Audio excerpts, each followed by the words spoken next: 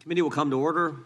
Without objection, the chair is authorized to declare a recess at any time. We welcome everyone to today's hearing on oversight of the Office of Special Counsel Jack Smith. The chair now recognizes the gentlelady from Florida to lead us in the Pledge of Allegiance.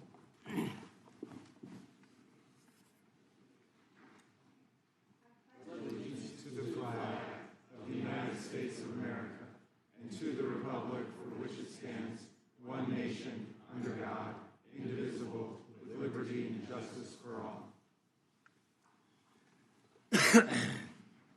We'll begin today's hearing with opening statements. The chair is now recognized for an opening statement. It was always about politics. And to get President Trump, they were willing to do just about anything. January 7th, 2023, Kevin McCarthy becomes Speaker of the House. 16 days later, Jack Smith issues a subpoena for his phone records. Phone records from 2 years prior for a 2-month time frame, Election Day 2020 to January 7th, 2021. Jack Smith and the Biden Justice Department get the phone records of the top Republican in government, the guy second in line to the president. They know who he called, who called him, when the call took place, and how long it lasted. You can pattern an individual's life. They know who the speaker talked to before big votes, who he talked to after big votes, when he calls his colleagues, when he calls his family. And to add insult to injury, they go to the judge with the subpoena for a gag order on the carrier.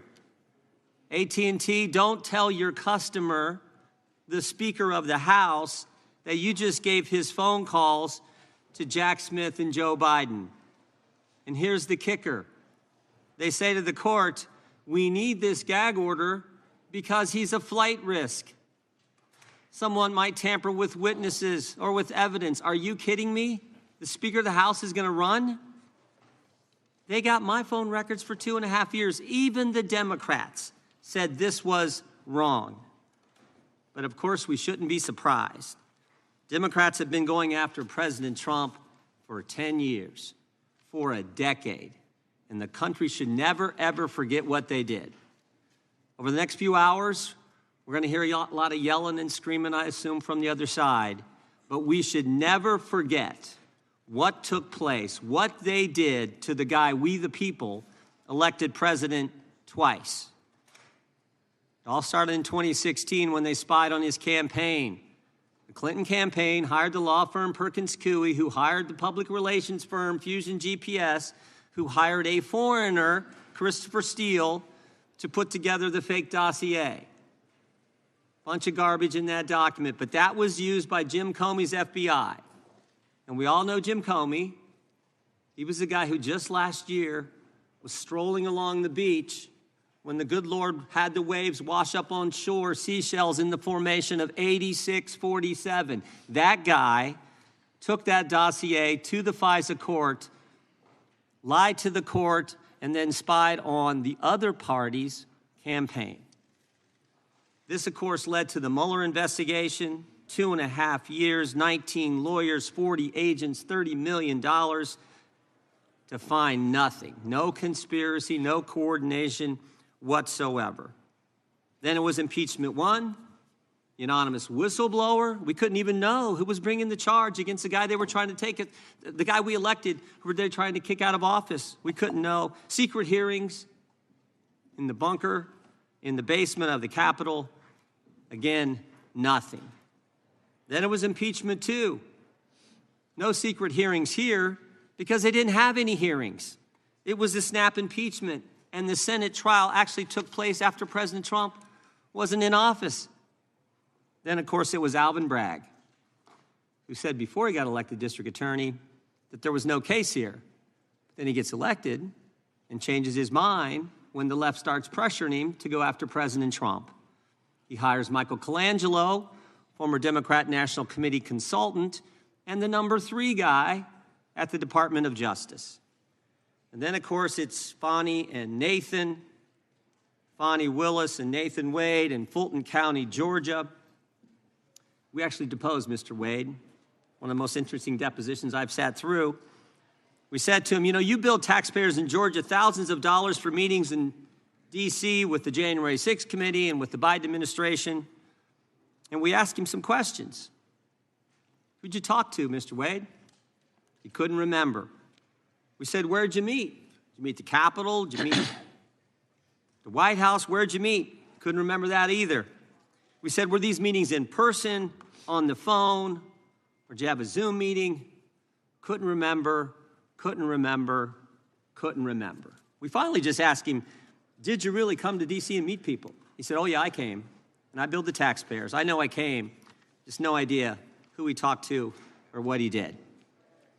And then there was the raid on President Trump's home, you know, where they searched Barron's room and the First Lady's closet.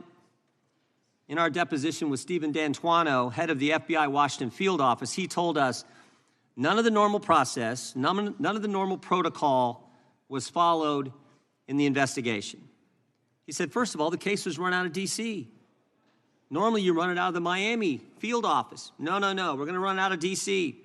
He said he recommended, and the people in the FBI at the time in the Washington field office recommended they give the president notice before they do the search, or at least when they got there, before they start the search, call the president's lawyers, ask them to come there and meet them and conduct the search together.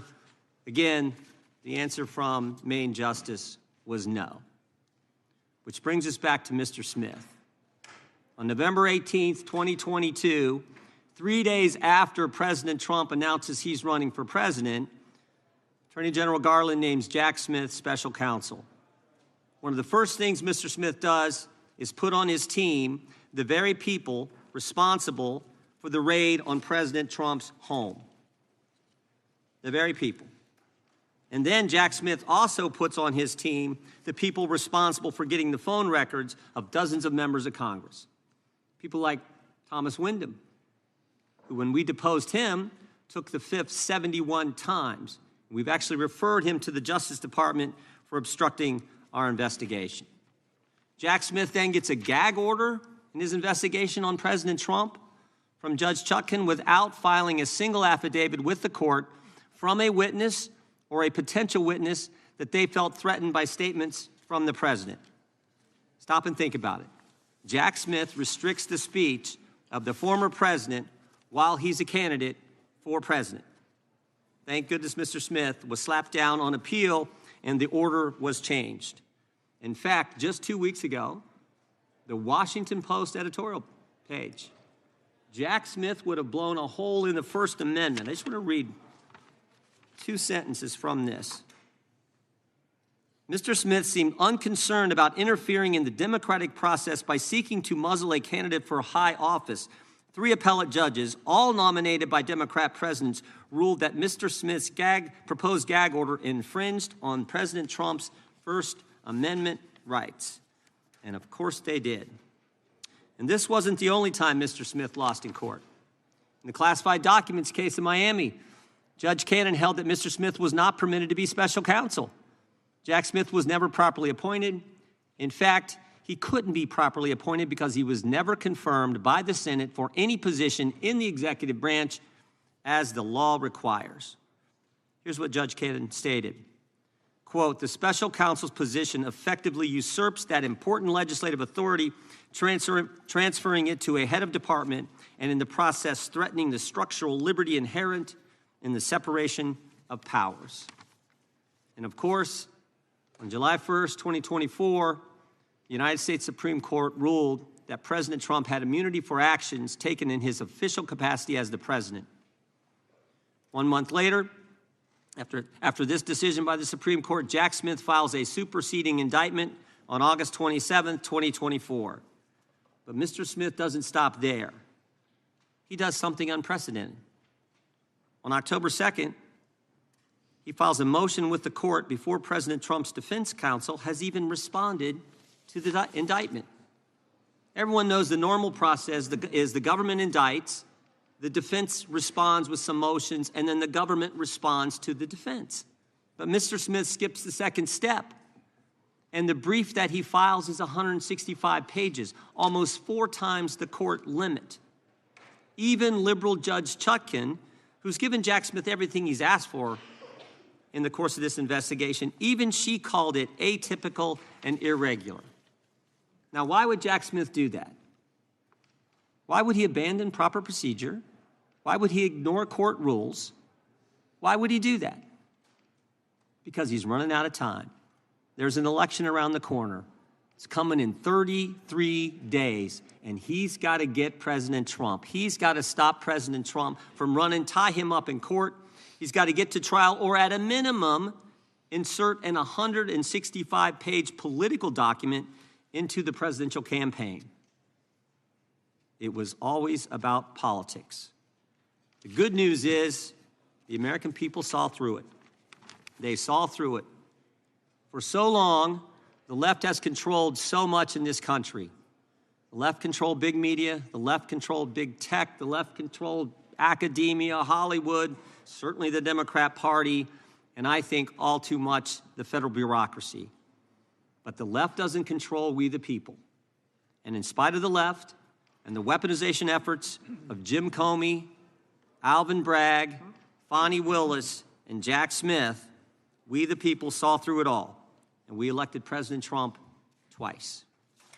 Before turning to the ranking member for his opening statement, I would just ask unanimous consent to enter into the record the Washington Post editorial, Jack Smith would have blown a hole in the First Amendment. And with that, I yield to the gentleman from Maryland. Well, thank you kindly, Mr. Chairman. I want to start by recognizing the presence of 4 American heroes here today, 4 of the hundreds of officers who defended us on January 6, 2021, Michael Fanone, Aquilino Gonell, Daniel Hodges, and Harry Dunn. And I thank them for being here today. Mr. Smith, thank you for appearing before the American people. I'm glad that the committee has finally granted you the same chance to report your findings to the American people that every other special counsel investigating an American president has had. The good chairman started by saying, it's all about the politics. Well, maybe for them, but for us, it's all about the rule of law and who's going to stand by the rule of law and who's going to oppose it. Now, Mr. Smith, you're one of America's great prosecutors. For nearly 3 decades, you worked for justice under both Republicans and Democrats. The Manhattan DA office, where you prosecuted sex crimes and domestic violence cases, the Eastern District of New York, where you prosecuted murderers, rapists, gangbangers, and other violent criminals. Leading the public integrity section at the Department of Justice, you brought prosecutions against corrupt public officials across the political spectrum. When you went to The Hague as chief prosecutor in the Kosovo trial, you prosecuted war crimes and crimes against humanity perpetrated against thousands of innocent victims. While others may have devoted their lives to corrupt self-enrichment, you have devoted your life to the rule of law and to public service. You've never been prosecuted for anything.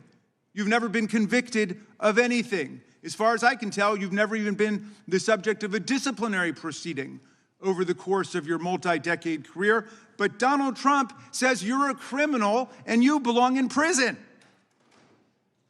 He says you belong in prison, not because you did anything wrong, mind you, but because you did everything right.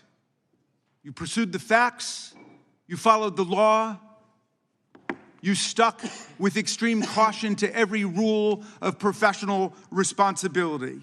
You had the audacity to do your job. Everybody here knows what you did wrong in Donald Trump's eyes and why he says you belong in prison. You found, and I quote from your sworn testimony before the committee, you found proof beyond a reasonable doubt that President Trump engaged in a criminal scheme to overturn the results of the 2020 election and to prevent the lawful transfer of power. When asked whether you believe the evidence was enough to obtain a criminal conviction against Donald Trump at trial, you had a one-word answer: yes. When asked if Donald Trump was responsible for the violence that took place at the Capitol on January 6th, you said, our view of the evidence was that he caused it and that he exploited it and that it was foreseeable to him.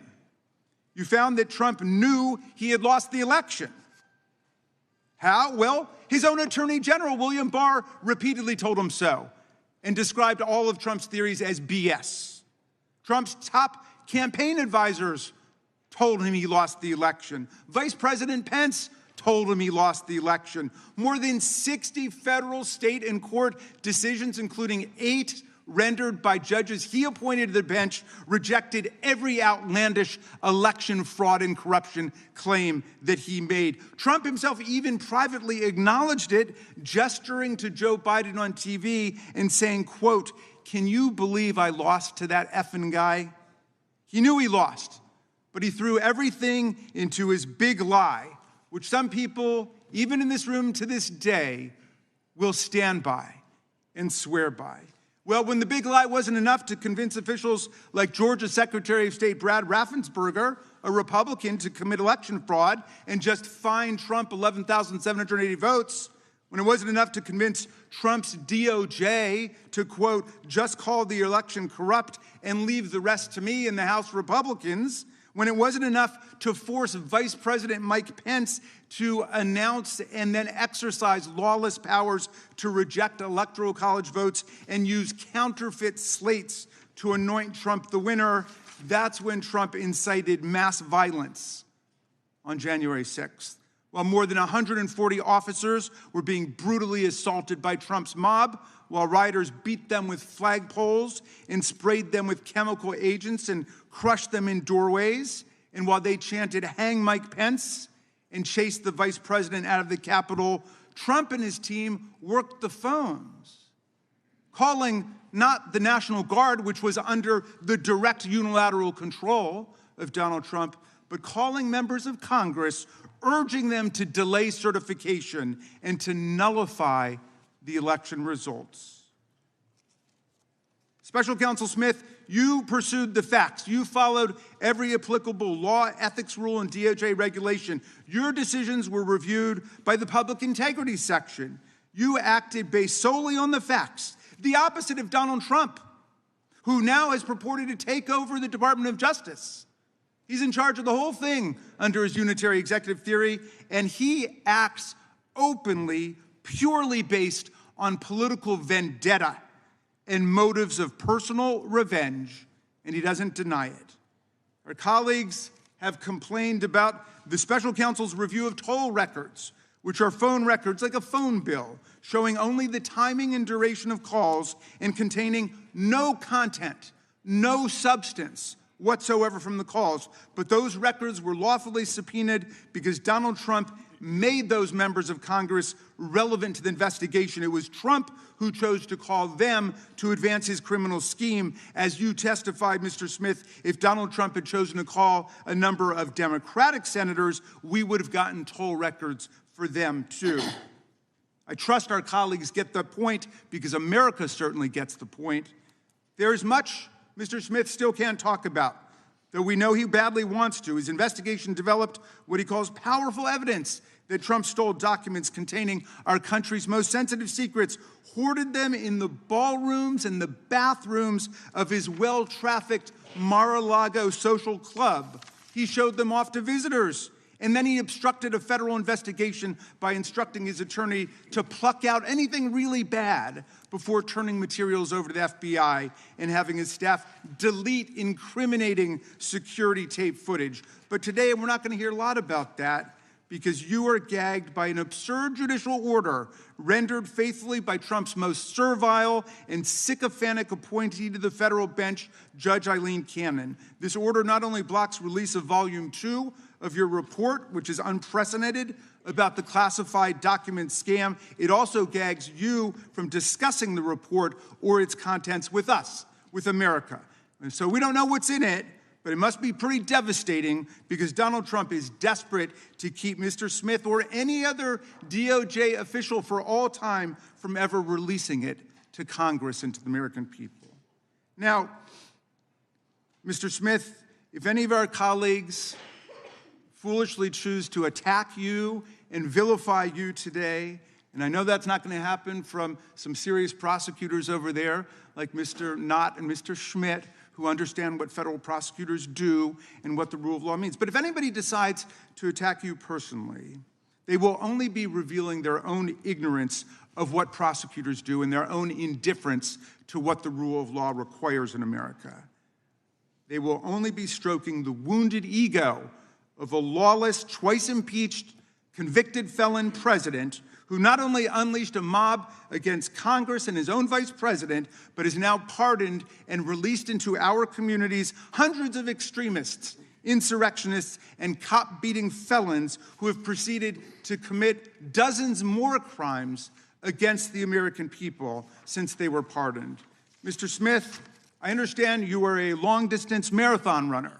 I read that you're a triathlete who's done more than 100 triathlons and 9 Ironman competitions. You are in the fight for justice and the rule of law for the long distance, for the long haul, and I thank you for that. And we should all try to follow your example. America looks forward to your testimony today. I yield back to you, Mr. Chairman. The gentleman yields back without objection. All of their opening statements will be included in the record. We will now introduce today's witness. Mr. Jack Smith was appointed as special counsel on November 18th, 2022. He served until January 7th, 2025. We welcome our witness today. We'll begin by swearing you in. Would you please rise and raise your right hand? Do you swear or affirm under penalty of perjury that the testimony you're about to give is true and correct to the best of your knowledge, information, and belief, so help you God? I do. Let the record reflect that the witness has answered in the affirmative. Thank you. You can be seated. Please know that your written testimony will be entered into the record in its entirety. Accordingly, we ask that you summarize your testimony. Mr. Smith, you may begin. Chairman Jordan, Ranking Member Raskin, members of the committee, thank you for the opportunity to discuss my work as special counsel. I love my country and believe deeply in the core principles upon which it was founded. For nearly 3 decades, I've served as a career prosecutor in both Republican and Democratic administrations. I've handled cases ranging from domestic assault and gang violence to public corruption and election crimes across the United States, and I've prosecuted war crimes overseas. I am not a politician, and I have no partisan loyalties. My career has been dedicated to serving our country by upholding the rule of law. Throughout my public service, my approach has always been the same: follow the facts and the law without fear or favor. Experienced prosecutors know that specific case outcomes are beyond our control. Our responsibility is to do the right thing, the right way, for the right reasons.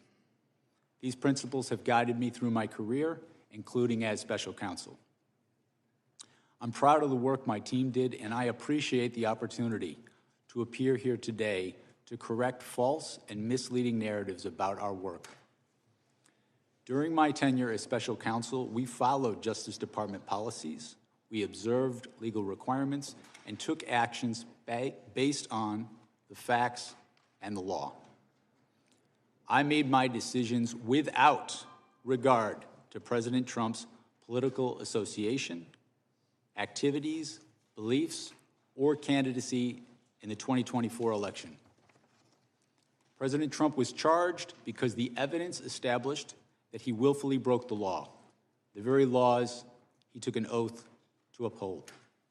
Grand juries in 2 separate districts reached this conclusion based on his actions, as alleged in the indictments they returned. Rather than accept his defeat in the 2020 election, President Trump engaged in a criminal scheme to overturn the results and prevent the lawful transfer of power. After leaving office in January of 21, President Trump illegally kept classified documents at his Mar-a-Lago social club and repeatedly tried to obstruct justice to conceal his continued retention of those documents. Highly sensitive national security information was held in a ballroom and a bathroom. As I testify before the committee today, I want to be clear. I stand by my decisions as special counsel, including the decision to bring charges against President Trump. Our investigation developed proof beyond a reasonable doubt that President Trump engaged in criminal activity. If asked whether to prosecute a former president based on the same facts today, I would do so regardless of whether that president was a Democrat or a Republican. No one should be above the law in this country, and the law required that he be held to account, so that is what I did. To have done otherwise on the facts of these cases would have been to shirk my duties as a prosecutor and as a public servant, of which I had no intention of doing. I remain grateful for the counsel, judgment, and advice of my team. President Trump has sought to seek revenge against career prosecutors, FBI agents, and support staff simply for having worked on these cases. To vilify and seek retribution against these people is wrong. Those dedicated public servants are the best of us, and it has been a privilege to serve with them. After nearly 30 years of public service, including in international settings, I have seen how the rule of law can erode. My fear is that we have seen the rule of law function in our country for so long that many of us have come to take it for granted. The rule of law is not self-executing. It depends on our collective commitment to apply it. It requires dedicated service on behalf of others, especially when that service is difficult and comes with costs. Our willingness to pay those costs is what tests and defines our commitment to the rule of law and to this wonderful country. Thank you. Gentlemen, we will now proceed under the 5-minute rule. We have votes coming in any minute now, but I think we'll have time for 3 or 4 members to get their 5-minute questions in before the committee will take a recess to go vote. They are not going to close the vote until we get there. I know that much. So we will start with the gentleman from California. You're recognized for 5 minutes. Good morning, Mr. Smith. When Attorney General Garland appointed you, he cited the particularly sensitive matters at issue and extraordinary circumstances as the reason for appointing a special counsel. What did you take that to mean?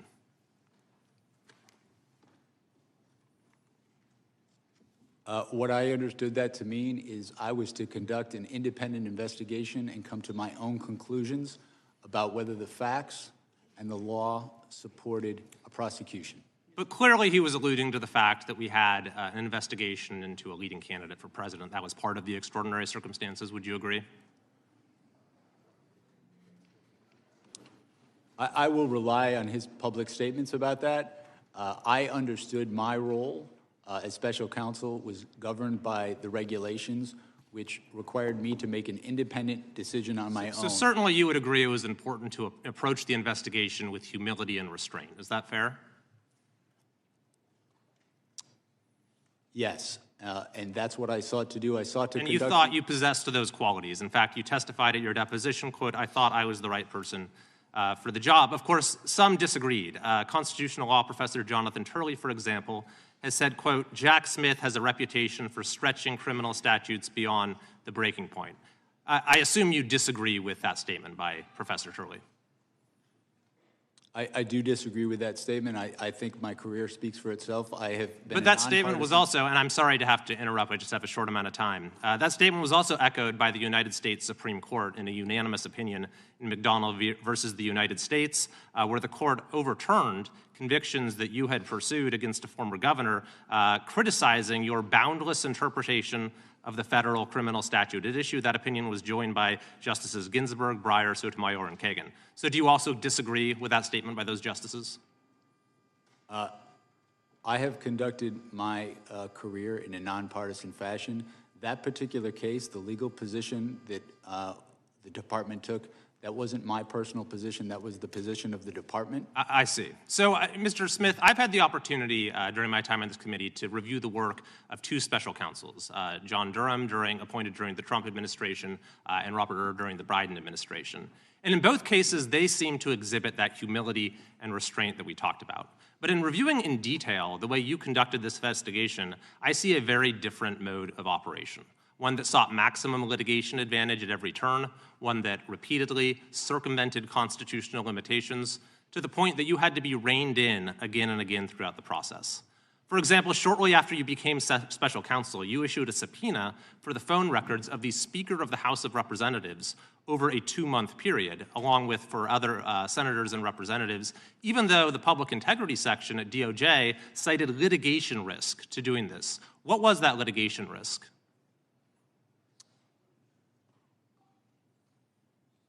With respect to the toll record subpoenas that we issued, they were approved by the Public Integrity Section. The Public Integrity Section, in approving those subpoenas, noted the fact that the subpoenas were for records for people who were not targets of our investigation. But they said there was a litigation risk and you moved forward with it anyway. And not only that, but you also sought orders from judges making it so those who were having their records seized would not know about it. And you even didn't tell those judges that it was members of Congress whose records you were going after, in apparent contravention of a federal statute saying that a telephone provider for a Senate office shall not be barred from providing notice that the records had been requested. Now, if you sought to do that today, would you be able to get away with that, with asking the judges for a non-disclosure order without telling them these are members of Congress? When we secured these toll record subpoenas, it was done consistent with department policy. You're correct in that that policy has since changed. They changed the policy based upon the actions that you took. Similarly, you issued a gag order against President Trump that the D.C. Circuit Court of Appeals vacated as overbroad. Is that correct? Well, the D.C. Court of Appeals, in passing on that order, found that it was justified. They narrowed the order, but they confirmed that the phenomenon— They narrowed the order because it was overbroad. In addition to that, you sought an early trial date that the district court rejected, and when you presented your prosecution memo to Attorney General Garland, it's been reported that he was visibly unimpressed and expressed First Amendment concerns. So, Mr. Smith, looking at the record, I see that you were reversed and rebuked by the Department of Justice itself, by the Attorney General, by the Solicitor General, by multiple district court judges, by the Court of Appeals, and by the U.S. Supreme Court itself. So my final question is, do you believe that you made any mistakes? Do you have any regrets as to how you conducted this investigation? If I have any regret, it would be not expressing enough appreciation for my staff who work so hard in these investigations. We followed the facts and the law. These people who work for me sacrificed endlessly and have endured way too much for just doing their job. So if anything, I wish that I had thanked them. Time of the gentleman. So no mistakes. There's that humility. Mr. Chair, I yield back. Yeah, the time of the gentleman's right. The chair now recognizes the ranking member for 5 minutes. Well, thank you, Mr. Chairman. And the good gentleman from California certainly knows, because he was a student of mine, that lawyers go to court and sometimes they win motions and sometimes they lose motions, and there's no crime in any of that. And I'm just sorry that you had to be lectured about humility and restraint by a politician, because we might not be best poised to lecture you on those particular virtues. But let's go to the toll record, since that's been raised, Mr. Smith. First of all, Congress has allowed toll records to be subpoenaed. This committee has actually tried to limit it over the years, and the senators who are whining the most over on the Republican side in the Senate, they never went along with our determination to try to limit the government's ability to subpoena toll records. So it's perfectly lawful what you did. Explain, why did you want those toll records? We wanted to conduct a thorough investigation of the matters that was assigned to me, including attempts to interfere with the lawful transfer of power. The conspiracy that we were investigating, it was relevant to get toll records to understand the scope of that conspiracy, who they were seeking to coerce, who they were seeking to influence, who was seeking to help them. And that's normal investigative practice, right? In conducting a criminal investigation, securing non-content toll records, as you described, is a common practice in almost any complex conspiracy. Okay, let's go to something else that I've been hearing over the last week by our colleagues as they've eagerly anticipated your arrival here. They've been saying that there's some kind of First Amendment defense that Donald Trump would have had to the crimes you indicted him for. Is there a valid First Amendment defense to defrauding the public? Is there a valid First Amendment defense to disrupting a federal proceeding? Is there a valid First Amendment defense to violating the voting rights of the people and cheating the public out of a fair election? The First Amendment is something that we took seriously in our investigation, but the First Amendment does not protect speech that facilitates a crime. Speech that is used to facilitate a crime, a fraud crime in particular, is not protected under the First Amendment. The Supreme Court precedent on that is clear. This is an issue that we litigated before the district court, and the district court ruled, as I just stated, that it is not in fact protected. And the case law is perfectly clear on this, right? All frauds are perpetrated by speech, right? Yes. All conspiracies are perpetrated by speech. So just because your criminal conduct is brigaded with speech doesn't somehow mean you've got a First Amendment defense against trying to overthrow the government. I mean, the people who attacked the police officers on January 6th were chanting, "Hang Mike Pence." I suppose that was political speech, or they were saying, "Stop the steal." Does that mean they've got a First Amendment defense to violent assault against the officers? It does not. William Barr, by the way, was somebody who was perfectly clear about that. Donald Trump's own attorney general said there's no freedom of speech that you have to engage in a conspiracy, to overthrow an election, to commit crime. He was perfectly clear about that. Back in those days, in fact, lots of people on that side of the aisle, including my good friend, the chairman, denounced the violence that took place on January 6th. The cat's got their tongue these days. My friend Chairman Jordan said, what happened last week was terrible, it was tragic. It's as wrong can be, he said. Republicans, we know all political violence is wrong. I asked my friend Chairman Jordan at a rules hearing, are you also not interested in what happened to us on January 6th? He said, of course, everyone's interested in holding people accountable who did wrong. The FBI is doing that. The Justice Department is doing that, appropriately so. What do you think about the attack on the Department of Justice and the special counsel for doing your jobs? I think the attack is unjustified. I think the people who worked with me as career public servants are people, they're part of the reason I've been a prosecutor for so long is to work with people like that, not just the prosecutors in my office, but also the agents, FBI agents who are heroes, who have served their country not only as agents, but also overseas. I think those attacks are unwarranted based on the facts, and I think that they have no basis in who we are as Americans, as a country. I don't see attacking people like that as anything appropriate. Thank you. And Mr. Chairman, I yield back to you. The gentleman yields back. Mr. Smith, is Cassidy Hutchinson a liar? She was their star witness, January 6th committee, their star witness in one of those staged and choreographed hearings they paid the former president of ABC News to put together. She was, in fact, the only witness at this special primetime hearing, Tuesday, June 28th, 2022, 8 o'clock in the evening, and she told some stories.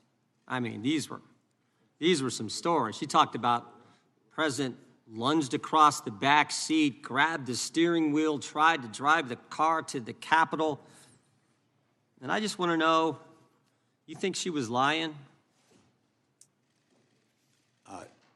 Chairman Jordan, my assessment of that particular issue is that with respect to the testimony about someone the president lunging towards the driver, my recollection of her testimony about that is that it was secondhand. She had said she'd heard that from somebody. You familiar with the name Tony Ornato? I'm sorry? You familiar with the name Tony Ornato? Yes. White House Deputy Chief of Operations, Deputy Chief of Staff for Operations, right?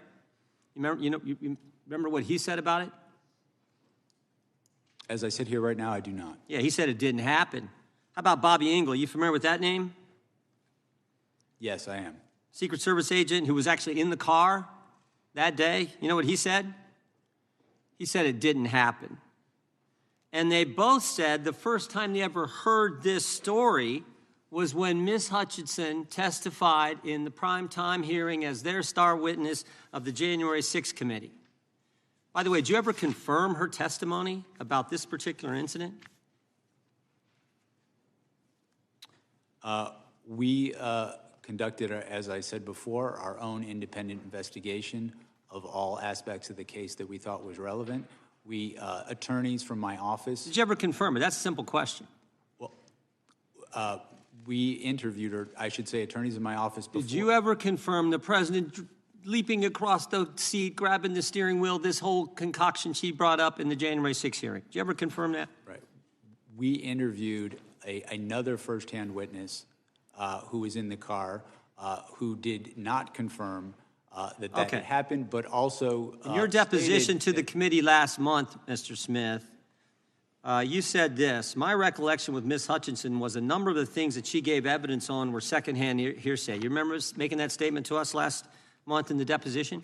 I did, and I was referring particularly to what we're talking about now. Yeah, and you also said Ms. Hutchinson, regarding this particular claim, was a second or even third-hand witness. We asked you, if you were a defense attorney, how would you handle cross-examining her if she was on the witness stand? And you said, if I were a defense attorney and Ms. Hutchinson were a witness, the first thing I would do was seek to preclude her testimony because it was hearsay. You remember saying all that? Yes, that's correct, sir. That's correct, right? Were you going to put her on the witness stand if you ever got to trial? We had not made final determinations as to who we were going to call as a witness. We had a large... You were still considering her?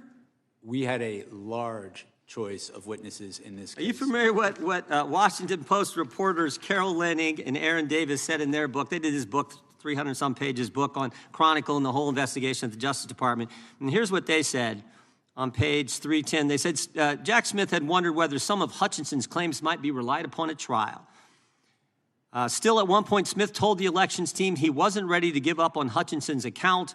Ultimately, however, Trump administration officials uniformly, fiercely disputed her accounts under oath. Prosecutors on your team told Smith they wouldn't want to use Hutchinson as a witness in court, and Smith agreed.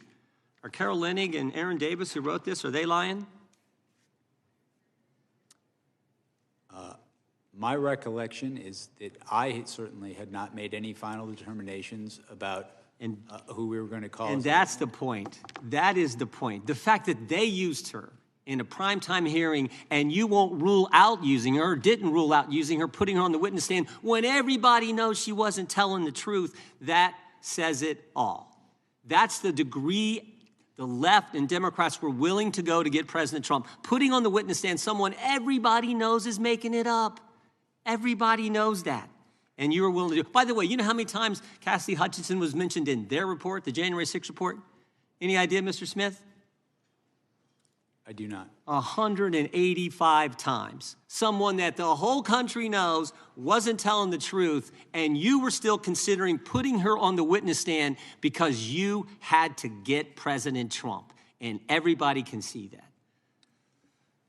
We better take a recess for votes. We will resume as soon as votes are over. Back here 10 minutes after. Mrs. Smith, you guys can go back to the room that you were in.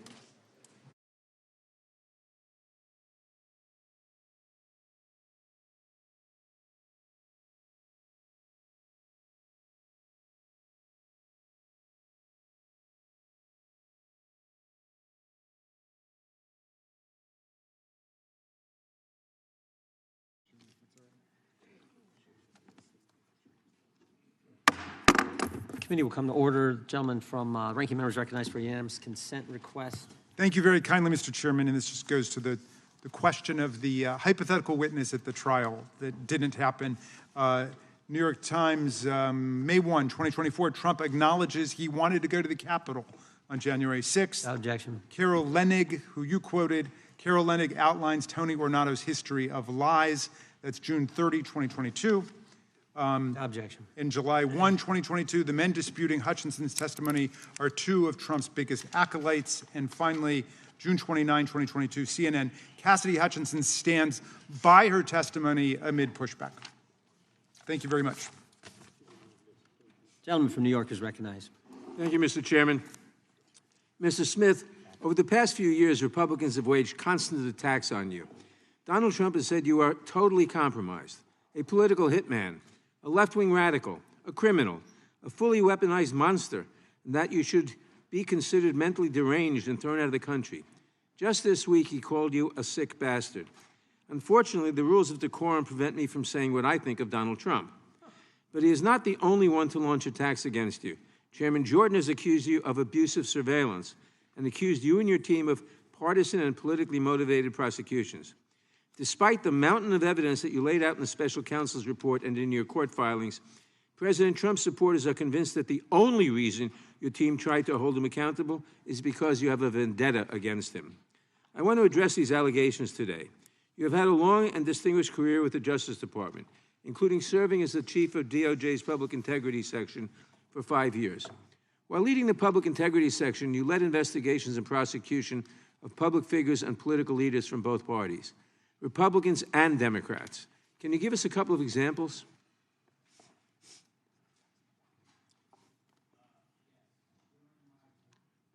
Sorry about that.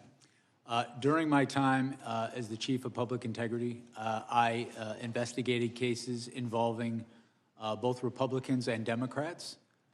The standard in all of those cases was the same: follow the facts and the law.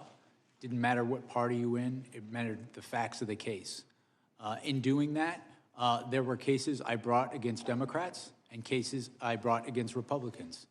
There were also cases that I investigated and did not bring against Democrats and Republicans. Party affiliation played no role in my investigations. I can think of multiple cases of prominent members of Congress that we investigated who were Republicans, who, upon reviewing the law and the facts, I decided not to go forward in those cases.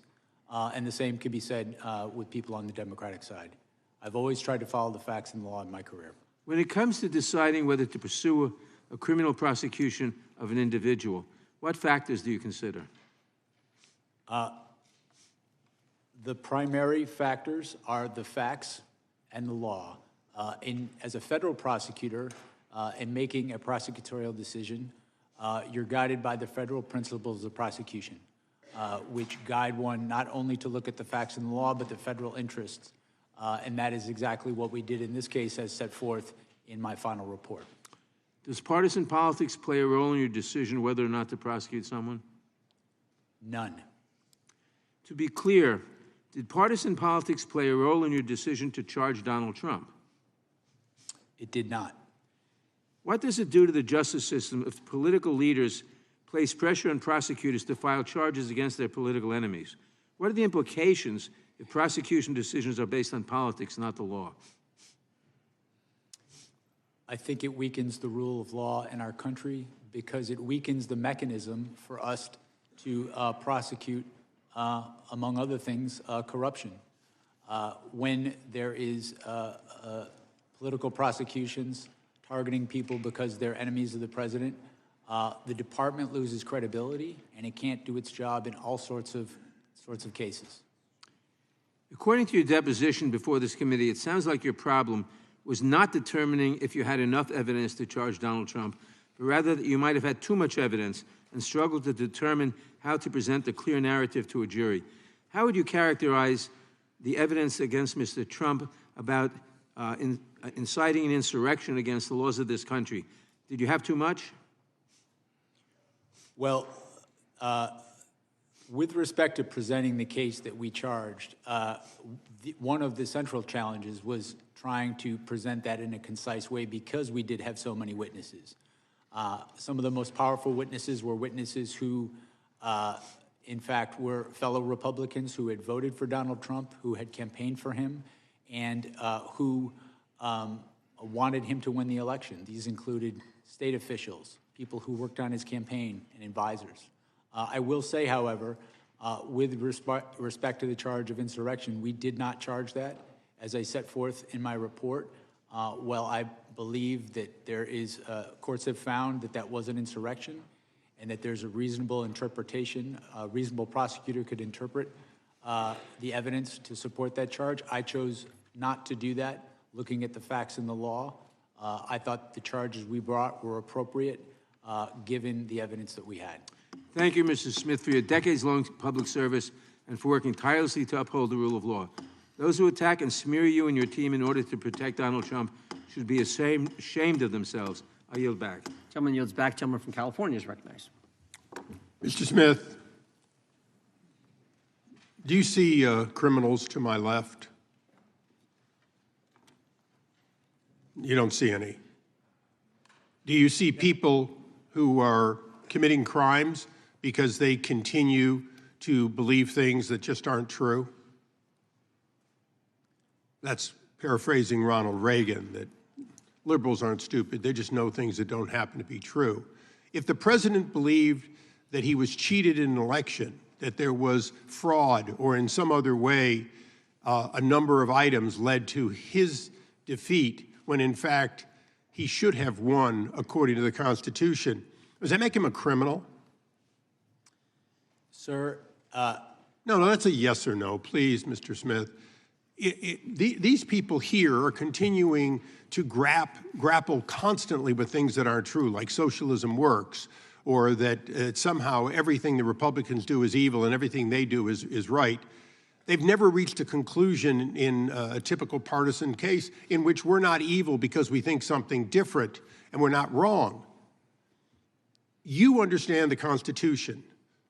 Do you understand the Bill of Rights, that someone has the absolute right to believe something, whether it's true or not, and to advocate for something, whether it's true or not? Do you understand that in addition to your oath to the Constitution, that that's one of the things the First Amendment allows for, isn't it? yes, sir. Okay, so if you know that people have a right to opine, lobby for, assert, do everything they can legally to ask for people to make different decisions, then why is it you saw criminal conduct on behalf of a president who believed he didn't win? Chairman Jordan and myself have something in common, along with a number of others here. We saw wrongdoing, and on January 6th, we voted not to confirm 2 states because they had violated the U.S. Constitution in how they selected who got ballots. And yet, you're going to come here and say, oh, I just followed the law. When you went after these people and you said, well, technically I can do that, you didn't see any selective nature or any separation of powers under the Constitution to spying on the activities and the conversations of the Speaker of the House? To what end would conversations between the Speaker of the U.S. House, third or second in line to be the president, and the president, in what basis would it be any of your business other than you believe that there was a conspiracy without conspiracy as a basic premise? You, like the president's men for Richard Nixon, went after your political enemies. Maybe they're not your political enemies, but they sure as hell were Joe Biden's political enemies, weren't they? They were Harris's political enemies. They were the enemies of the president, and you were their arm, weren't you? No. No. Oh, great. So you spied on the Speaker of the House and these other senators and so on, and informed no one, and in fact put in a gag order so they couldn't discover it. If they were not subjects of a conspiracy investigation, why did Congress, a separate branch that you, under the Constitution, have to respect, why is it that no one should be informed, including the judges? As you went in to spy on these people, did you mention that you were spying on seeking records so you could find out about when conversations occurred between the U.S. Speaker of the House and the president? Did you inform the judge, or did you hold that back? My office didn't spy on anyone. Wait a second. The question I asked you, Mr. Smith, was pretty straightforward. Did you withhold that information from an Article III judge in the process of taking the records of the Speaker of the House? We complied with Department. Did you hold back Mr. Chairman, would you information? please instruct the gentleman to allow the witness to answer the questions? It's not your time. I'd like my time back. Mr. Chairman, again, you have please. repeatedly done that in the past. The witness has the right to answer the question. And there'll be due time to answer the question. Would you please put my time back and let me finish this? Mr. Smith, I asked you a question, and you were not responsive to it, and I want you to be responsive to it. Did you, whether you think it was legal or not, whether you think it was right or not, did you withhold the name of Kevin McCarthy, Speaker of the House, when you were seeking records on Kevin McCarthy, the Speaker of the House, or Jim Jordan, the chairman of this committee? The time of the gentleman is... No, is- please you got give a me few more back the seconds. time that was I- taken away. Time has expired, but we're going to let the witness answer your question because it's an important question. The witness can respond. We did not provide that information to the judge when we requested a non-disclosure order, consistent with the law and consistent with department Mr. policy. Chairman, the amazing thing here today is that we have an admission that an Article Mr. Chairman, 1... the gentleman's time has Come on. expired by now 34 seconds. It gets more than 5 minutes. How many 'cause it's a times you good going to interrupt question? me? The time belongs to the gentleman from California, I will but be, it has expired. I will be brief in my address to the chairman. We have the evidence that an Article 1 representative on behalf of the president withheld Order, from Mr. Article Chairman. 3 Point Mr. of Chairman, I order. wouldn't that be granted the information. same leniency Time. at And with this that, I yield back in yield disgust of this witness. Sticking with California, the gentlelady from California is now recognized. Mr. Smith, thank you for being here today. Earlier the chairman spent a lot of time talking about Cassidy Hutchinson, who we know was just one of many witnesses. It's important to note that there was testimony that she was told something by Mr. Ornato, not that she had personal knowledge. And of course, Mr. Ornato was of very questionable veracity. We had a testimony from a Metropolitan Police Department official about an argument, a big argument that the president was having about going to the Capitol. And in fact, the vehicle was delayed going back to the Capitol while that argument occurred. But having said that, I want to focus on something my colleagues across the aisle seem to want to ignore. The fact that your investigation into President Trump's attempt to overturn the 2020 election was built on testimony from members of the Republican Party. In fact, last week, the New York Times published grand jury transcripts from Georgia that show the same pattern in Trump's Georgia criminal case. Georgia's Republican Attorney General Chris Carr testified that he told, quote, and this is a quote, "We're just not seeing the things that you are seeing." And the late Georgia House Speaker David Ralston, also a Republican, testified that Trump's fake elector scheme was, quote, "the craziest thing I've heard." And then there's Senator Lindsey Graham, one of the president's closest allies. In his secret grand jury testimony, Senator Graham told the jurors, quote, "I have told him more times than we can count that he fell short," unquote. And then he said this, quote, "If you told him Martians came and stole votes, he'd be inclined to believe it." Martians, that's from Senator Graham speaking under oath. So here's my question. Mr. Smith, in your deposition with this committee, you testified, and here's a quote, "Our case was built on, frankly, Republicans who put their allegiance to the country before the party." That the president's closest allies are telling him that his claims of election fraud are wrong. And so I'm just wondering, can you explain what you meant in your deposition, that it was Republicans who were putting their allegiance to their country ahead of their party? Yes. There were witnesses who I felt would be very strong witnesses, including, for example, the Secretary of State in Georgia, who told Donald Trump the truth, told him things that he did not want to hear, and put him on notice that what he was saying was false. These were people who knew how the elections were conducted in these states, and I believe that witnesses of that nature, witnesses who are willing to tell the truth, even if it's going to impose a cost on them in their lives, my experience as a prosecutor over 30 years is that witnesses like that are very credible, and that jurors tend to believe witnesses like that because they pay a cost for telling the truth. In terms of the grand jury testimony that's now been released, the fact that Donald Trump, according to Senator Graham, would believe that Martians stole the election, what does that tell you about Trump's state of mind?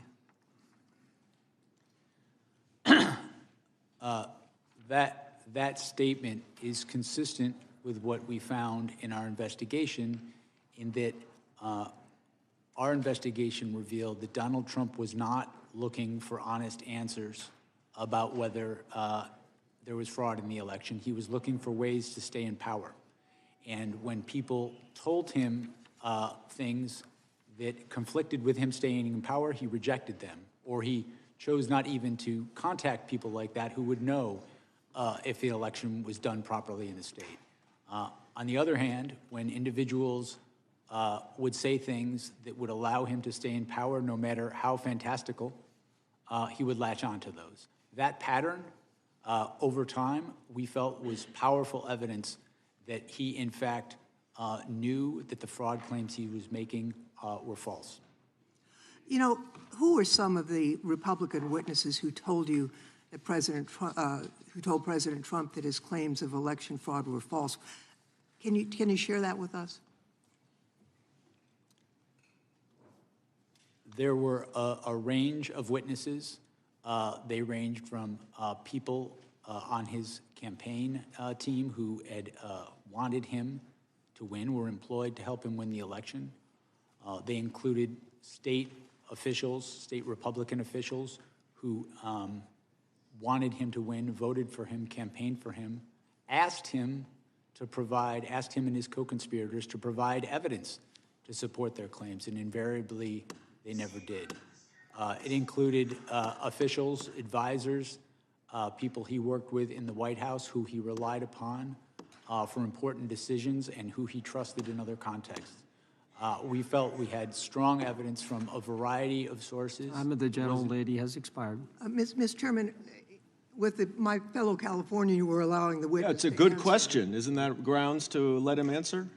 I've given him 30 seconds extra, the gentlelady 30 seconds extra. If the gentleman can be concise and finish up here quickly, we will allow him to finish. Yes, sir. And just conclude saying we felt that constituted powerful evidence of the knowing falsity of his statements in furtherance of the fraud. Mr. Chairman, I would like to yield back, noting the presence of officers who were severely attacked. Got nothing to yield back. You're a minute over. The gentleman from protecting Texas. our lives on January 6th. The gentleman from Texas, Mr. Gill, is recognized for 5 minutes. Mr. Smith, in January of 2023, did you subpoena then Speaker of the House Kevin McCarthy's toll records? Yes, sir, we did. Yes, you did. And the subpoena covered the time period between November 2020 and January 2021. Is that right? I'm sorry, sir, could you say that again? We're not going to delay like this. The subpoena covered the time period between November of 2020 and January 2021. How many days after Kevin McCarthy was sworn in as Speaker did you subpoena his records? I don't recall, but those two things had nothing to It do was with one. 16 days after becoming the highest-ranking Republican in the House of Representatives. You subpoenaed his toll records. Do you agree that that might reasonably be considered a violation of the speech or debate clause? I do not, and I want to be clear that the toll You were records... collecting months' worth of phone data on the Republican Speaker of the House, the leader of the opposition, right after he got sworn in as Speaker, all around the time of a major vote. That sounds like a flagrant violation of the speech or debate clause to me, and I think most people agree with me. And Speaker McCarthy had no recourse, did he? Because you issued a non-disclosure order ensuring that neither he nor any of the American people knew about these subpoenas. Is that right?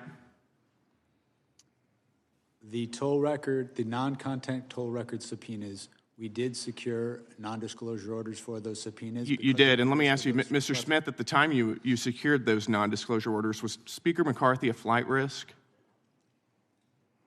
The non-disclosure order was based on concerns about... Was Speaker obstruction. McCarthy a flight risk? He was not. He was not. Then why did your non-disclosure order refer to him as a flight risk? It says right here, the court finds reasonable grounds to believe that such disclosure will result in flight from prosecution.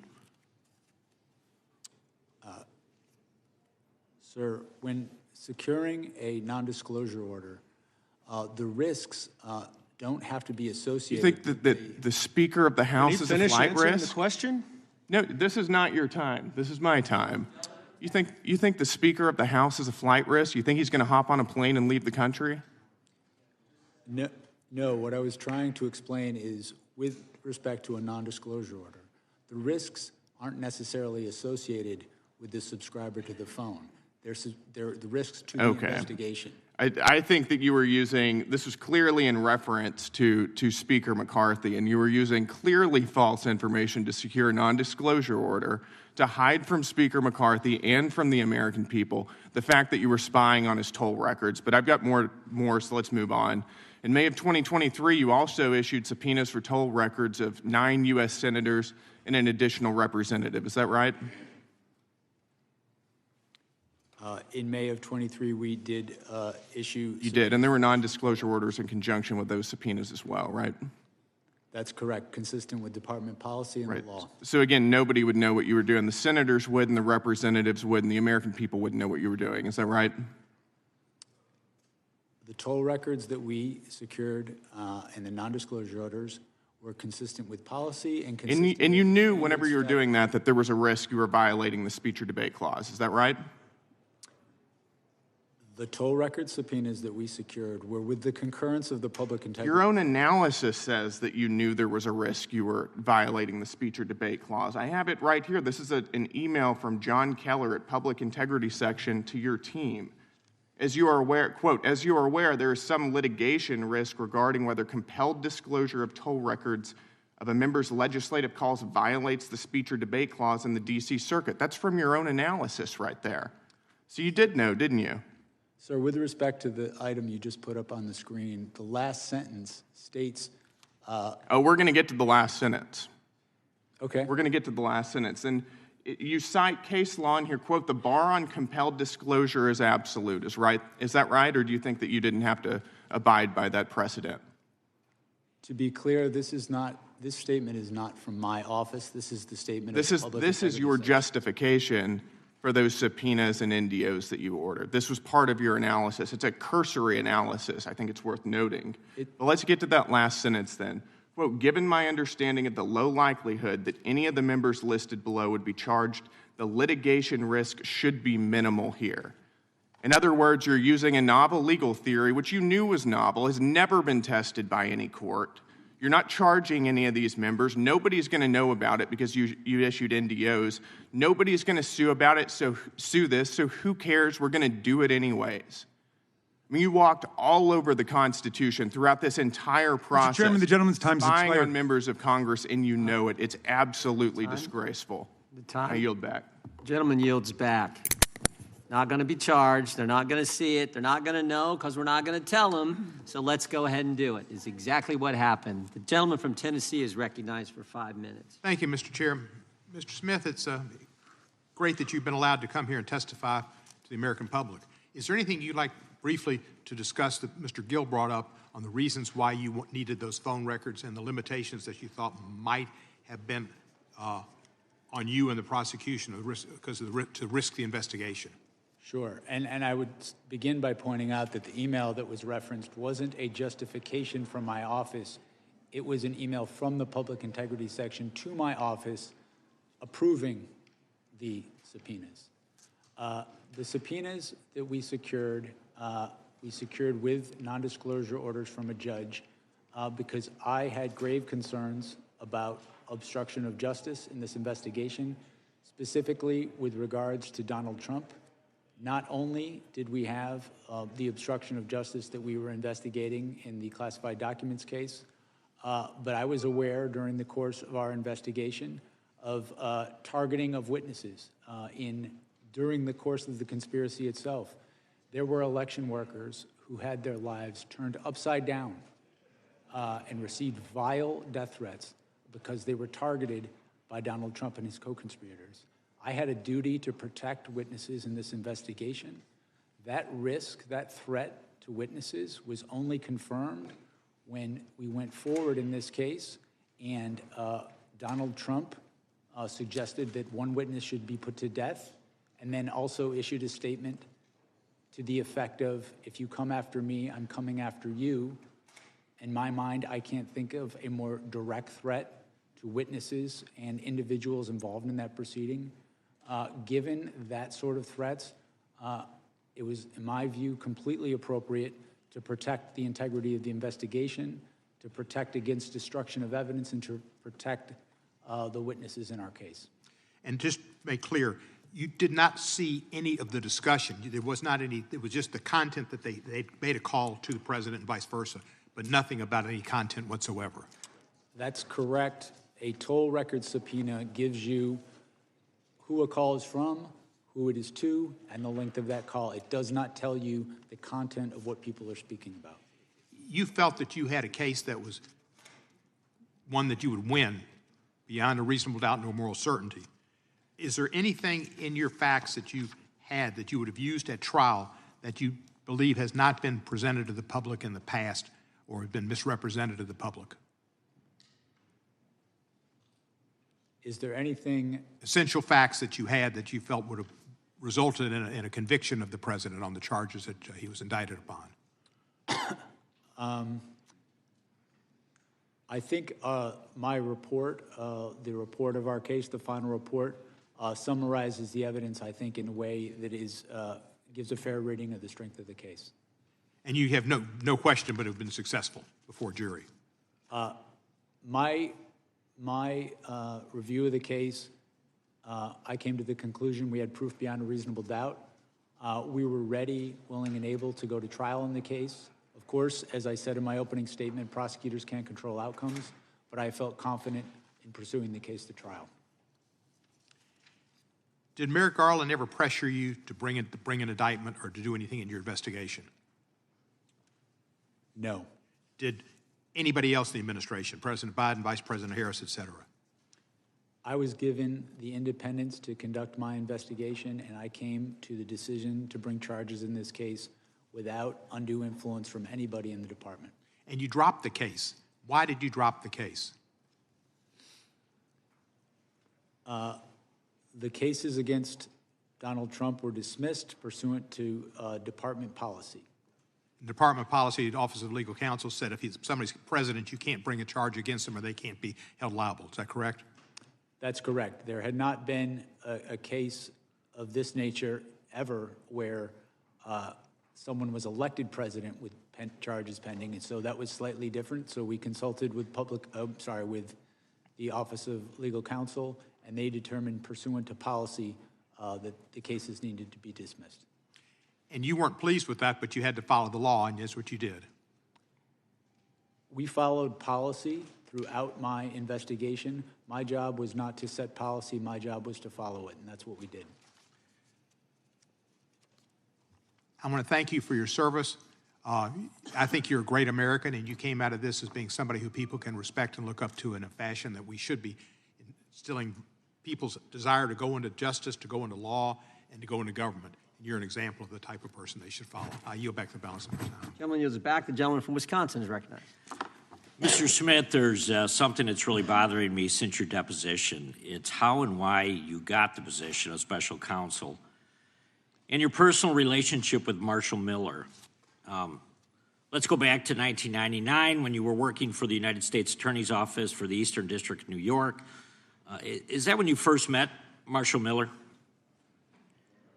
Yes. So after ED New York, did the two of you ever work together again prior to becoming special counsel? According to the public bios for you and Mr. Miller, you overlapped at DOJ from 2014-15 when you were chief of DOJ's Public Integrity Section and Mr. Miller was chief of staff for DOJ's Criminal Division. Is that accurate? I believe that is accurate, yes. Okay, so were the two of you social outside of work? I would say intermittently, yes. Okay, but after 20 years of knowing each other, it's safe to say you were friends, correct? Yes. Okay, so let's fast forward to 2022. Mr. Miller is appointed Principal Associate Deputy Attorney General at DOJ, the number 3 at DOJ. You call your friend to congratulate him, and according to the deposition transcript, you say you'd be interested in a position at DOJ. Is that correct? Yes. What I recall is that I expressed an interest if the right position came up, I would be interested in considering. But at that point, there's no discussion about special counsel. Is that correct? This is some time ago, and so I don't have a specific recollection of all these conversations. So you were first approached about special counsel and that role before the 22 midterm elections. And according to the deposition transcript in October of 2022, you fly to D.C., meet with the AG and the Deputy Attorney General. Is that correct?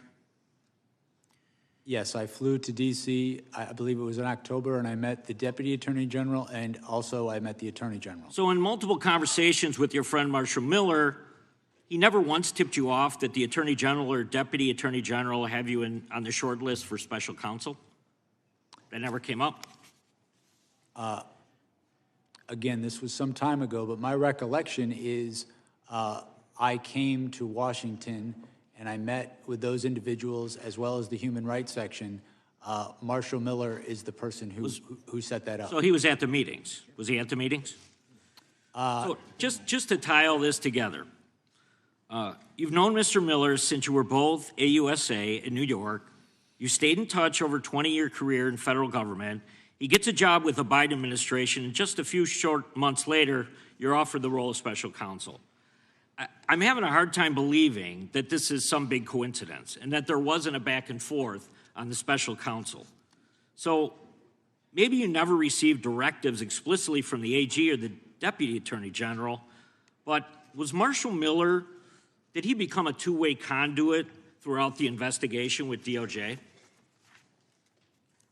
No, and I would not take direction from a political person, a political figure, about how I should conduct an investigation. But you never spoke to him throughout the entire time you were conducting the investigation?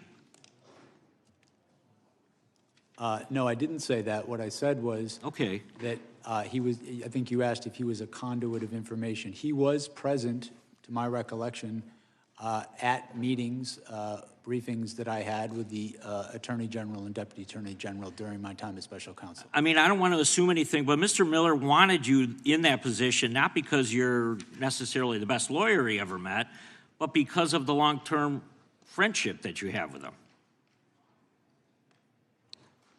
What I can tell you is I have been a prosecutor for 30 years. I have been an apolitical public servant for 30 years. I've prosecuted cases against Democrats and Republicans all the same.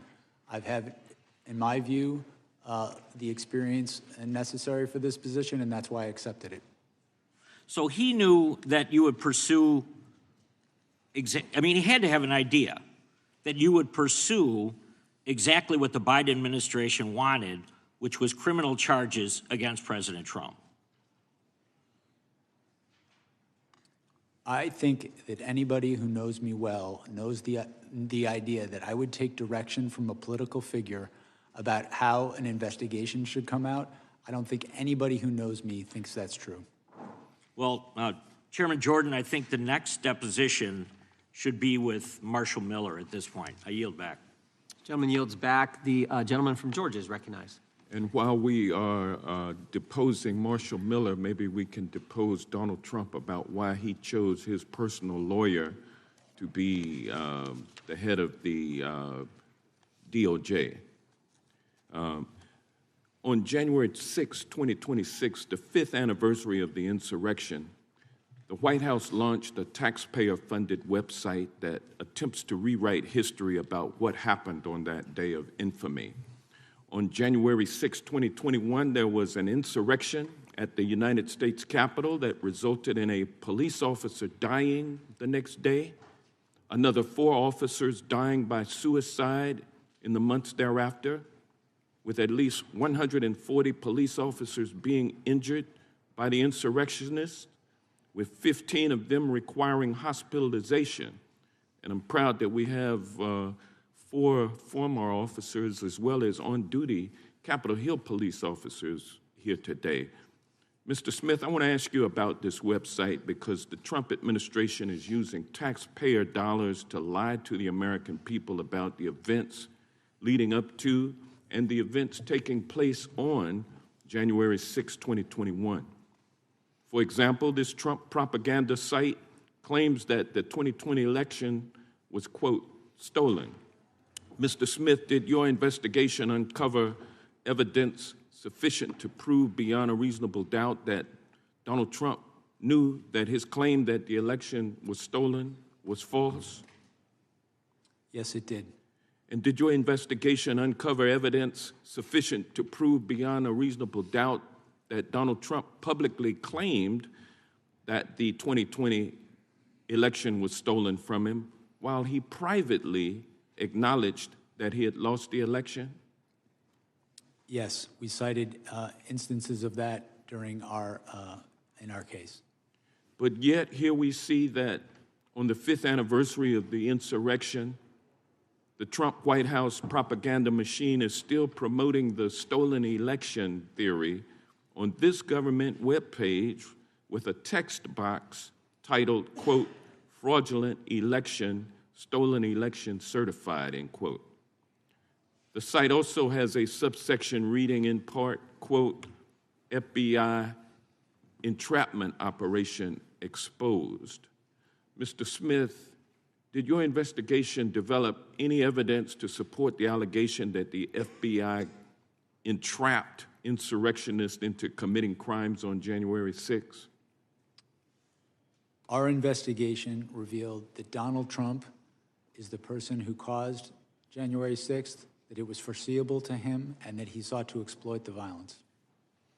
This website also accuses you of being a, quote, Biden prosecutor who brought, quote, weaponized charges against Mr. Trump. Mr. Smith, were you a Biden prosecutor who weaponized the Department of Justice against Donald Trump? Absolutely not. Did Attorney General Merrick Garland direct you to prosecute Trump because Donald Trump was running against Joe Biden in the presidential election? No. There are also allegations that President Trump was the victim of, quote, lawfare, and accusations that the Department of Justice lawyers who prosecuted Donald Trump used, quote, fabricated indictments and rigged show trials. Did you, Mr. Smith, or the men and women working on your team work to fabricate indictments or put on rigged show trials? No, we secured indictments from grand juries, and we were prepared to prove our case in court beyond a reasonable doubt. Did you use your appointment as special counsel to conduct a politically motivated witch hunt, scam investigation, and prosecution of Donald Trump? I did not. We followed the facts and we followed the law. Where that led us was to an indictment of an unprecedented criminal scheme to block the peaceful transfer of power. And those indictments have been dismissed. Can they be re-brought or resurrected after Trump leaves office? They were dismissed without prejudice. So they can be refiled? And he can be prosecuted after he leaves office, is that correct? I'm not going to speak to that. I can only speak to what we did, which was dismiss the case without prejudice. All right. The website put out by the Trump White House on the anniversary of January 6th is nothing more than a pack of lies. It proves that Donald Trump is hell-bent on misusing taxpayer dollars in a feeble attempt to rewrite his criminal history and the history of what happened on January 6, 2021. And with that, I yield back, but I would like to, Mr. Chairman, offer for the record Unanimous consent? Unanimous consent. A statement from Cybersecurity and Infrastructure Security Agency released on November 12, 2020 that states the November 3rd election was the most secure in American history. Objection.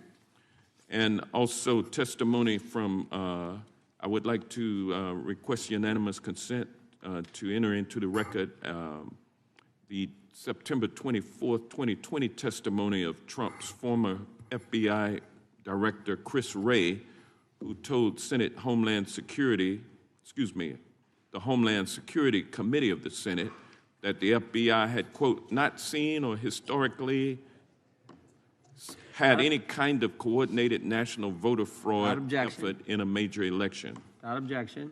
And last but not least, Mr. Chairman, I'd like to ask unanimous consent to enter into the record this article titled, Disputing Trump, Barr Says No Widespread Election Fraud. Without objection. The gentleman yields back. The gentleman from Texas is recognized for 5 minutes.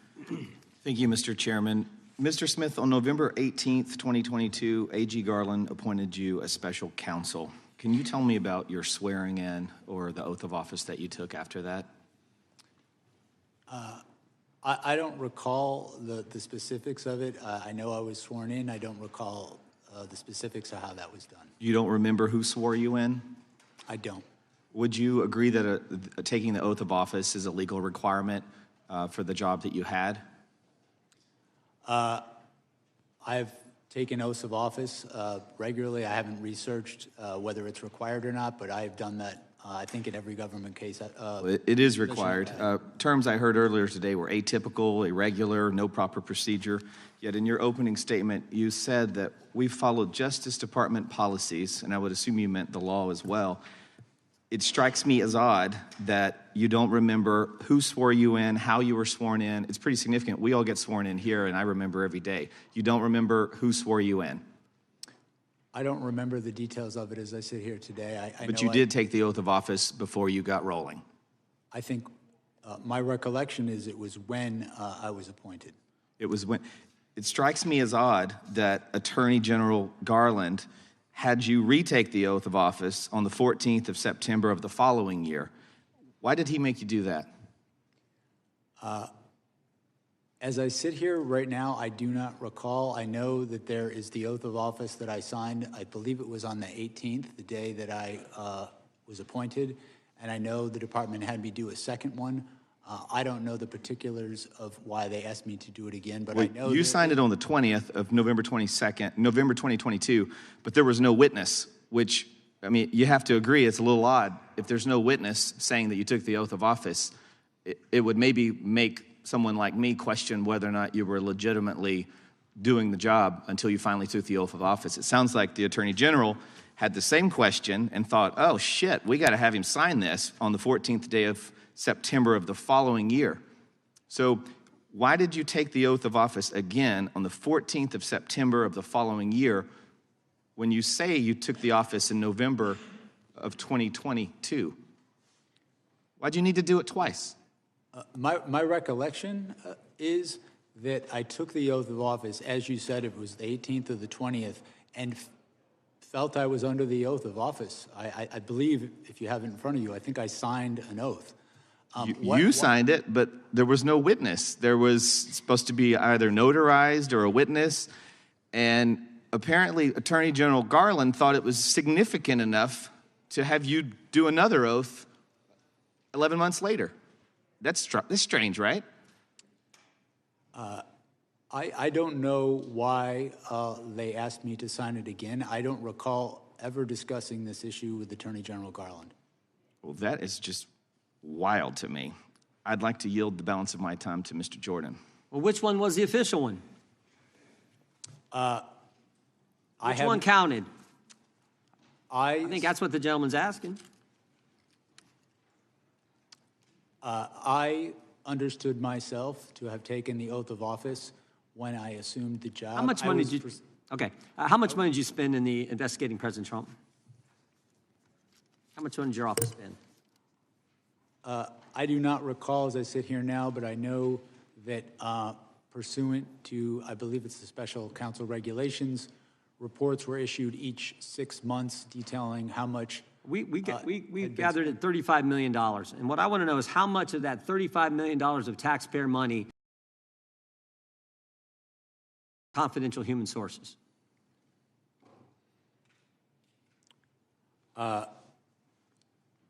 We know you gave $20,000 to someone. It just got reported last week. How much more money did you pay confidential people we don't know about, with American tax money going after the guy we elected president? My recollection regards the $20,000, which was not a payment from me. It was me approving a payment by the FBI to a confidential human source who was reviewing video and photographic Who's the source? evidence. I do not know the identity of the source. How many other payments went to this source or other sources? As I sit here, I do not know the answer to that question. My role as special counsel, $35 million, and you're giving money to people the country doesn't know who they are, and you're giving their hard-earned money to these folks? The main question I have, too, with this is, why'd you have to do it? You subpoenaed bank records from the RNC, phone records from members of Congress. You got subpoenas for bank records for people sitting right there in the front row. Why did you have to pay people for information when you could subpoena them and get it? Time has expired. Time has expired. You can answer the question, though. Country'd like to know why you had to do it. My recollection and understanding is the payment, the $20,000 that I approved, was for a confidential human source to assist in the review of video and photographic evidence showing people who were attacking the Capitol, attacking police officers, obstructing the proceeding, and seeing if we could prove that some of those people had come directly. That wasn't my question, but my time has expired. The gentleman from California is recognized. Mr. Smith, I want you to have the utmost confidence in what you did. You did everything right. Harry Dunn, Danny Hodges, Sergeant Cannell, Mike Fanone, they did everything right. These guys, my Republican colleagues, are a joke. They're wrong. History will harshly judge them, so I want you to lean in today. You have nothing to be ashamed of. You did everything right, sir. And I am these guys are so lucky they're not under oath, because they would have to tell you what they really think of Trump. They call him crooked. They call him cruel. They call him a scumbag. I've heard you all say it. You're lucky you're not under Trump, but when the lights go on and the cameras are on, you're tiny, you're small, you shrink. Everyone remembers Matt Gaetz coming over here after a committee hearing. He would laugh at how stupid he thought Trump was. This is all a show. And Mr. Smith, you're just the latest act that they've brought in. But they can't erase what happened on January 6th because we saw it with our own eyes.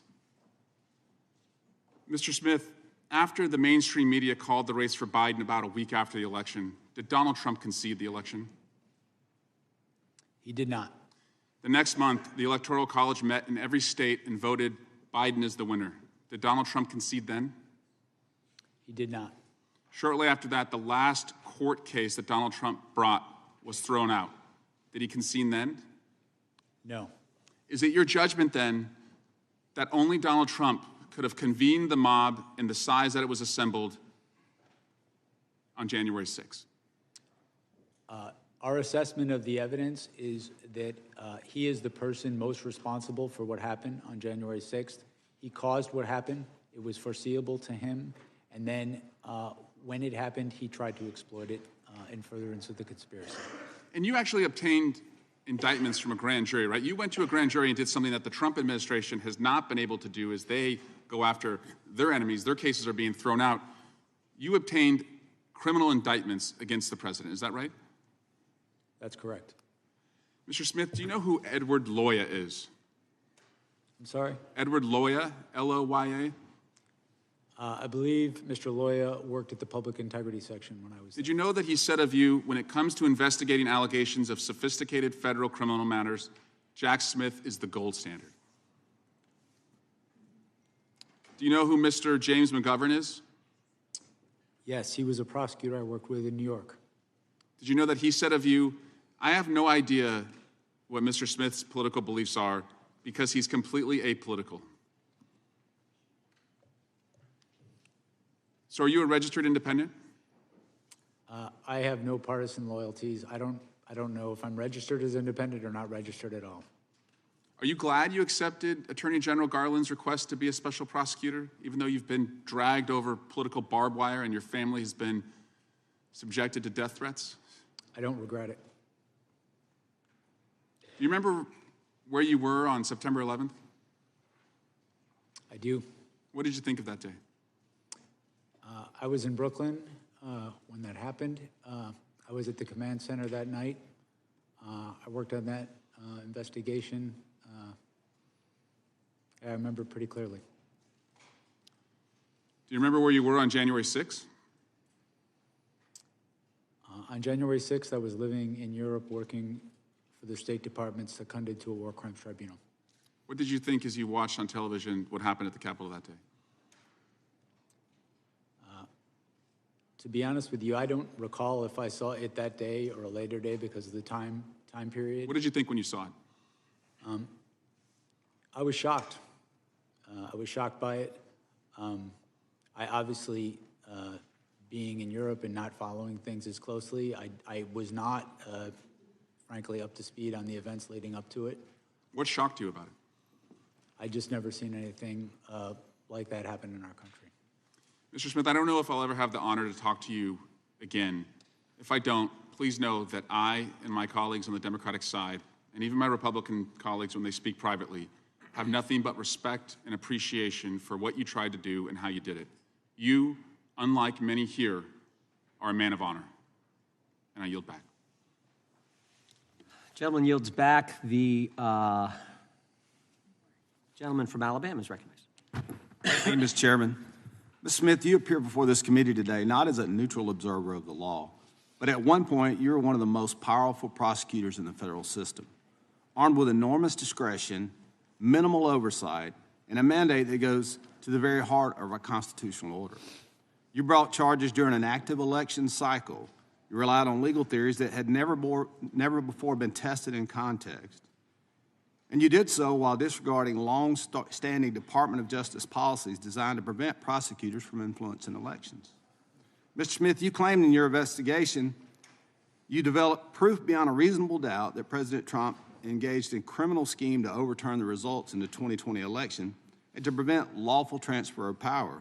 However, a few weeks ago in Georgia, Fulton County election board officials stated that 315,000 ballots were certified without required signatures on the tabulator tapes for poll workers. These signatures were required by the Georgia statute. If not counted, this could have turned the state of Georgia red, and I won't doubt there were similar schemes in many other states. You were illegally appointed to serve as special counsel since you were not confirmed by advance and consent Senate and stated in the Appointments Clause.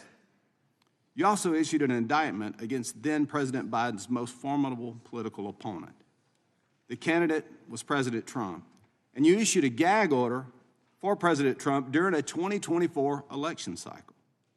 This was a major violation of President Trump's First Amendment rights and a poor attempt to outright censor the leading political candidate. These actions were nothing short of election interference. 9 senators, including Senator Tuberville from my state of Alabama, and multiple Republican members of the House of Representatives had their phones subpoenaed, or their records subpoenaed. Some you seized their phones. Even then, Speaker of the House Kevin McCarthy, one of the highest-ranking Republicans in the country, had his phone records subpoenaed, all for political gain. These subpoenas clearly violated the speech and debate clause. As John Keller of the DOJ's Public Integrity section addressed this issue in an email dated May 17th of 2023, D.C. Circuit President stated that the speech and debate clause, and the bar is this, bar on compelled disclosure is absolute. These instances are not only the tip of the iceberg about you and your team's flagrant disregard of the Constitution. Mr. Smith, your actions have changed and damaged confidence in our justice system. Today, this committee will determine whether that damage was a result of reckless judgment, political bias, or deliberate misuse of authority. And with that, Mr. Chairman, I'll yield you the balance of my time for questions. I thank the gentleman for yielding. I want to go back to that email. If we could put that up, this email that Mr. Gill highlighted a few minutes ago. This is the justification from the Public Integrity section. If you look at the bottom, John Keller, Public Integrity section, for going and getting the phone records, toll records of members of Congress. And there's a couple things I want to highlight. That first highlighted area, there is some litigation risk. So they admit there's some concern here. And they send this to the copy to Jack Smith's team. And then you go down later, as Mr. Gill pointed out, the case law is clear. A legislator may intervene and oppose such use. So the risk is real. But here's the deal. There was really no risk because we weren't going to know. They weren't going to tell us. They made sure they didn't tell us because they went to the judge and got a gag order. And look at the last sentence. The last sentence. Low likelihood that any of the members listed below would be charged. So they're not going to know because we're not going to charge any of these guys. They didn't do anything wrong. And so therefore, the litigation risk should be minimal.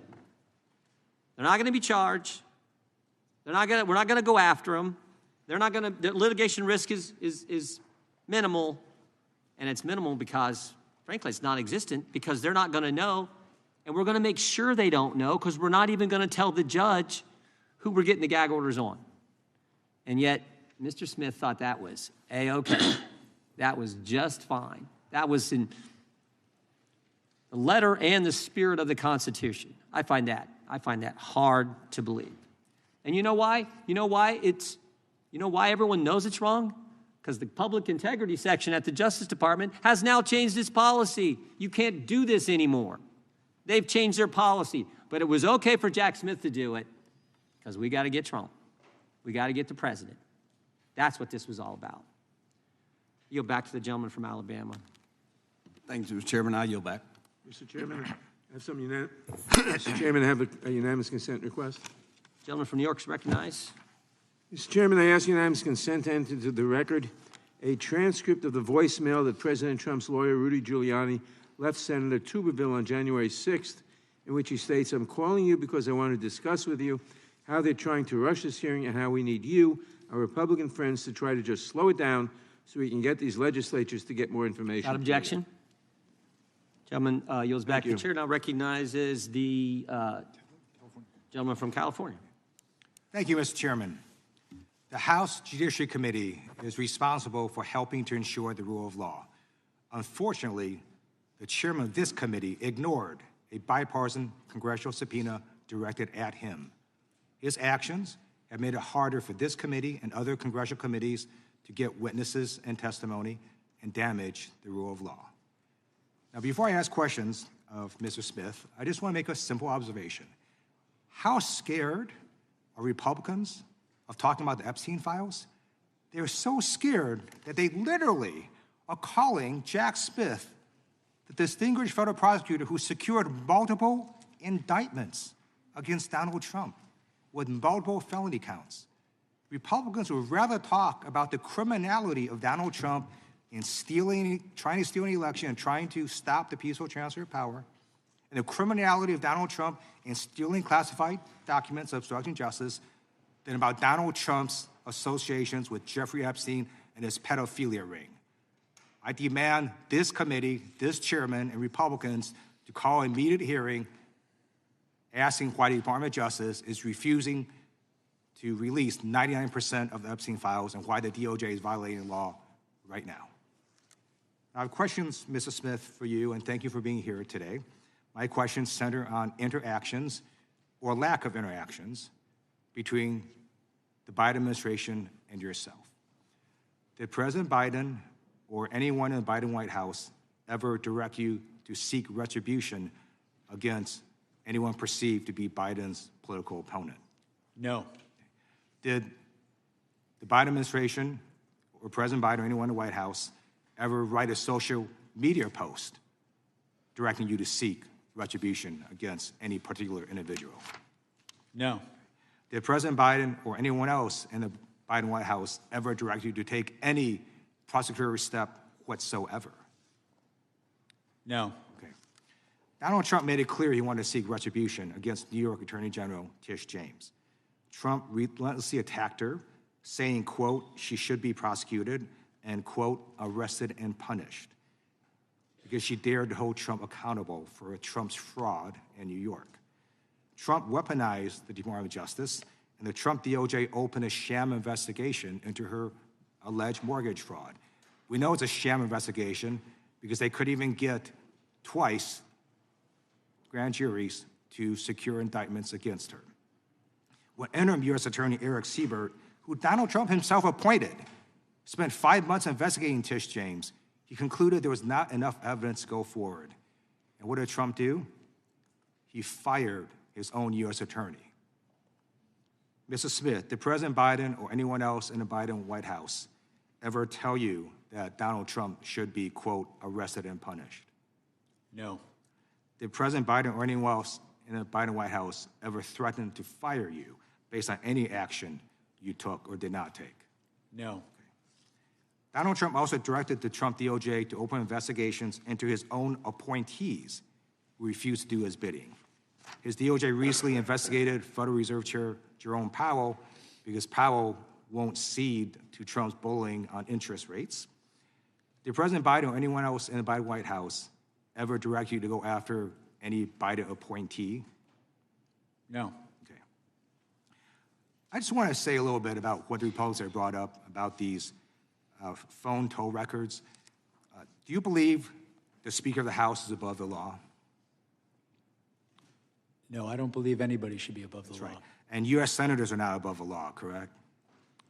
No, Yeah, and members of Congress are not above the law, right? no. Yeah, that's right, because we're not.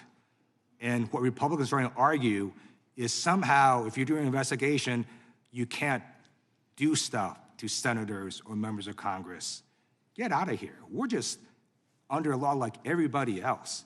And by the way, the speech and debate clause only applies to legislative acts, communications with legislative acts.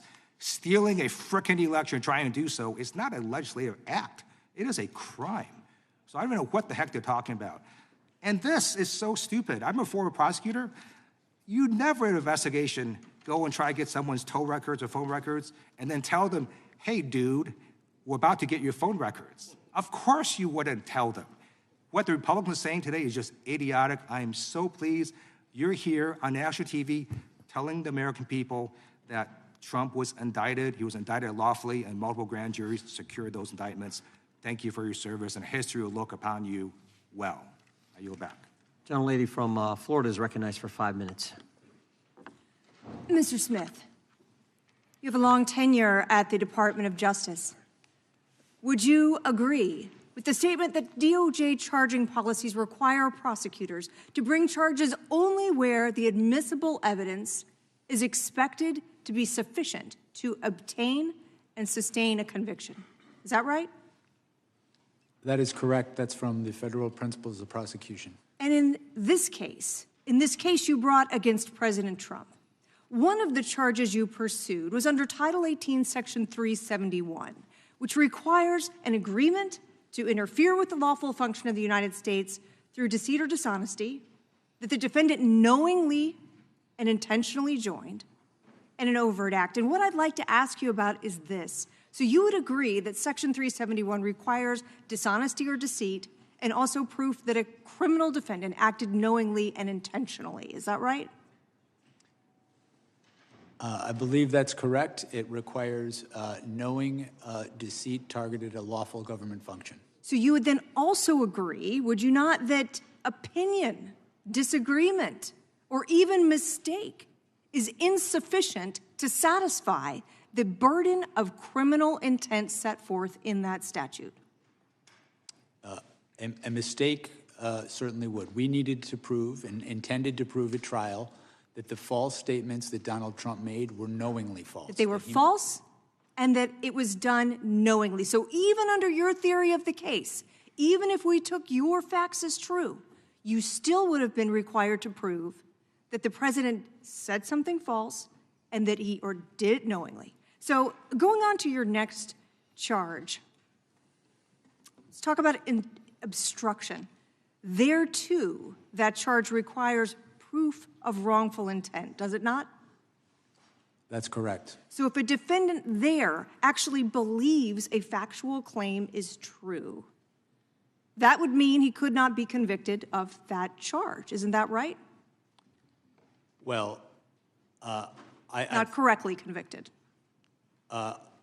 The defendant for that charge would have to behave corruptly, and corruptly could include seeking an unlawful benefit, seeking a benefit to benefit themselves, in this case, to stay in office when they had, in fact, not won the election. But there, too, there's a requirement of intent, that this conduct must be knowing and intentional. Isn't that right? There is an intent requirement, yes. And didn't you also acknowledge in your deposition that the president was receiving information from multiple advisors, Giuliani, Eastman, Clark, Powell, and in your deposition you said he was almost just regurgitating what they told him. Isn't that right? I don't believe I said he was regurgitating what they told him. I think what I said is that he was making knowingly false claims, that he was believing anything that would keep him in office, and he was rejecting anything. You would agree that those people, or some people, were giving the president conflicting advice at that time. Would you not? You are correct in that his original campaign staff told him he had lost. He fired them and brought in people who would... But criminal liability, under the statutes you used in your indictment, requires proving intent. not simply the undermining of democratic norms or expressing an opinion with which you do not agree. So is it not correct, sir, that here you charged 2 intent-based crimes without any direct proof whatsoever that the conduct charged was knowing, intentional, or that you were going to have an adequate basis to sustain a conviction at trial? I felt we had proof beyond a reasonable doubt. I felt that that proof included direct testimony from a number of witnesses to prove the knowing falsity of his claims. Despite the fact that in your own deposition you acknowledge the existence of conflicting advice. If this defendant were anyone other than Donald J. Trump, Mr. Smith, I find it hard to believe that we would be sitting here today having a hearing about an indictment that was returned knowing that the elements of the offenses could not be demonstrated. Now, let's talk about this. I assume you're also familiar with the Department of Justice policy that prohibits prosecutors from selecting the timing of investigative or prosecutorial actions for the purpose of affecting any election. Yes, I am. That's the election year sensitivities policy, and we followed it in all respects. The public integrity section who administers that policy concurred that we followed it in all respects. Mr. Chairman, my time has expired. The gentlelady yields back. The chair recognizes the ranking member for UC. Thank you kindly, Mr. Chairman. This is from John Dowd. I was Donald Trump's lawyer. Jack Smith should be celebrated, not vilified. December 16th, 2025, last month. Objection? I ask unanimous consent to enter the record a criminal complaint filed by the Trump Department of Justice on December 13, 2025, detailing how Kash Patel and the FBI used a confidential human source and an undercover FBI agent to investigate a bomb threat in Los Angeles. And then finally, this is an article published by The Verge on October 19, 2023, titled Peter Thiel was reportedly an FBI informant, which reports that Peter Thiel served as a confidential human source for the FBI. Without objection, the gentleman from Arizona is recognized for unanimous consent. Thank you, Mr. Chairman. First one is from MSN.com. Biden's FBI paid anti-Trump sedition hunters as informants in J6 Arctic frost probes. Without objection. Jack Smith team approved $20,000 payment to informant to snitch on Trump during Arctic frost probe. Without objection. AT&T turned Kevin McCarthy's cell phone records over to Jack Smith. Without objection. Biden's legal team met with Jack Smith aide before Trump indictment. Without objection. Jack Smith deposition gives insight into failed effort to hold Trump accountable. Without objection. Trump special counsel Jack Smith was involved in Lois Lerner IRS scandal. Without objection. Special counsel Jack Smith's mixed history pursuing high-profile politicians. Without objection. And FBI resisted opening probe into Trump's role on January 6th. Without objection, the gentleman from North Carolina is recognized for 5 minutes. Thank you, Mr. Chairman. Oh. I think it's our turn. Do you yield your time? Lost track after all those unanimous consent requests. Gentlelady from Washington is recognized, and then the gentleman from North Carolina. Thank you, Mr. Chairman. Mr. Smith, thank you for coming here today. Your willingness to speak directly to us and to the American people about your investigation is professional, it's courageous, and it's patriotic. It's high time that the American people hear directly from you about the results of your investigation of President Donald Trump for his criminal actions leading up to and the day of January 6th, 2021. The facts, according to your report, are simple. Without a single piece of evidence, Trump sowed doubt about the 2020 election results and urged his followers to, quote, walk down to the Capitol and fight like hell on January 6th. And that's exactly what they did. Thousands of insurrectionists violently tried to stop Congress from certifying the 2020 election and doing our duty, and they assaulted law enforcement officers, some of whom are sitting right here in the chamber with us. I was trapped in the House gallery with a small number of members that day, and I will never forget the pounding on the doors and the insurrectionists threatening to kill us right outside. My Republican colleagues keep trying to rewrite history. They claim that somehow Trump's words and actions did not legally rise to the level of criminal activity, that he did not directly cause violence at the Capitol. And so I want to set that record straight with you right now. First of all, you successfully secured indictments against Donald Trump in 2 major federal cases: election interference in the 2020 election and mishandling of classified documents after leaving office. Is that correct? Yes. And you've been a federal prosecutor for nearly 30 years. You led this investigation, combing through hundreds of thousands of documents, photos, videos, and communication. Did your investigation find that Donald Trump attempted to manufacture fraudulent slates of presidential electors in 7 states that he lost? Yes. Did he pressure state officials to ignore true vote counts in those states? Yes.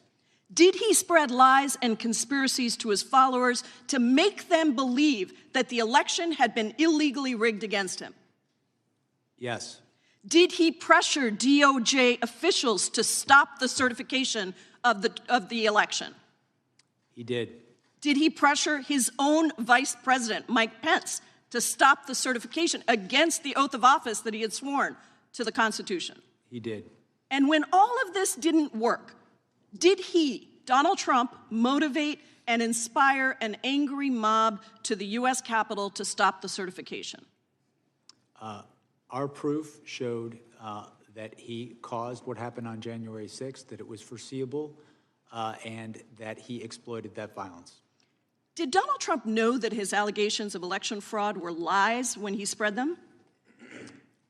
Our proof was that he did, and we intended to prove that at trial. In fact, as the quotes from your report behind me show, he even privately admitted that he lost the election, correct? Yes. He said, quote, "It doesn't matter if you won or lost the election, you have to fight like hell." And he said, "Can you believe I lost to this effing guy?" During your closed-door deposition last month, you and I had an exchange about the impact on our democracy, the toll on our democracy, for not holding a president accountable for trying to steal an election. Do you remember that exchange? I do. I want to return to it because I think what you said in the closed-door deposition is important for the American people to hear right here in your public testimony. How would you describe the toll on our democracy if we do not hold a president accountable for attempting to steal an election? My belief is that if we do not hold the most powerful people in our society to the same standards of the rule of law, it can be catastrophic because if they don't have to follow the law, it's very easy to understand why people would think they don't have to follow the law as well. And so I think the law should be applied equally to everyone. And what do you think the toll is for future elections and future presidents who try to steal an election? I think if we don't hold people to account when they commit crimes, it sends a message that those crimes are okay, that our society accepts that. I believe that if we don't call people to account when they commit crimes in this context, it can endanger our election process, it can endanger election workers, and ultimately our democracy. The attack on this Capitol on January 6th was, and the Court of Appeals in Washington, D.C. said this, it was an attack on the structure of our democracy. And we could experience much worse results down the road if this happens again. I thank you for your work, for your courage, and for your patriotism, and I yield back. Gentleman yields back. Gentleman from North Carolina is recognized. Mr. Smith, just briefly, if there was no mob on January 6th that attacked the Capitol, we would not be here today, would we?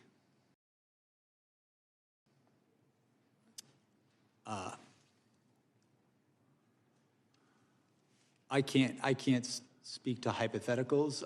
The case I investigated involved a mob of supporters of Donald Trump's supporters. Sure, I understand that. But had there not been a mob that rushed the Capitol, if they had just stayed in the original speech, if they had obeyed the instruction, go peacefully and patriotically and make your voices heard, we would not be here. Isn't that correct?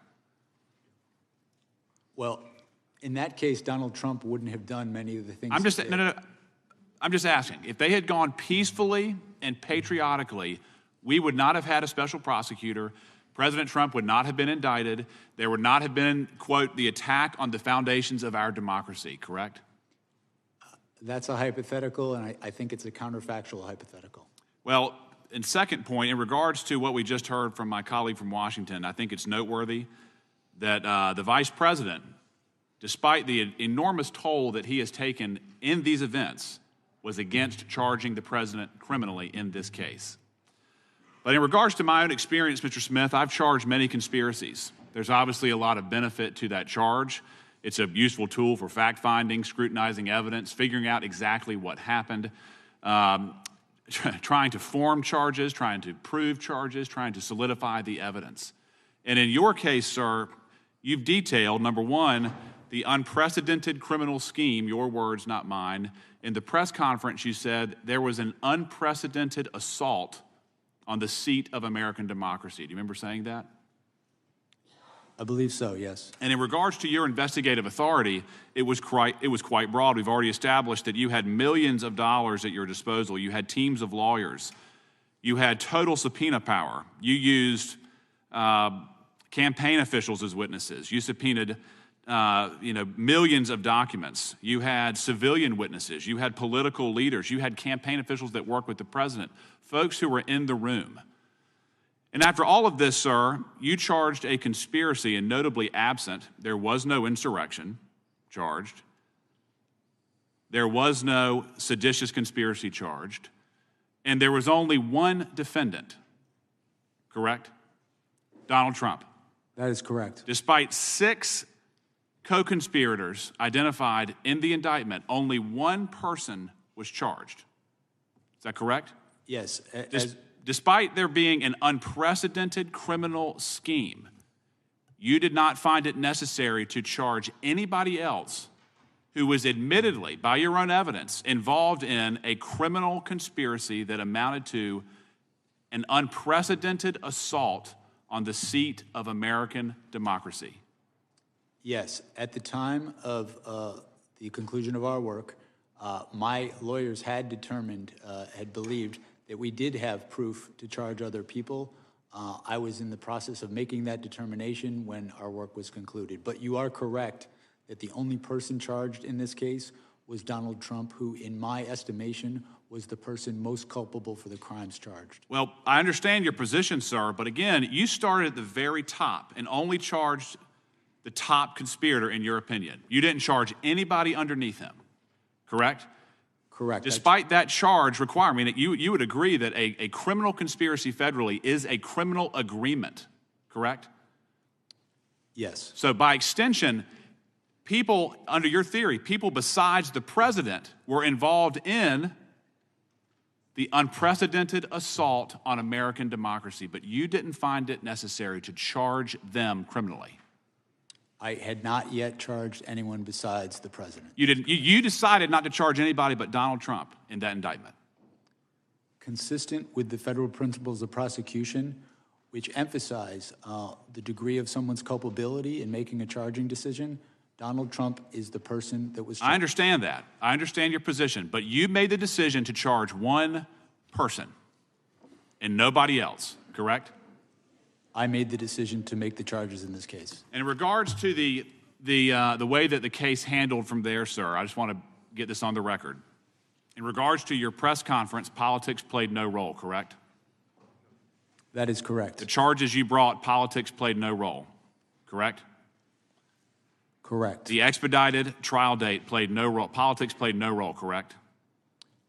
I followed the facts and the law, department policy. The speedy trial request, there was no role in politics, correct? That's correct. Supreme Court precedent emphasizes that. And even your brief that the court found atypical, politics played no role. Mr. Chairman, the time has expired. The time of the gentleman has expired. The gentlelady from Pennsylvania is recognized.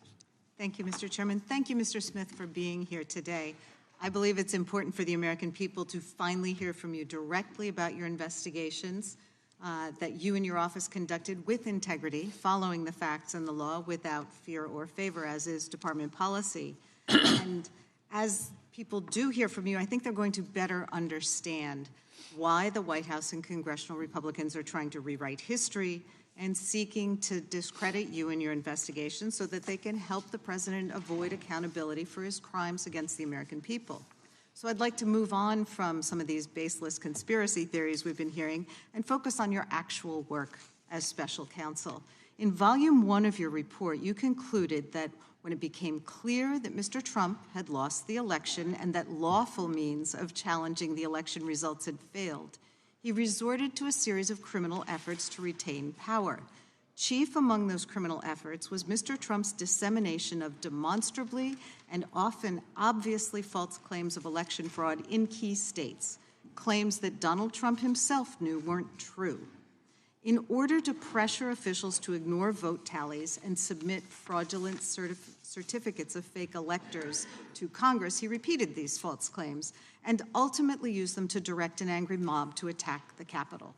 So I represent southeastern Pennsylvania, which was one of the states targeted by Mr. Trump's criminal efforts. So being mindful of the clock, I wanted to try to explore 3 topics. First, the evidence that Trump made false claims of election fraud in Pennsylvania, knowing they were false. Second, the evidence concerning the submission of fake elector certificates from Pennsylvania to Congress. And third, why the evidence and witnesses concerning Trump's efforts in Pennsylvania were so compelling. So first up, in your report and deposition, you detailed the overwhelming evidence that Trump had lost Pennsylvania, and he knew it. Despite this, he and his co-conspirators continued to make false statements about that result to advance their criminal plan. Can you describe the evidence that these were false claims and they knew they were false, including statements by election officials, court cases, and conversations between Trump and his Republican allies in the state? Sure. What springs to mind most immediately is I recall one particular claim that there were more votes than ballots than had been sent out. This was a claim that was obviously false because many even in the campaign knew that the reason for that discrepancy is we were talking about 2 different elections. One was the primary and one was the general election. My team interviewed Rudy Giuliani regarding that claim, and he admitted it was wrong. He admitted flat out that that was a mistake. And so that's one of several. With respect to witnesses in Pennsylvania, what springs to mind is the chair of the Republican Party, I believe, in Pennsylvania. This is relatively early, shortly after the election, had informed Donald Trump that the idea that fraud was the reason was not accurate. It was because of the counting of mail-in ballots, which was totally normal in this process. And again, this is someone who is a Republican who supported Donald Trump, wanted him to win. I submit he would have been a credible witness at trial.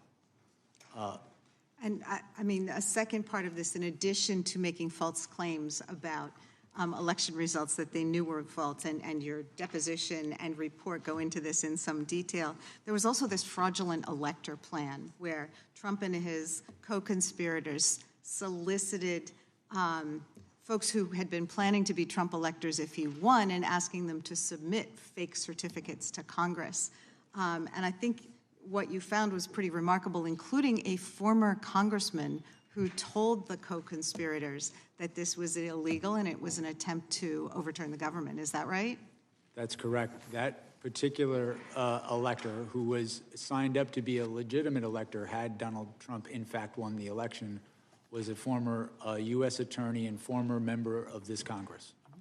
I mean, the bottom line is that despite the facts and over objections from his allies, Trump still went to the ellipse on January 6th and lied about Pennsylvania's votes to direct his angry mob to attack the Capitol. So I just want to thank you for your work and your years of service to the country, and I would invite everyone to read your deposition and to read the report because it tells a very different story than what our colleagues do. Mr. Chairman, I have a unanimous consent. Ladies recognized.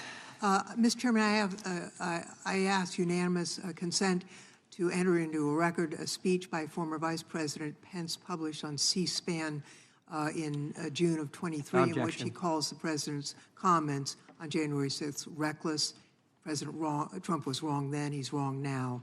Anyone who puts themselves over the Constitution should never be president, and anyone who has someone else to put them over the Constitution should never be president. Without objection. And The gentleman from Virginia is recognized for 5 minutes. Thank you, Mr. Chairman. Mr. Smith, you've said several times in your deposition that you believe that the facts and the law, your interpretation of the law, would lead to a conviction of President Trump. Is that correct? Yes. And did you believe that same thing, that your interpretation of the law, your reading of the law, would have resulted in the conviction when you went after Virginia Governor Bob McDonnell back in 2014? Did you believe it at the time? I did believe, and ultimately you got a conviction in lower court, but that was overturned by the Supreme Court, correct?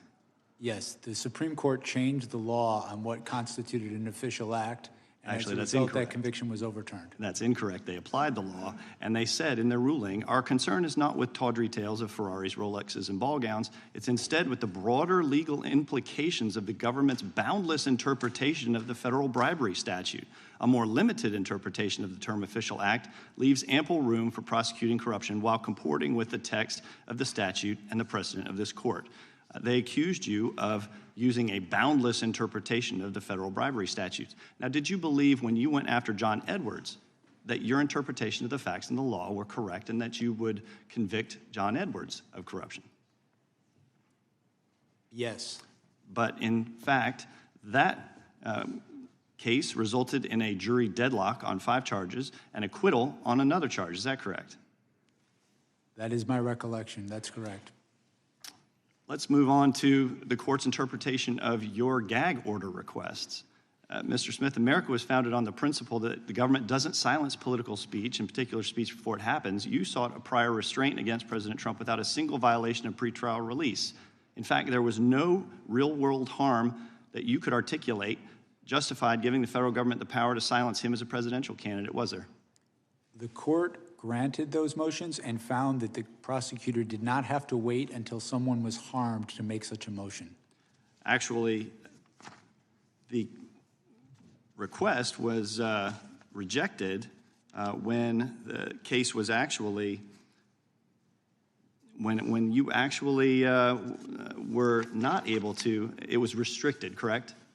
The gag order was restricted, correct? Well, we filed for an order in the district court. The district court granted an order. President Trump appealed that order. The Court of Appeals absolutely agreed that there was a basis and that the threats to witnesses that came from the targeting by Donald Trump were real and that we had a duty to protect them. You are correct in that the Court of Appeals narrowed the order, so the order covered witnesses, court staff, the judge, and my staff. The difference was that it didn't cover me anymore, which I was fine with.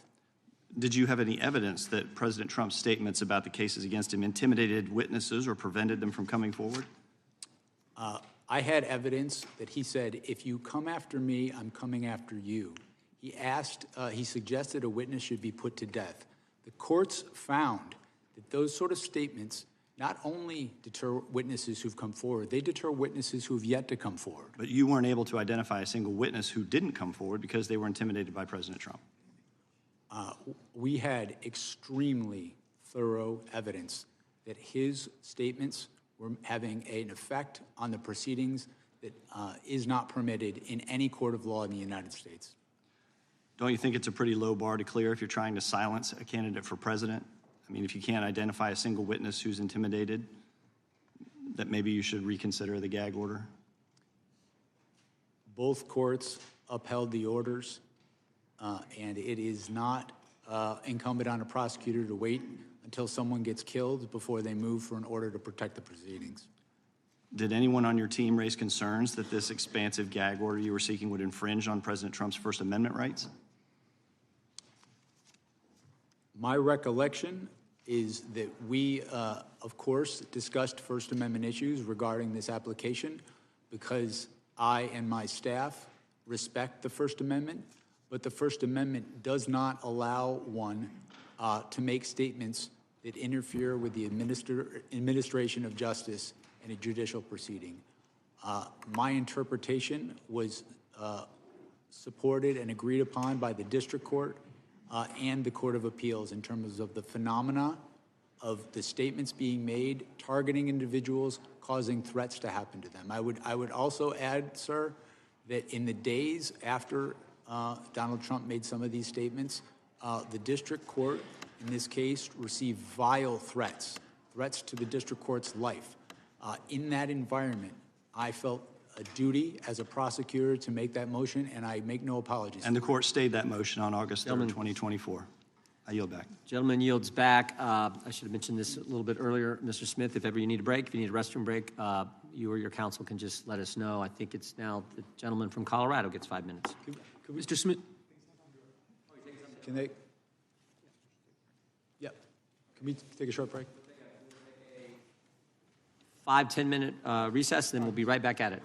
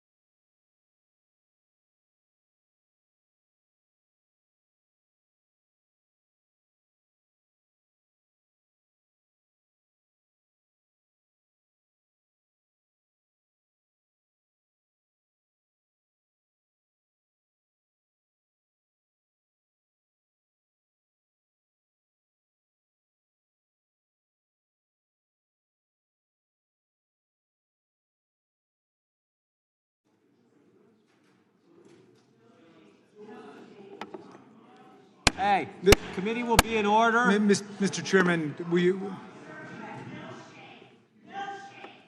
Committee will be in order.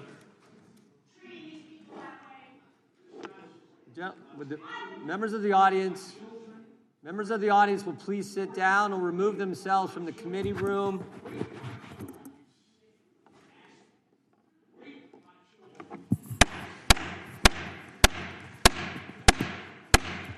Sit down, please.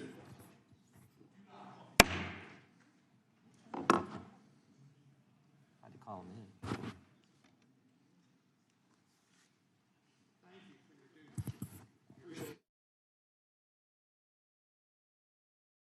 Thank you, Officer Fanone. Mr. Chairman, please control the deranged observer, Mr. Rakelin, so he doesn't create any other problems with us today.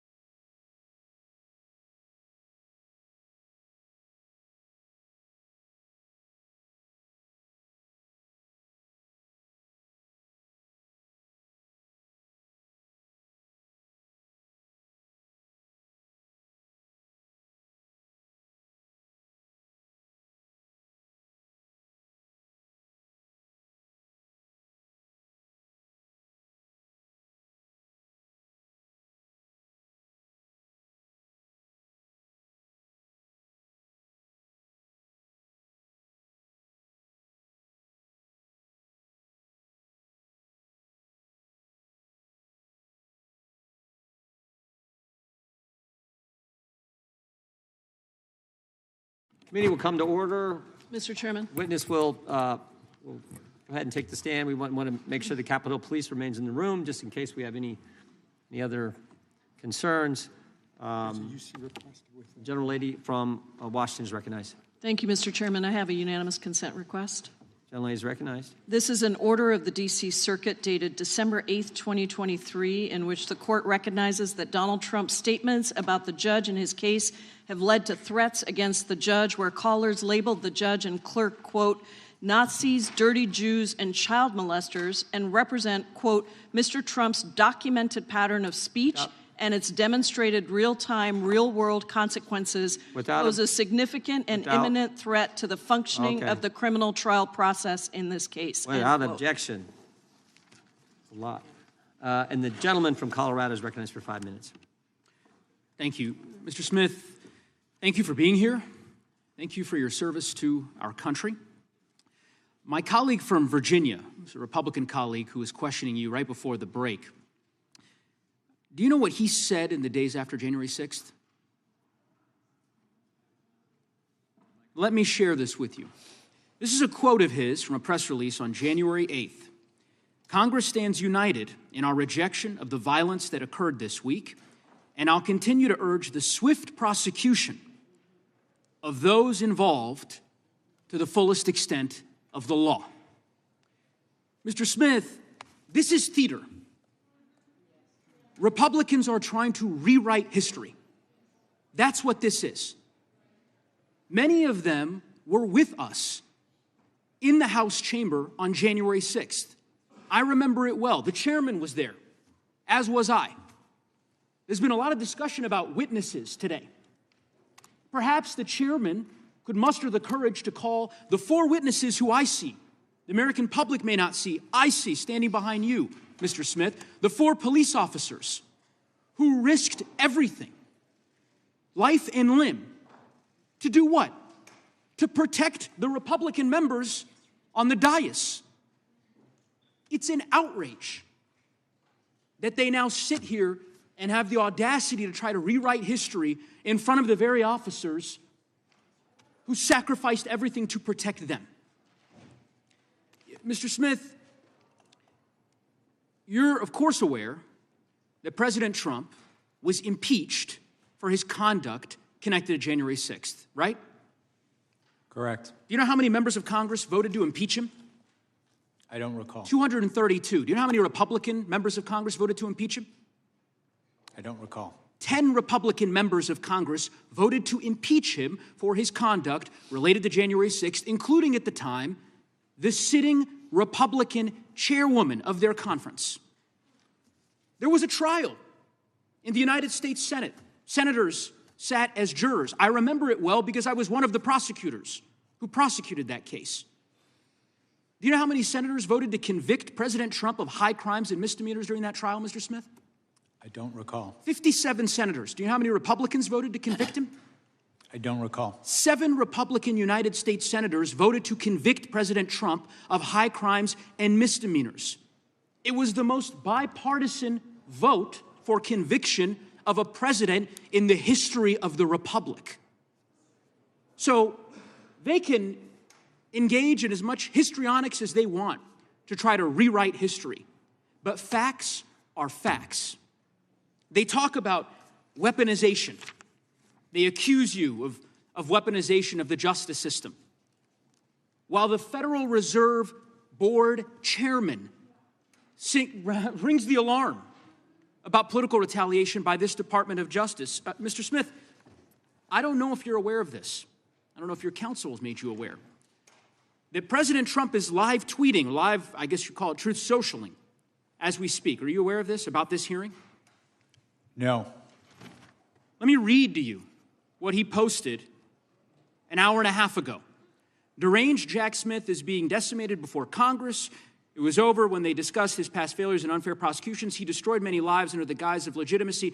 Jack Smith is a deranged animal who shouldn't be allowed to practice law. If you're a Republican, his license would be taken away from him, and far worse.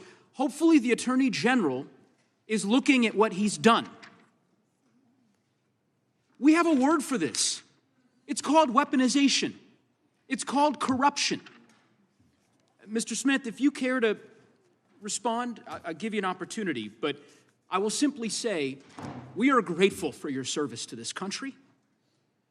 We appreciate your fidelity to the rule of law, and I would echo the comments that have been made by my Democratic colleagues to ignore the noise that you hear from so many of my colleagues who would debase themselves in this way. It is, in my view, subversive of the oaths that we took to defend the Constitution. I'm happy to give you an opportunity, Mr. Smith, if you'd like to respond. I don't have anything to add. Thank you for your service. I yield back. Gentleman yields back. The gentleman from Wisconsin is recognized. Thank you, Mr. Chairman. In 2010, Mr. Smith, did you work for President Obama's Department of Justice? Yes, in 2010, I was the chief of the public integrity section. During that time, did you have any contact or connection with Lois Lerner with the Obama IRS? Yes, I was new to the public integrity section. I was the chief.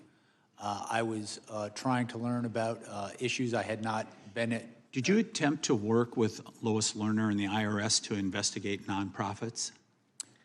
What I did was I asked for a meeting with the IRS about nonprofits.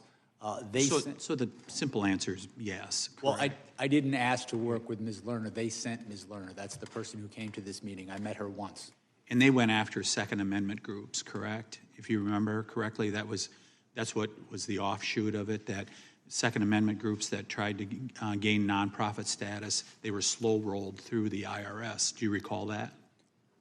Separate from this, there was an investigation of that that I was a part of in public integrity. Did you, you prosecuted Virginia Governor Bob McDonnell. This was asked earlier. You prosecuted him, correct? I was part of the prosecution, yes. And that ended up with a, that decision ended up being unanimously overturned by the Supreme Court, correct? That is correct, sir. Yeah, including Justice Ginsburg joined in on that opinion, correct? I believe that's correct. Yeah. You also prosecuted John Edwards and Bob Menendez, and those both ended in mistrials, is that right? The John Edwards case did. The Menendez case, I had left the public integrity section by the time that case was tried. I wasn't. So, Mr. Chairman, what we heard from the other side here is that this gentleman is the gold standard for prosecution here in the United States. So think about it. We had a witch hunt done by the IRS going after Second Amendment groups, unanimously overturned by the Supreme Court, prosecuted two prominent political figures, and they ended up as mistrials. That's the gold standard here in America? I would just say this, Mr. Chairman. If Mr. Smith ever works for the Department of Justice again, I would recommend a remedial course on the First Amendment to the Constitution. Before I yield the rest of my time, Mr. Smith, I just have one other question. Is there any historical precedent for an alternate slate of electors to be sent to Congress? Has that ever happened before? That had happened, not anything similar to this situation, but you're correct. It was in Hawaii. I think it was Hawaii in, I want to say, the 1960 election. So it has happened before that there was an alternate slate of electors that was sent to Congress, which does the electoral count, correct? There was a prior time that an electoral slate was sent where there was litigation and recounts going on. Actually, there's twice that it happened, Mr. Chairman. It happened in 1876 and 1960 that these alternate electors happened. I'd like to ask unanimous consent to introduce the 1960 Hawaii case. Objection. With that, I yield to the chairman. I appreciate the gentleman yielding. The gentleman from Colorado talked about noise from this side. It's not noise, it's facts.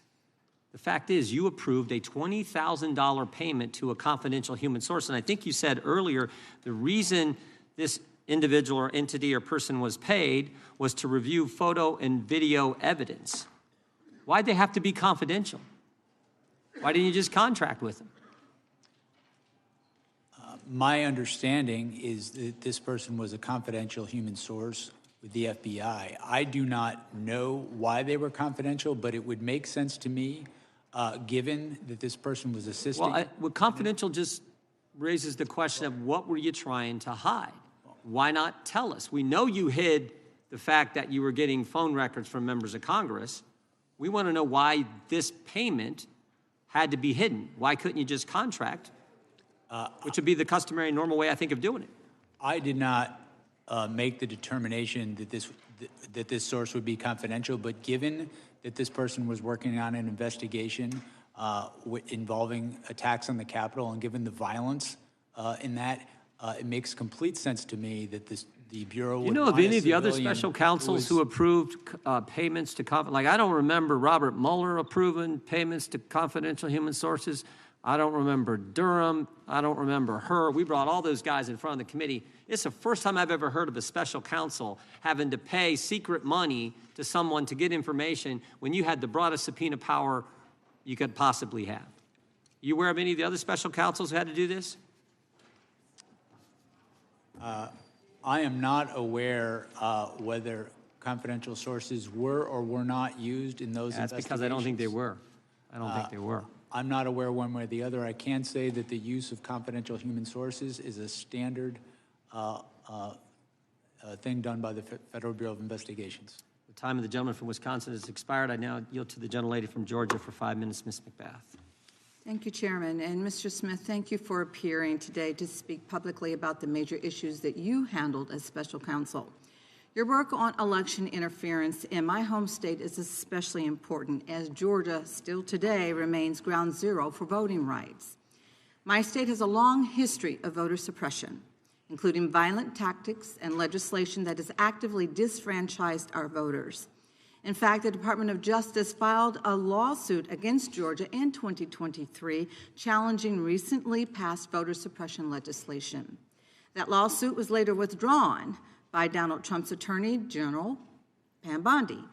But this is not the first time that Donald Trump has encouraged voter suppression. In the 2020 presidential election, which many have accepted that he lost, he pressured his party members to overturn a legal election. Thankfully, several public servants upheld our constitutional process and respected the voice of the people. Your investigation revealed how far he is willing to go.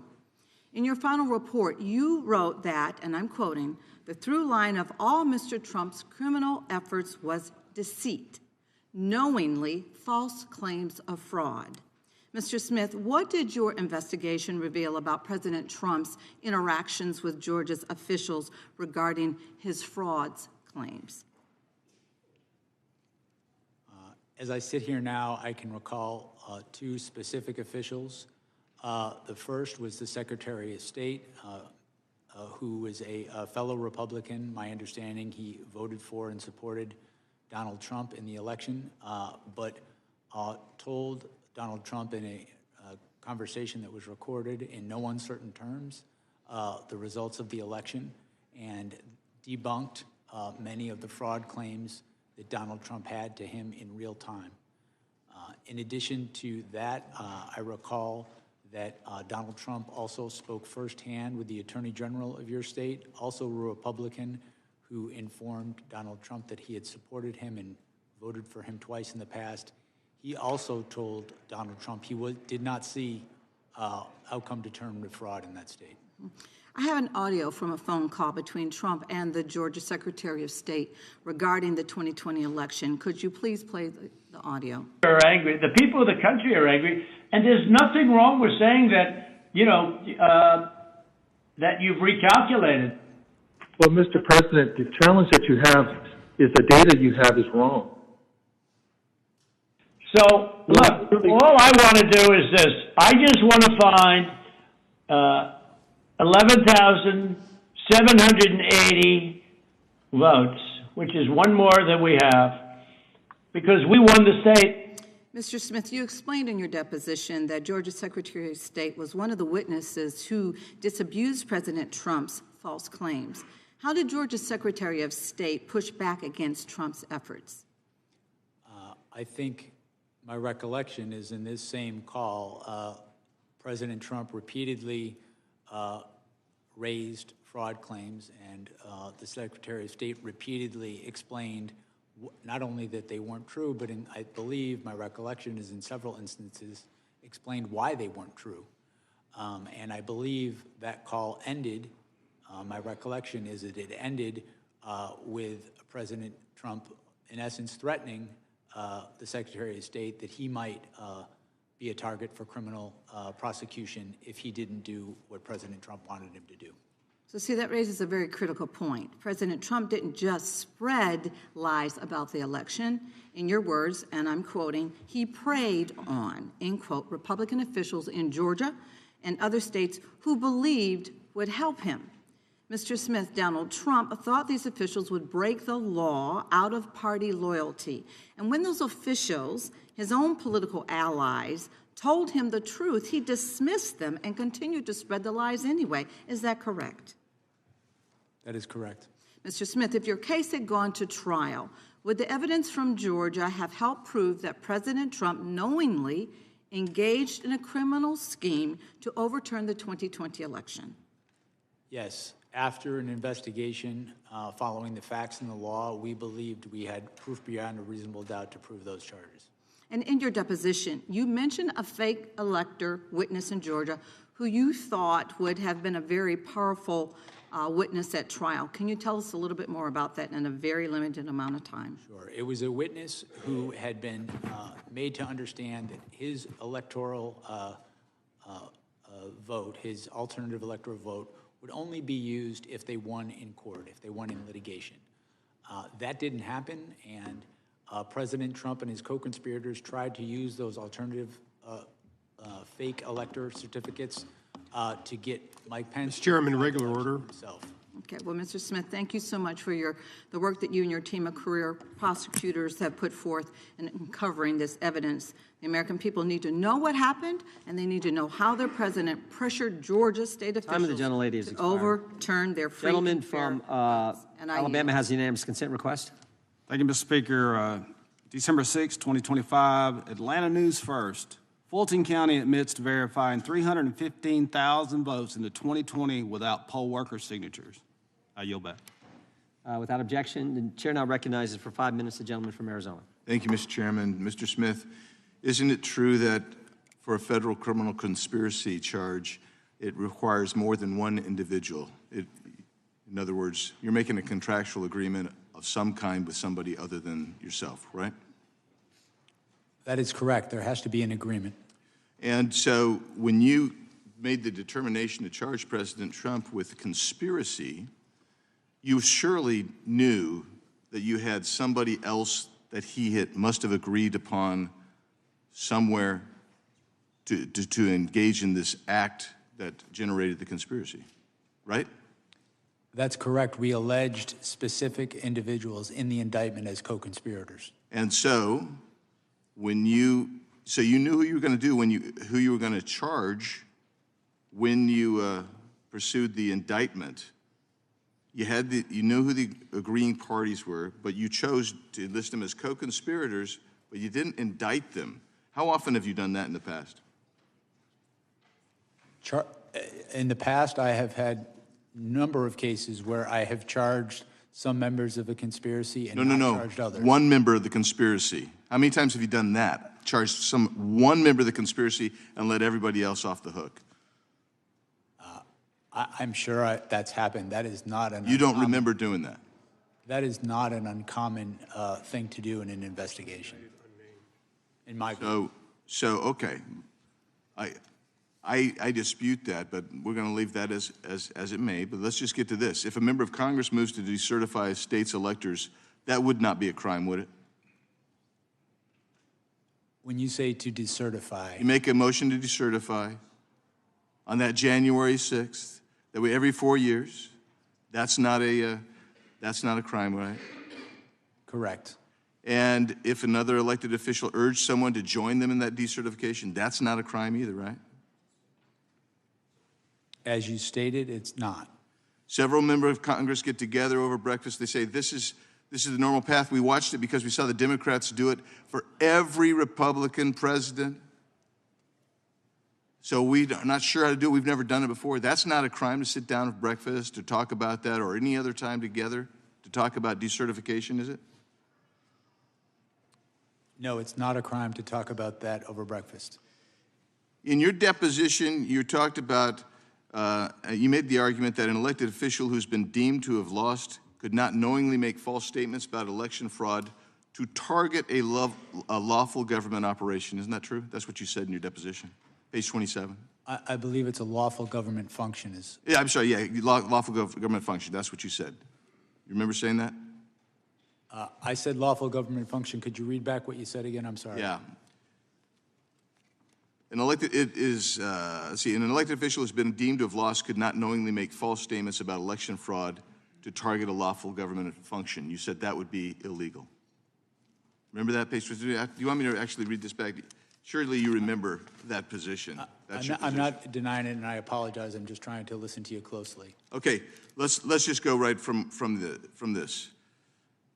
You said there's, as we said in the indictment, he was free to say that he thought he won the election, right? That is correct. He was even free to say falsely that he won the election, correct? That's correct. What you said is he was not free to do was violate federal law and use knowingly false statements about election fraud to target a lawful government function. That is correct. Yeah, and for you, that lawful government function is the certification process, I suppose, on January 6th. Well, it's a slightly broader than that. It's the collecting, counting, and certifying of the votes. Our view of the evidence is that begins from the point of time that the electors are certified through the counting of the votes. So that would be so the entire certification process from the state to the feds. My recollection, as it's pled in the indictment, as I sit here, I don't have it in front of me, but I believe it's from December 14th. I think that was the day through the voting. Okay, so you can't recall, but for you, it's from the certification moving forward to the actual ratification of the certification process on inaugural day. My recollection, that's what we pled in the indictment, yes. Okay. So you've managed to filibuster us right out of this thing, but your beef was, you said that President Trump engendered a level of distrust. You said he made false statements to state legislators, to his supporters of all sorts, and somehow you discerned that his supporters were angry and that was somehow related to a criminal offense. I find that absolutely weak. I think it's misdirected, and Time of the gentleman's expired. Gentleman yields back. Mr. Chair, I ask unanimous consent to enter into the record. Axios dated August 2nd, 2023. Barr says Trump's First Amendment argument in January 6th case is not valid. Objection? Did you have one? No. Okay. Gentlelady from North Carolina is recognized. Thank you, Mr. Chairman. Mr. Smith, many of us were here on January 6th and directly experienced what happened. Yet some of my colleagues across the aisle still insist that Trump had no role in the violence.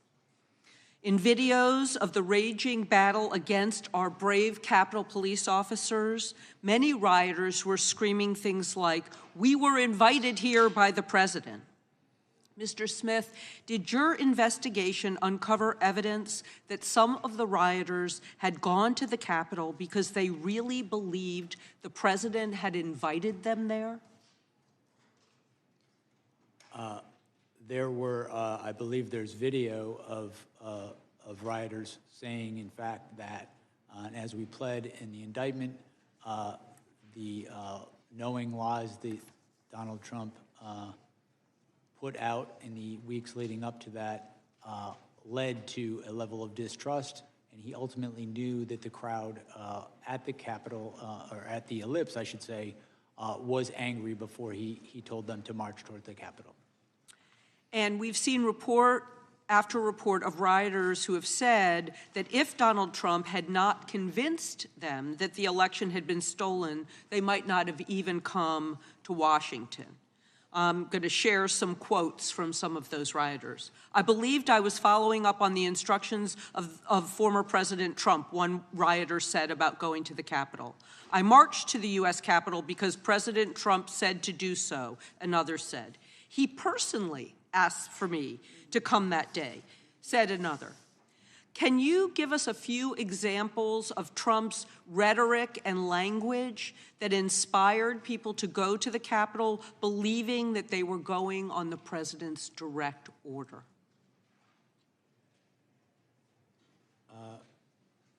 One instance I can recall is during the speech he gave to his supporters, and in context, his supporters, he told them to come to Washington, D.C. and be wild. He was on notice that they were angry, and he told that crowd, "We can't let this happen." And he told them that, my recollection is multiple times, at a time when there was nothing that could be done to stop the outcome of the election, but to obstruct it.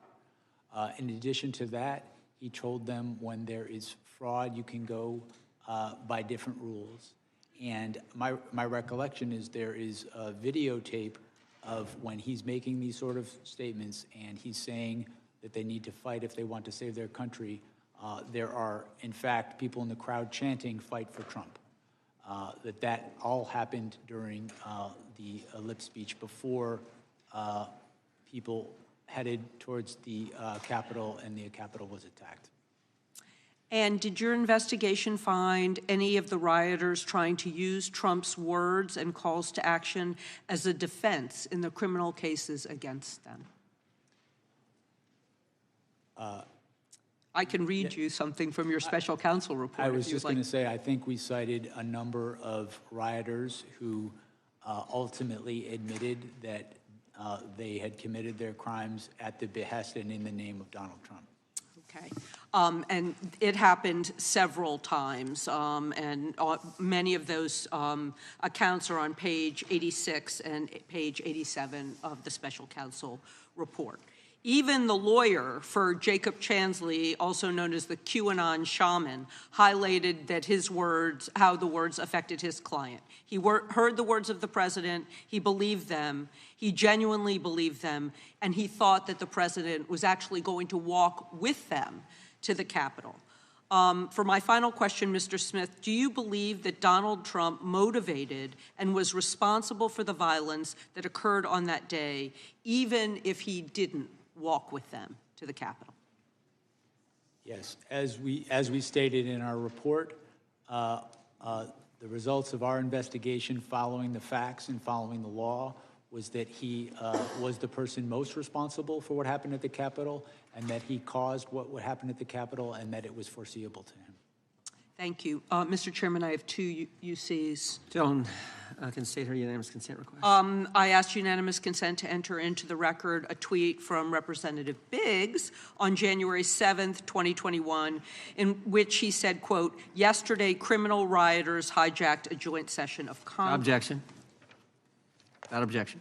And the second one is a unanimous consent to enter into the record an interview from March 2024 on the Capitol Hill show, in which you called on those who attacked the Capitol on January 6th to be, quote, held accountable because, quote, that's the way our system does work and should work. Without objection. Thank you very much. Thank I you very recognize much. the gentleman from Texas. Thank the Chairman. Mr. Smith, how many members of Congress or the Senate did you subpoena phone toll records? As I sit here right now, I do not recall a specific number. Is this the complete list right here?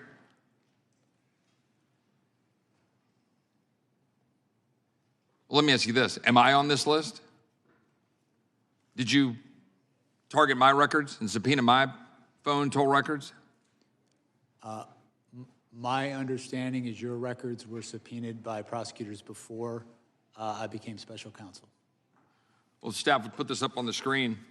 I'm thankful for the great staff who discovered the email where I learned for the first time a few weeks ago that my phone records were indeed targeted. We called AT&T and we've learned that they were given to the Department of Justice, as this email indicates, because I had been in communication with Scott Perry, one of my colleagues here in Congress, who literally had his phone taken from him in front of his family. And of course, as we've already talked about in this document, it talks about you could be in violation of the privilege by even obtaining and possessing this information if the member objected to the disclosure. This happened 4 years ago in May of 2022, and I couldn't object because I didn't know. I didn't know until about 3 weeks ago. My question here is, was there any limits to your investigation or the investigation that preceded you, Mr. Smith?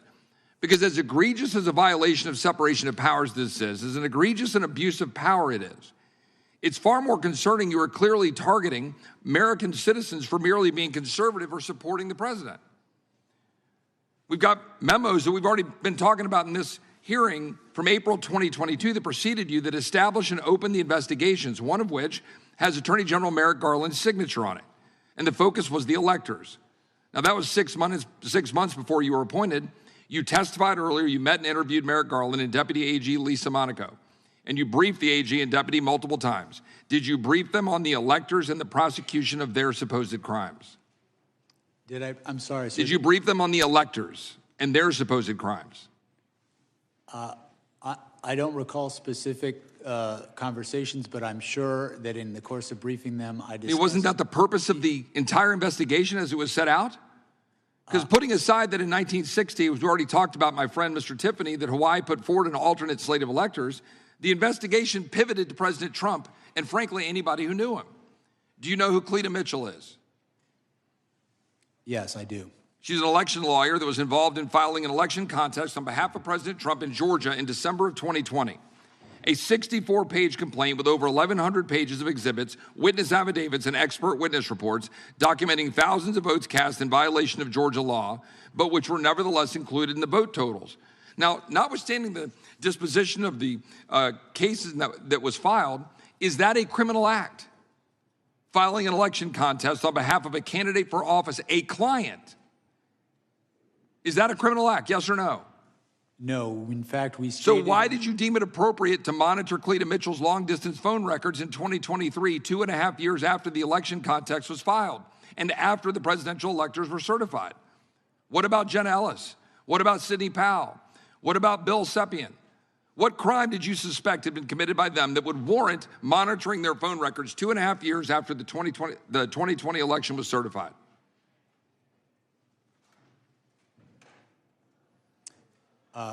With respect to Sidney Powell, she is one of the co-conspirators alleged in the indictment. I don't know what you mean by monitoring, sir, if you're talking... Well, there were some 400-plus Republican conservative groups and leaders who were targeted by your investigation. Their financial records were obtained, records of the RNC, the Trump campaign, Cleta Mitchell, the Conservative Partnership Institute, the America First Policy Institute, NRCC, NRSC, PACs, conservative groups, people all across the country, citizens, because we hear a lot about members of Congress. And we should, because of separation of powers and the egregious abuse of power. But what we're not talking about enough, in my opinion, are the American citizens that have been targeted.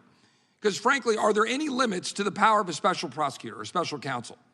So much so in your abuse of power that in the summer of 2024, the indictment involving classified documents was dismissed after determining your appointment violated the Appointments Clause of the Constitution, but you continued to sign your name on court filings until the time you resigned from office in January of 2025. A federal judge just recently stated a prosecutor who continues to sign his name in court filings after a disqualification order should face disciplinary action or disbarment. I yield back. Gentleman yields back. The gentleman have the opportunity to respond? If the gentleman wants to respond, he can. With respect to the last point, Judge Cannon's order specifically limited her finding to that proceeding. So there would be nothing improper about continuing to litigate the cases in Washington, D.C., and with respect to Florida, there was nothing improper about taking an appeal of that very decision. The gentlelady from Vermont is recognized for 5 minutes. Thank you, Mr. Chair. Mr. Smith, I want to discuss Volume 2 of your report, which summarizes the findings of your investigation into President Trump's hoarding of classified documents at Mar-a-Lago and his efforts to obstruct the FBI's investigation. Mr. Smith, is it generally the practice for a special counsel's report to be made public to the American people? I want to say first, I'm limited what I can say about Volume 2 because of Judge Cannon's order. I can say generally that with respect to special counsels, there are regulations that direct a special counsel to draft a report. Whether that report becomes public is determined, the Attorney General has the authority to determine that. To the best of your knowledge, was Special Counsel Mueller's report made public in full? I know it was made public. I'm not sure if it was made public in full.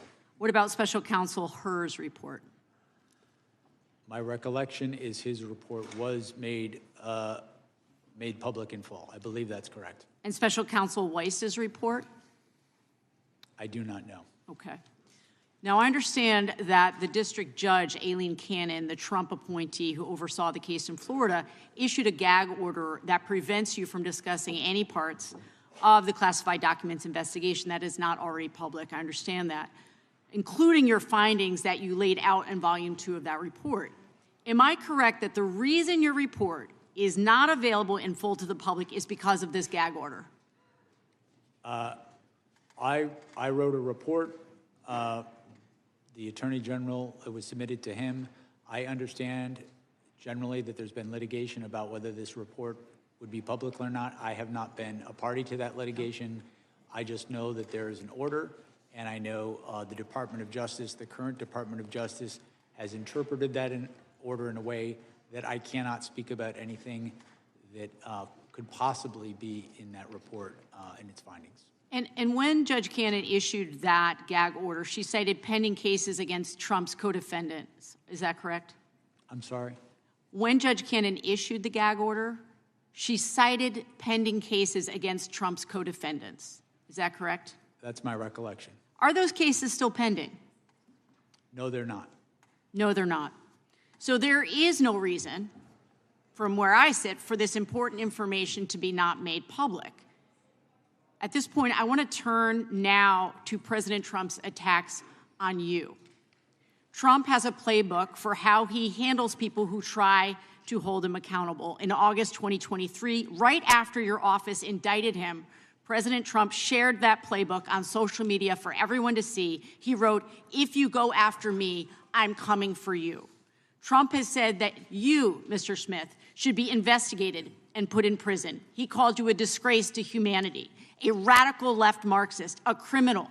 In fact, Trump has used the words deranged Jack Smith 185 times on Truth Social. How do you think that these statements have impacted you, your staff, and your investigation? With respect to me, I think the statements are meant to intimidate me. I will not be intimidated. I think these statements are also made as a warning to others what will happen if they stand up. And I am, as I say, I'm not going to be intimidated. We did our work pursuant to department policy. We followed the facts and we followed the law, and that process resulted in proof beyond a reasonable doubt that he committed serious crimes. I'm not going to pretend that didn't happen because he's threatening me. And Mr. Smith, do you believe that President Trump's Department of Justice will find some way to indict you? I believe that they will do everything in their power to do that because they've been ordered to by the president. That's very concerning, obviously. It's very concerning to all of us, at least on this side of the aisle. This is Trump's playbook at work. Complain loudly, gin up hatred and resentment, then express a hope that somebody will do something, but never explicitly order anyone to act, and then watch as his followers and loyalists go after their targets. This is what happened on January 6th.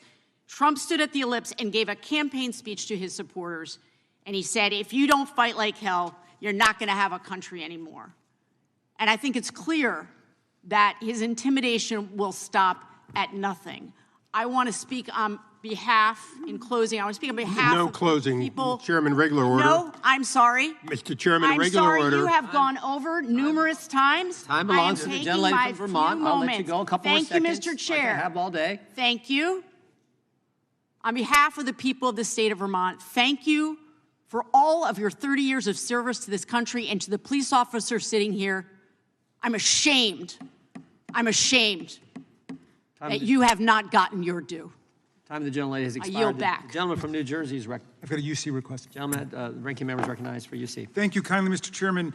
The first is a New York Times article titled "Hunting Leaks, Trump DOJ Officials Seized Records of Democrats," explaining how the Trump administration subpoenaed Apple for data from the accounts of at least a dozen people tied to the House Intelligence Committee in 2017-18, including Representative Swalwell and Senator Adam Schiff.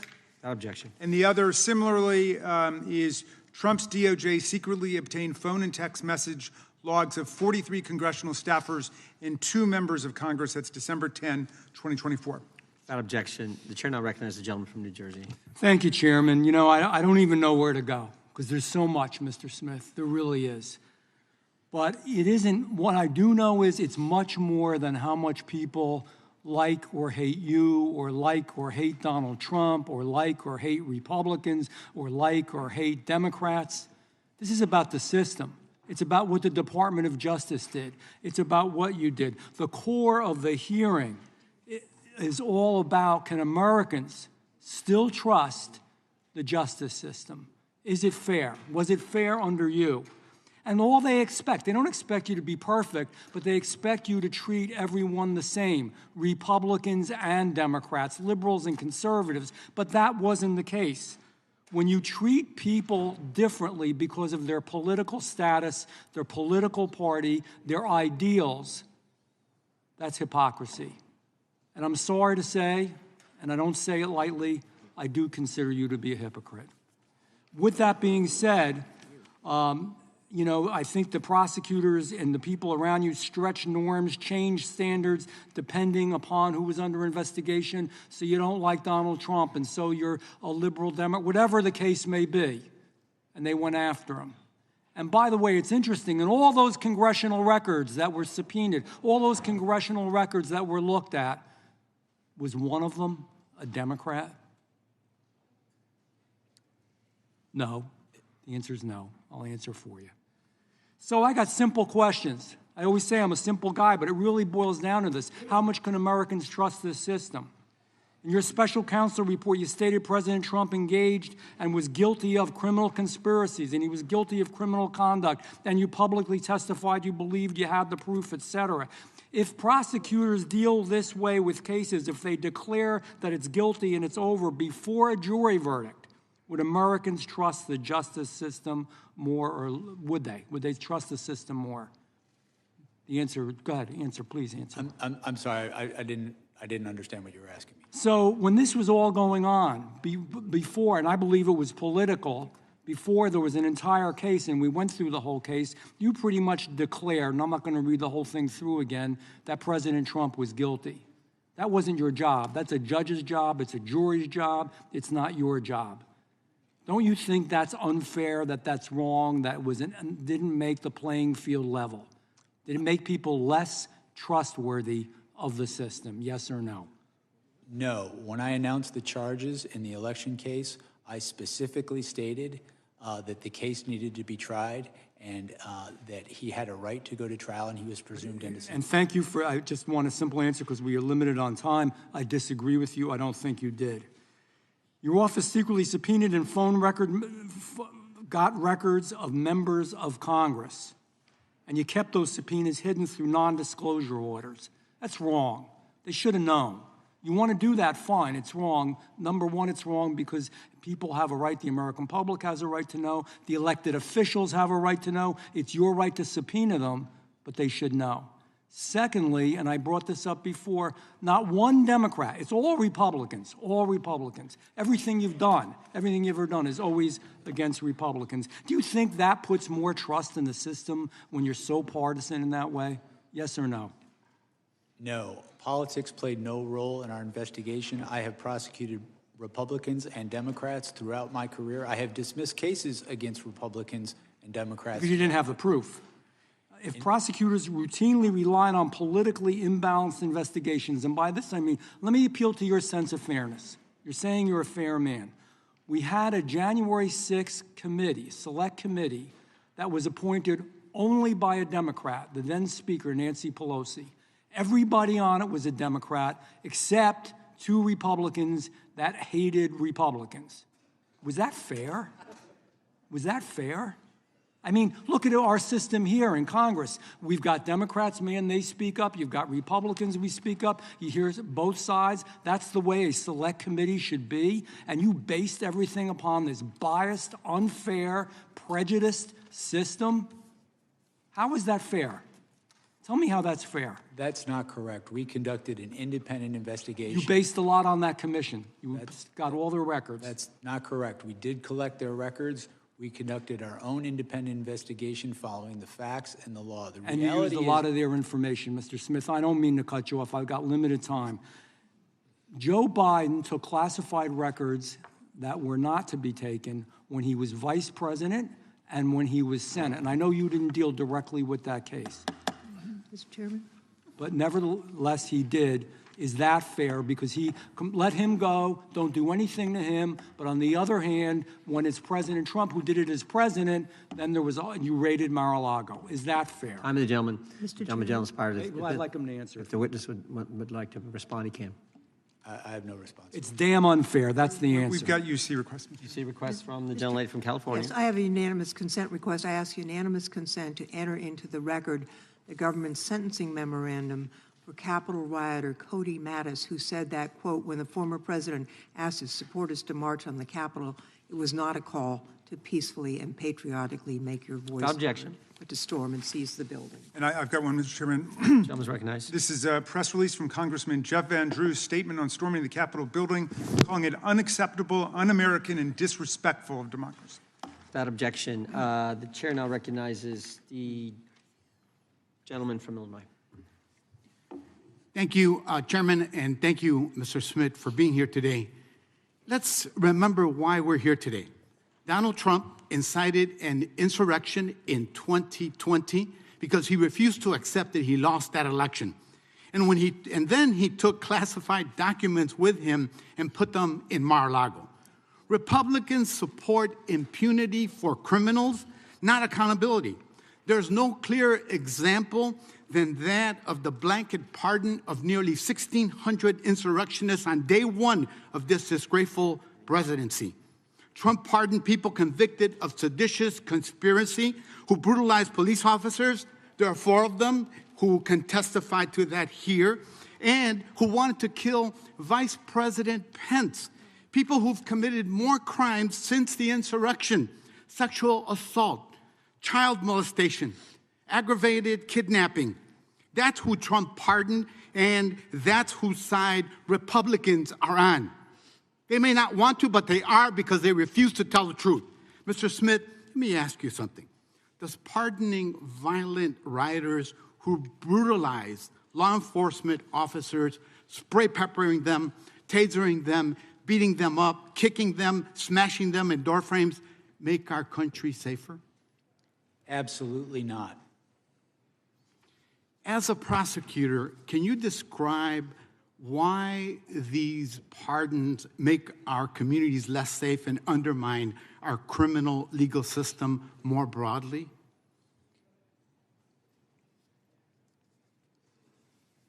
The people who assaulted police officers and were convicted after trial, in my view, and I think in the view of the judges who sentenced them to prison, are dangers to their community.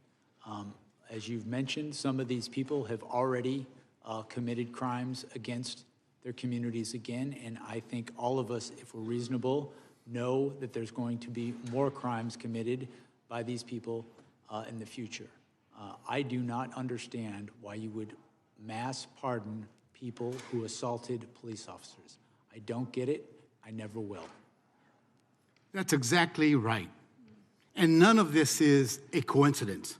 The entire purpose of the Republican Party, unfortunately, has become to help criminals and corporate interests evade accountability. Republicans want impunity, not accountability. They want impunity for the January 6th people, for the classified documents case, for the Epstein files, for billionaires and big corporations, and for terror that DHS is sowing on our streets.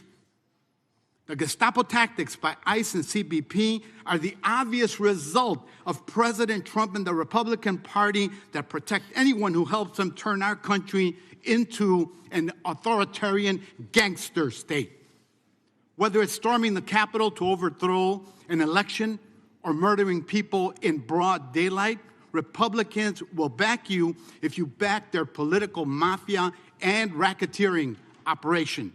That's why Democrats must fight for accountability through oversight, through legislation, evidence collection, and through prosecution for the openly criminal acts that we're seeing in our communities every day.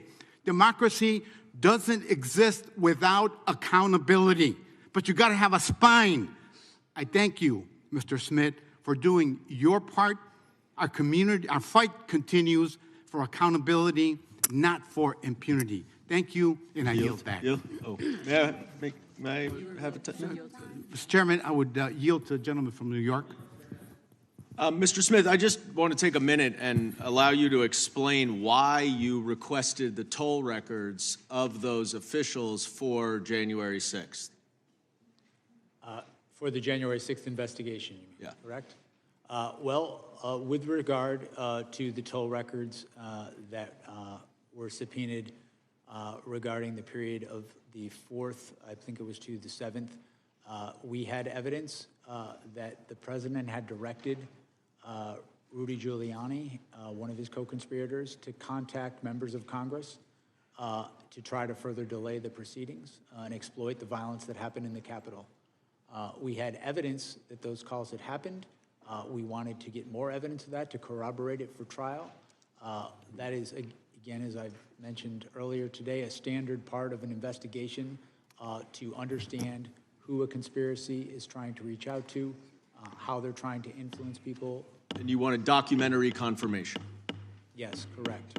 Time of the gentleman is expired. The gentleman from Texas, Mr. Nels, is recognized. Thank you, Mr. Chairman. Mr. Smith, I'll just cut right to the chase here. Your investigation and attempted prosecution of President Trump, it wasn't about justice. It was about politics. Politics. From day one, under the Biden-Harris DOJ, you weaponized the law to go after their top political opponent. You pushed flawed legal theories, and even the far left Washington Post called you out. They called you out, sir, for violating the First Amendment. You tried to criminalize political speech, slap unlawful gag orders on a presidential candidate, and spy on Republican members of Congress in violation of the Speech or Debate Clause, including the sitting Speaker of the House. Mr. Smith, you mishandled documents, pressured defense lawyers, and dumped a massive trove of so-called evidence right before the election, and you did it to sway voters. That's why you did it. And don't get me started on that raid at Mar-a-Lago or your unconstitutional appointment, which a federal judge in Florida rightly tossed out. A very bad day for you. This wasn't, Mr. Smith, about upholding the law. It was about tearing down President Trump and anyone close to him. You even tried to ram through a politically motivated final report after your cases collapsed, including the Presidential Transition Act and basic fairness. But here's the good part, America, here's the good part. The American people saw right through it. They rejected, sir, your witch hunt loud and clear in November, handing President Trump a commanding victory. The voters spoke loud and clear. They wanted an end to the weaponization of our justice system. In your opening statement, you spoke about proof of beyond a reasonable doubt. Mr. Smith, I will give you proof beyond a reasonable doubt. Donald Trump winning the popular vote by over 2 million votes. The Electoral College by 85 votes, along with every single swing state. Now, sir, that is proof beyond a reasonable doubt that the crap you were shoveling did not pass the smell test with the American people. To put it bluntly, Mr. Smith, the stink remains on you. And lastly, I would like to quickly address the police officers of January 6th. Mr. Dunn, Mr. Fanone, Mr. Gonell, Mr. Hodges. I'm a member of the new select committee to actually examine what happened that day. And I can tell you, gentlemen, that the fault does not lie with Donald Trump. It lies with Yogananda Pittman and the U.S. Capitol leadership team. We know they had the intelligence, and there was going to be a high propensity for violence that day. Claim my time, yeah. You will be in order. The time belongs to the gentleman from Texas. We've had some disruptions already. We don't need that. Let the gentleman may continue. We know the Capitol leadership team, specifically Yogananda Pittman, had the intelligence, and there was going to be a high propensity for violence that day. And the Capitol itself was the target. We knew the extremist groups were going to be there. And why do I say that? It was your own report from your intelligence section, the IICD, which was run by Pittman, in the January 3rd special events section. It was in it. It was in it. And Mr. Dunn, I believe that you thought that day would be like just any other. In your testimony to the January 6th committee, you said you found out how ugly was going to get on a cell phone. Somebody sent you some information on social media. The point is, you were all unprepared to deal with that day. And that's because your leadership failed to share the intelligence with you. It was their fault, folks. It was their fault. It was not President Trump. And we are going to expose it for the first time because the Benny Thompson, the sham committee didn't do it. Will the gentleman yield for a The question? sham committee didn't do it. The report is 845 pages. Donald Trump's name is mentioned 4,207 times. We know what the committee wanted to do is to not allow Donald Trump to come back and win again. And they failed miserably, and I hope you now can see that. With that, Mr. Chairman, I yield the balance to my distinguished colleague out of Jersey. I just want to quickly go over something because we keep rewriting history. The president said peacefully and patriotically. What don't we understand about peacefully and patriotically? He asked for the National Guard. That was ignored. He asked Speaker Pelosi. What don't we understand that? Will the gentleman yield for a question? Are you saying Nancy Pelosi controls the National Guard? Wait a minute. The president could have ordered the National Guard if he wanted to, and you know that. My time, I lost some of my time. The time belongs to the gentleman from New Jersey. You have a few more seconds. And finally, how many elected officials say we're going to fight to win an election? It's terminology used all the time, seriously. And of course, if they were guilty, they should be prosecuted. The problem was there were many in the mix. Of unanimous consent, the gentleman yields back. The Last thing, your hand gestures, Mr. Fanone. You need medication. The time of the gentleman expired. The audience will be in order. The committee will be in order. And the gentlelady from Georgia is recognized for unanimous consent. Thank you, Mr. Chairman. I have two unanimous consent requests to enter into the record, two articles. Gentlelady can proceed.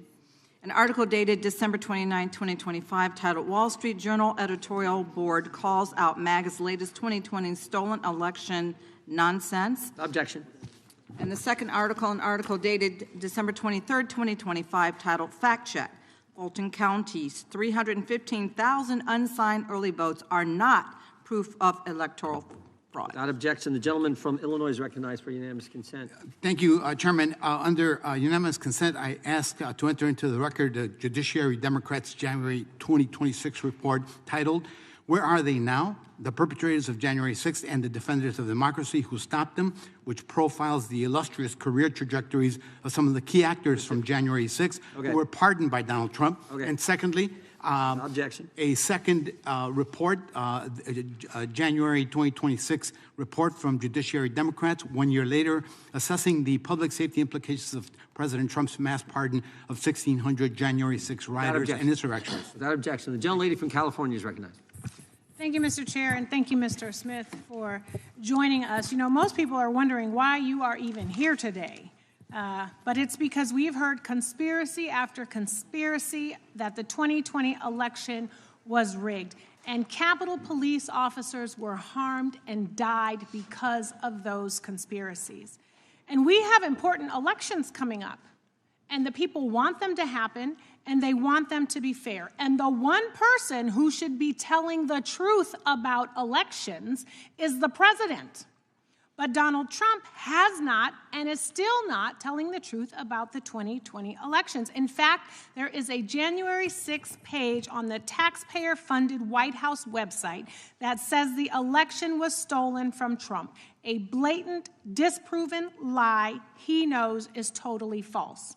So one of my Republican colleagues earlier brought up Trump's mind state, that he knew he lost, and he knew that what he was saying was untrue, but that you had no proof. So, Mr. Smith, what evidence did you develop to suggest Trump knew he had lost the 2020 election? We had evidence from a variety of sources, evidence from people who were close to Donald Trump and who he relied on, people who wanted him to win the election, people who were employed by his campaign to help him win the election. Our evidence is that this was a conspiracy and that Donald Trump specifically sought to prey on party loyalty. Our investigation involved interviewing and subpoenaing records of Republicans because that's who Donald Trump sought to prey on to stay in office. And the reality is certain people refused to do that. The vice president refused to go along with that. people in various states' legislatures refused to go along with that. And the reality is that if we took this case to trial, a good number of our witnesses would be Republicans. If a Democrat had committed these crimes, had done these things, I would have subpoenaed a number of Democrats. I would have subpoenaed their records. And I'm going to ask you about that. But correct, it's not like he was calling Nancy Pelosi. So why is it legally important to know that Trump knew he was lying when he said the election was stolen? That was part of our proof at trial, and it was relevant to the charges, specifically to the first charge, to defraud the United States. It is permissible for someone to lie, but when they use speech to commit a crime, to facilitate a crime, that is not protected by the First Amendment. The Supreme Court has been very clear on that, and this very issue was litigated in the case. The defense raised this very issue. And one thing I want to be clear about today, the case that I investigated and the case we had, it was built to be tried in a courtroom, not in the media. Our case was built to withstand the crucible of litigation, and our assessment was that we had proof beyond a reasonable doubt that would do that. So what I heard you say is that when you lie, and you know you're lying, and then you act on that lie to overturn the democratic process, that is a felony. A January 6er actually said, if I can't trust him, then who can I trust? Exactly. You know, we cannot even trust our own president. And in fact, there's so many other things that you can say that you're not allowed to say because a Trump-appointed judge sealed the documents, refusing to release the files yet again, which is why we could probably ask you far more questions if those were unsealed. So I know I don't have that much time. I want to now shift to these allegations from my Republican colleagues about the collection of phone records of Republican senators. I guess some of the ones that were trying to get $500,000 of taxpayer dollars. So many of the phone records of members were requested before you were appointed as special counsel, yes or no? That's true? Is that accurate? Yes, Yeah. some subpoenas occurred before I was special counsel. And what do you say to those who claim you chose to target Republicans because you only collected phone records for Republicans? The conspiracy I was investigating targeted Republicans. Right. As I mentioned earlier. That's right. And so you would have requested any relevant call records necessary for your investigation of a Republican or of a Democrat? That's correct. And to be clear, if a Democrat committed these acts, we would have sought those. I could just add one thing. We interviewed Rudy Giuliani in the course of this investigation, and we asked him, why did you, in one of the voicemails he left for the senator, mention the fact that it was Republicans that you were reaching out to? And he said, because the Democrats weren't going to help us, and even some Republicans wouldn't help us. And so our evidence shows repeatedly that the plan was to see if you could prey on people's party loyalty. Time of the gentlelady's expired. The gentlelady from... Thank you, I yield back. Gentlelady yields back. The gentlelady from Wyoming is recognized for 5 minutes. Mr. Smith, it was during your deposition with our committee that you revealed that you tasked your team, specifically J.P. Cooney, to engage with the partisan January 6th committee. You had to have known at the time the controversy surrounding this committee, including the fact that all of the members had been appointed by Nancy Pelosi, who disallowed the Republicans from being able to engage. Yet you proceeded anyway, raising numerous questions as to your strategy for conspiring with the J6 committee. You had every possible resource available to you. Your prosecution of President Trump was clearly a priority for the Biden administration, and it is clear that you had an unlimited budget. And you also left no stone unturned, even subpoenaing records from sitting members of the House and Senate.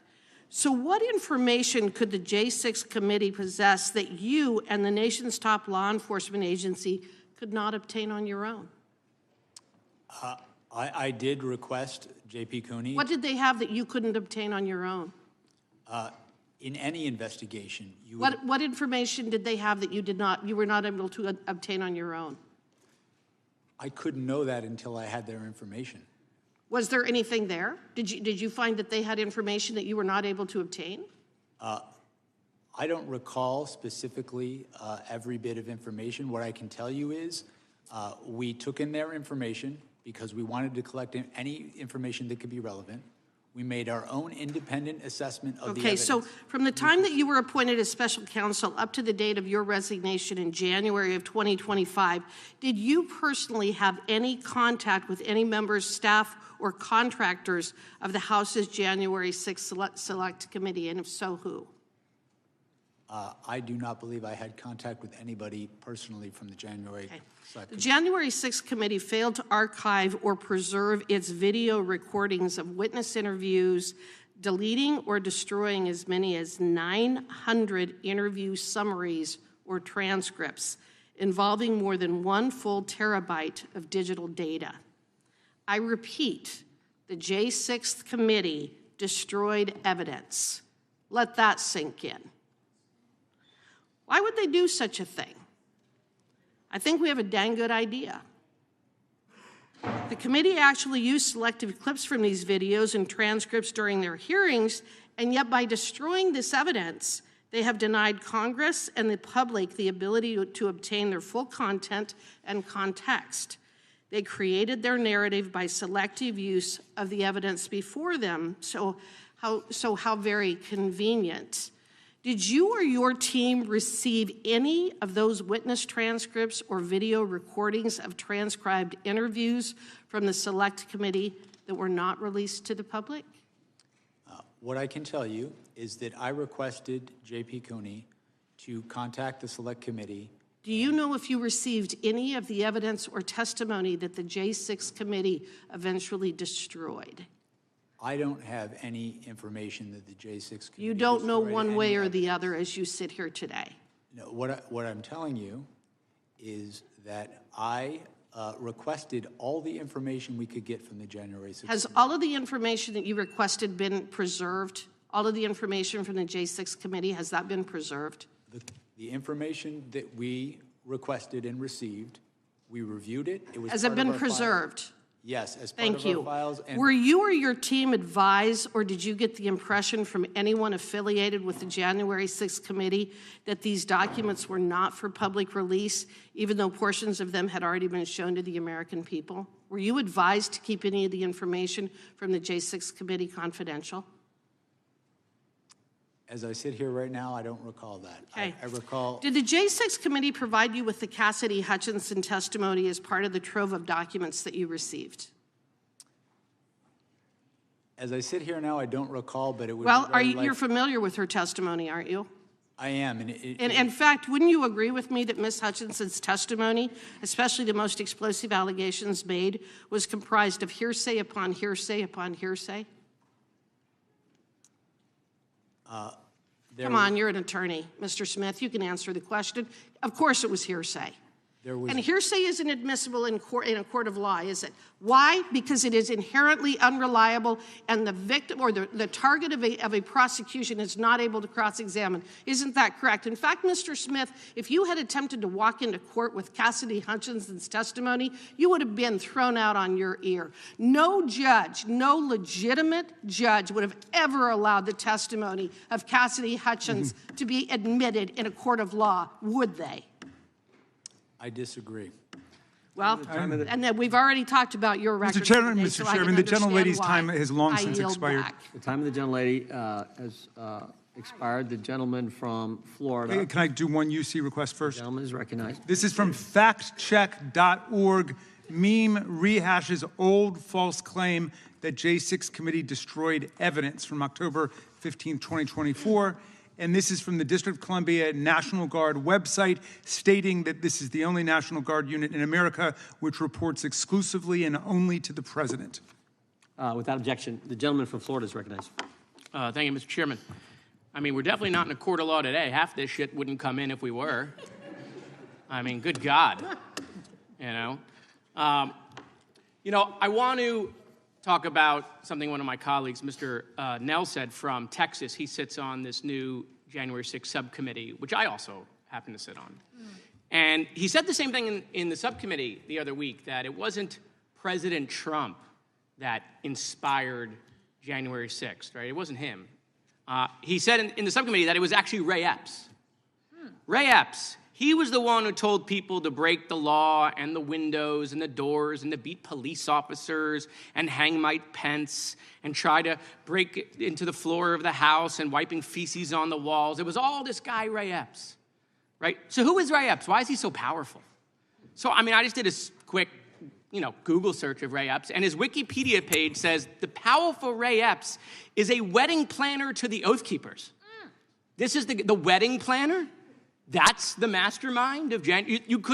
You went from Donald Trump. It wasn't Donald. Who are we going to blame? Who could it be?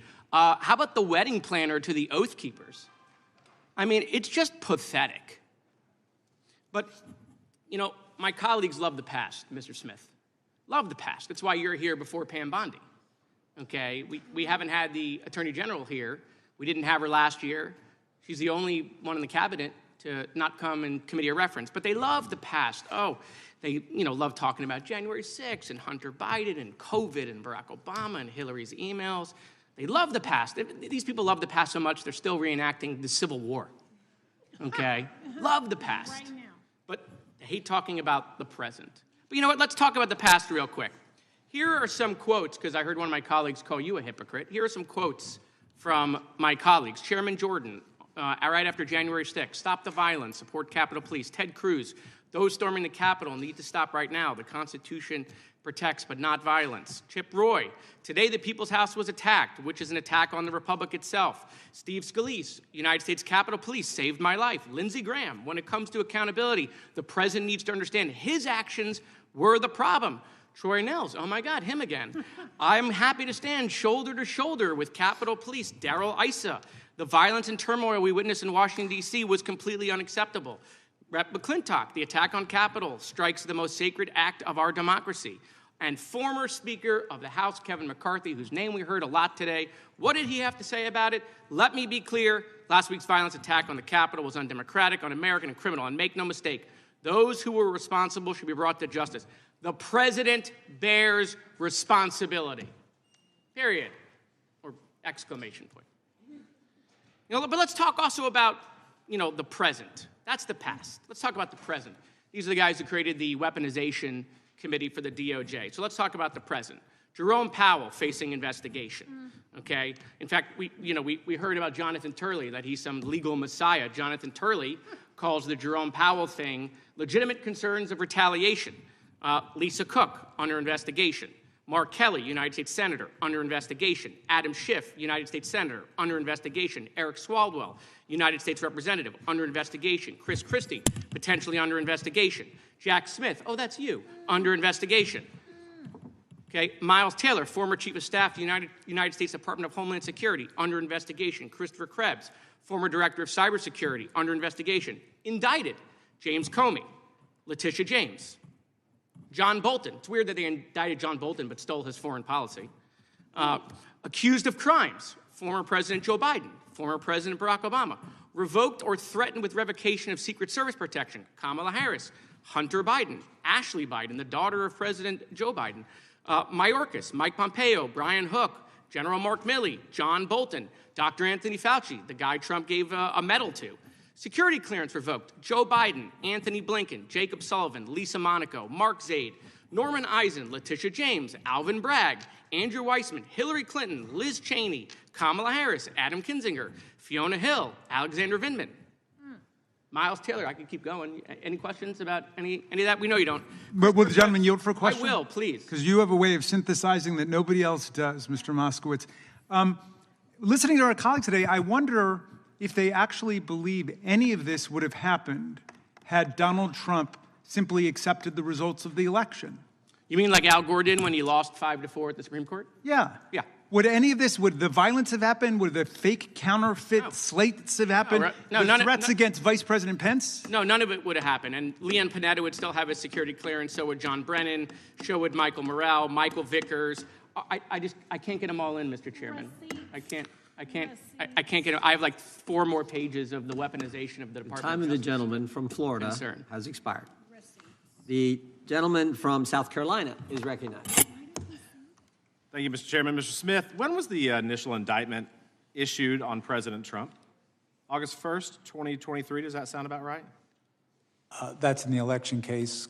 That's correct. Correct. And on that election case, after that, you asked for a trial date when? I don't recall as I sit here right now. January 2024, does that sound about right? That sounds about right. Okay, so after the indictment, you in August, you asked for a January trial date. That's like 5 months? 5 months? How much evidence did you have? Millions of pages? As I sit here right now, I don't recall the exact. I think in your size. testimony, they talked about a number, 13 million pages. Is that a ballpark accurate number? I think that was the question asked of me, and as I sit here, I don't have an accurate number. So let's just assume that that's true, right? Because you had a bunch of stuff. You had $50 million that you blew through the Treasury on a trial that went nowhere. How many pages per day is that? 100,000? Does that sound about right? What if we break that down per hour? It's 4,166 per minute is 70 pages. You like to read, sir? You like to read? I do. Do you read 70 pages a minute? I do not. I mean, that would be remarkable. So how do you prepare for a trial in 5 months if you're asking the defense counsel to read 70 pages a minute? How do you do that and prepare a defense and look at all the witness testimony and video evidence that you supposedly had? How do you do that? You know what's shocking to me, and I think that one of the most egregious aspects of this case, Mr. Smith, is that if you get a traffic ticket in Washington, D.C., you're not going to trial in 5 months. But you want the president, the former president of the United States, to have a trial date with 13 million pages of documents within 5 months. I think that's ridiculous. And I think that speaks exactly to what we talk about when we examine not only your record, but the things in this case that are deeply troubling. That this was not the pursuit of facts and law and letting the judge and the jury decide, that this was an exercise in it was a political hit job, timed perfectly against the President of the United States. Sir, in the Florida case, in the records case, what happened ultimately in that case? What happened ultimately in the case? Yeah, the Mar-a-Lago records case. I'm going to answer because I don't think this is covered by Judge Cannon's order. We moved to dismiss that case pursuant to Justice Department policy. No, the records case in Florida. Against Donald Trump. The records case in Mar-a-Lago, were you I'm ruled to be, what was the ruling in that? That was Judge Cannon's ruling, and she ruled my appointment unlawful, and we sought to appeal that, and that appeal was pending at the time that we dismissed the cases. So from the very beginning, were you ever confirmed by the United States Senate? I have never been confirmed by the United States Senate. I will say that the history supporting my appointment is over 100 years old. Other special counsels. But isn't there a have been statute on the approved. appointment? I mean, you have to be confirmed by the Senate. So I think that's kind of interesting. But I think the point is, from the very beginning, on the documents case and others, you weren't even lawfully appointed, and that's why Judge Cannon ruled the way that she did. And from the beginning, we talk about that you followed Department of Justice policy, you followed the facts, you followed the law, you followed the Constitution. That's what you have said all throughout this day, parroted by the Democrats, that you have done nothing wrong. But from the very beginning, you weren't even lawfully, and you can't even recall who swore you in. So as we sit here today, based on your testimony in the transcribed interview, can you tell us who swore you in as special prosecutor? As I said, I know I took the oath of office. I don't recall who swore me in. What I can share with you. I don't know, sir. Call me naive, but that's a milestone career move for you that you get to do this, and you don't remember the circumstances. I just find that a little bit odd. But here's the thing, and I'm going to wrap up quick. You're unconstitutionally appointed. You breached the 60-day rule, releasing this very partisan attack against the president right before the election. You tampered with evidence in the Mar-a-Lago case that you admitted to in court filings. You subpoenaed members of Congress and their phone records in violation of the Constitution, of current statutes. You didn't even let the court know that these were members of Congress. How are we to assume otherwise that this wasn't political? Because it absolutely was, sir. And I yield back. Gentleman yields back. The gentleman from New York is recognized for 5 minutes. I would caution my friend from South Carolina and others against jumping into bed with Judge Cannon, who's been rebuked repeatedly by the 11th Circuit because she is completely lawless. But let's go back to the actual evidence rather than all the procedural stuff about when you were sworn in or not.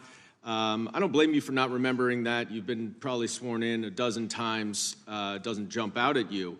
I want to go back to the evidence, though, that Donald Trump knew that he was lying about the election.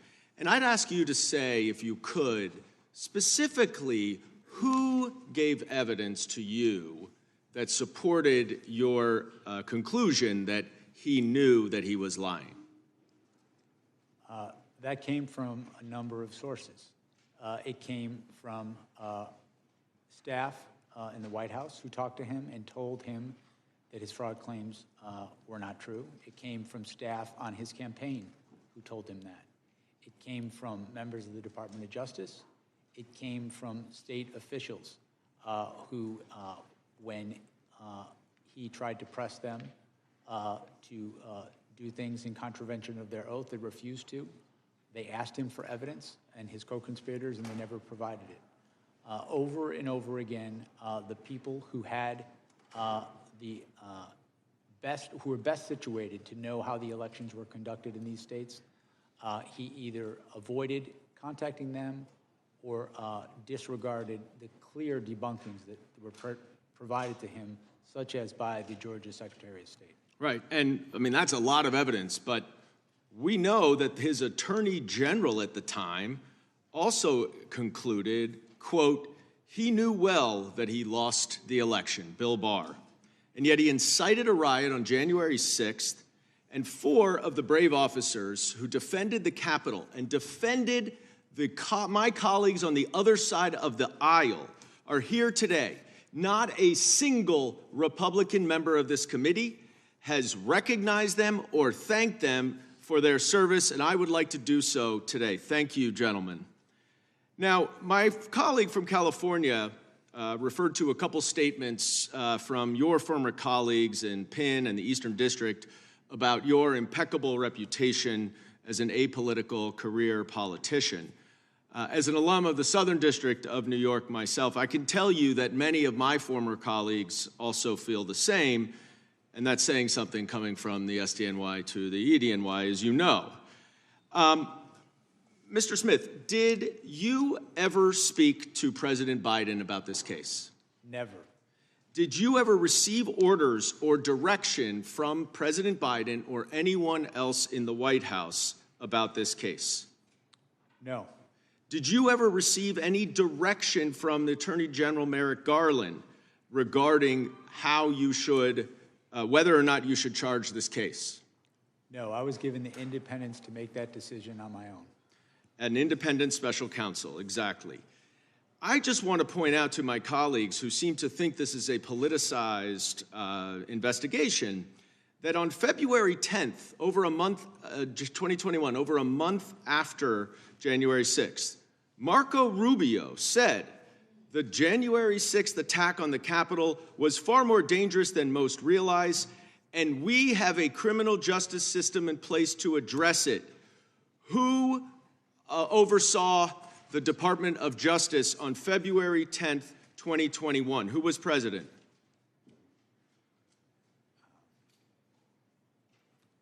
February 10th, 2021. That would be Joe Biden.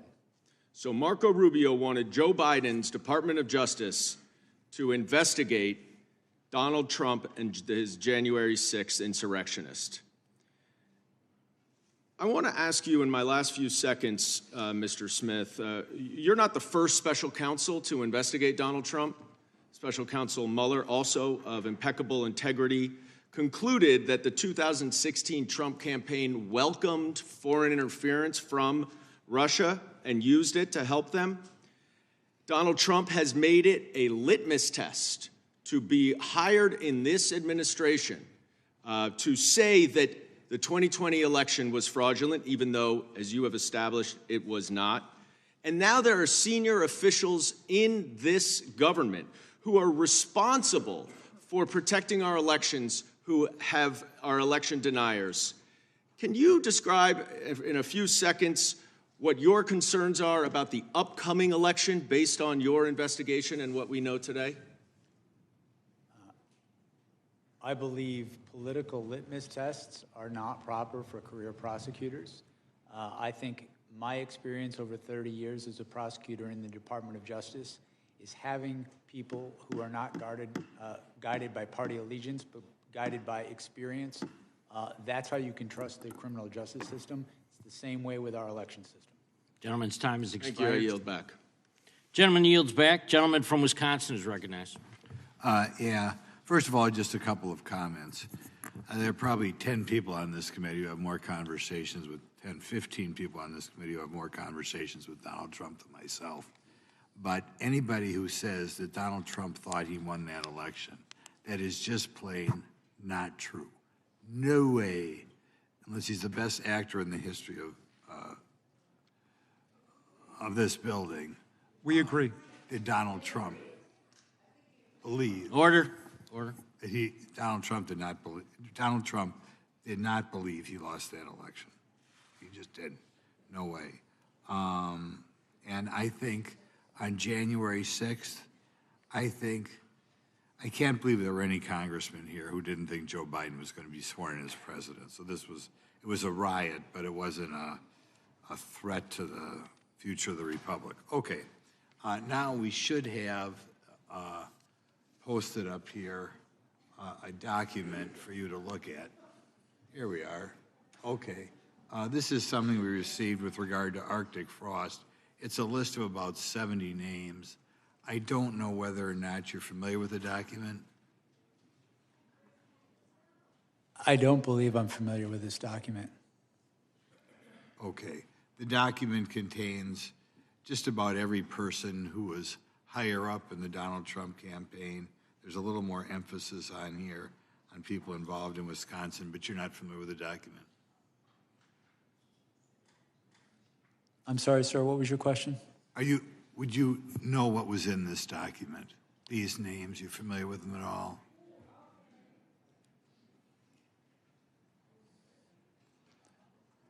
They're under the impression that most of these people, maybe almost all of them, were subpoenaed by you at some time or other. That helps you. Some of these names I am familiar with.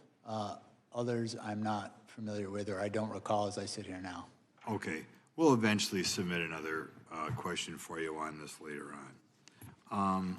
From the time you were appointed as special counsel to your resignation in January 2025, did you ever have contact with the January 6th Select Committee? I did not personally. When I became special counsel, I directed my deputy to ask the Select Committee to provide us whatever evidence they would provide us. So you directed people to have direct contact? I directed my deputy to make contact to collect evidence from them. And that's J.P. Cooney? J.P. Cooney, my deputy, correct. Okay. Did you have any concern that the evidence collected by the Partisan Select Committee would be in any way tainted by politics? I apologize, sir. I just couldn't hear you because of the door. I'm sorry, we had people going through here. Did you have any concern that the evidence collected by the Partisan Select Committee would be in any way tainted by politics? I intended to conduct an independent investigation, and my goal was to collect the evidence, assess it, and consider it with all the other evidence we would collect, and make an independent determination in my investigation separate from that investigation. I'm going to go back and ask you something on that one before, because I think I know the answer. There's a person on that list by the name of Vicki McKenna, who we believe did have her records subpoenaed. Are you familiar with that name at all? As I sit here right now, I am not familiar with that name. Okay, thank you. With regard to part of the documents that you received was with regard to Cassidy Hutchison, right? We requested that they give us everything they were willing to give us. As I sit here now, I don't recall if specifically her information was in there, but I'm not denying that it was. It may well have been. Okay, we'll go back. Your team issued subpoenas to various financial institutions, telecommunications providers, and conservative entities requesting communications between them and President Trump's campaign, right? We did issue subpoenas for various sorts of information, correct? Okay, and the bank records, you would say, or we could describe, were fairly broad, the request? We issued subpoenas for certain bank records as part of our investigation, yes. Okay. Shortly after you're appointed, you issued subpoenas to state and local officials for their communications with President Trump, is that correct? And his campaign. As I sit here now, I'm trying to recall specifically which officials, but I know we issued a number of subpoenas in our investigation to understand the communications between President Trump and various entities, including state officials. One final question. One quick final question. Yeah. Do you really believe that President Trump thinks he lost that election? Yes. Our investigation following the facts and the law determined that... No way. Thank you. That's enough. I have a unanimous consent Gentleman request. from New York is recognized for unanimous consent. Actually, I have two.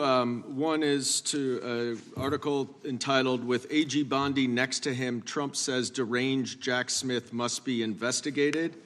And the other is a tweet from Marco Rubio. "There is nothing patriotic about what is occurring on Capitol Hill. This is third world style anti-American anarchy." Without objection. Gentlelady from Texas is recognized. Can I get an extra 33 seconds? You get your full 5 minutes. Well, okay, fine. It's curious because you've sat here all day, and thank you so much for showing up because this was something that you wanted to do. The Republicans wanted to make sure that you were hid in a room with no cameras because I was there. They didn't really want you out public because they were afraid of what you would say, which is that you could have proven your case because you are a career prosecutor who knows how to prosecute criminals. So just to be clear, today it seems like the Republicans have not really fought very much about whether or not Trump was guilty or not. In fact, their fight seems to be over whether or not you were authorized to prove their guilt. Do you recall a number of Republican members asking about whether or not your appointment was okay, even though we know that you've testified about the more than 100-year precedent that allowed for your appointment? I was asked questions about that today, and our position, as we filed in our appeal, is that there was strong support for my appointment, including Supreme Court precedent directly on point. Thank you so much. Additionally, everybody's been all gingerly here today, but I don't know why we're acting surprised that a man who had close to 90 allegations out of 4 different jurisdictions and ultimately ended up with 34 convictions after a jury was able to hear all the evidence would possibly be committing a criminal act on January 6th. In fact, considering the fact that we are now under the impression that he is violating people's due process rights, he is ignoring court orders, he's starting wars without congressional authority in contradiction to the Constitution. He's enriching himself to the tune of over $1.4 billion.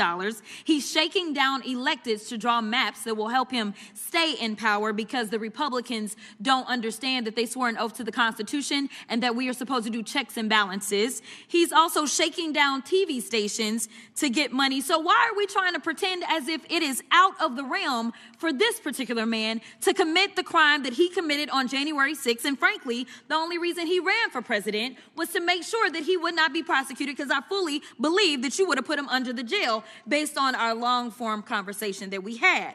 But according to your special counsel report on page 137, it states the department's view that the Constitution prohibits the continued indictment and prosecution of a president is categorical and does not turn on the gravity of the crimes charged, the strength of the government's proof, or the merits of the prosecution. And that, quote, but for Mr. Trump's election and imminent return to the presidency, the office assessed that the admissible evidence was sufficient to obtain and sustain a conviction at trial. In other words, Donald Trump ran for president, like I said, so he wouldn't have to spend the rest of his life in prison.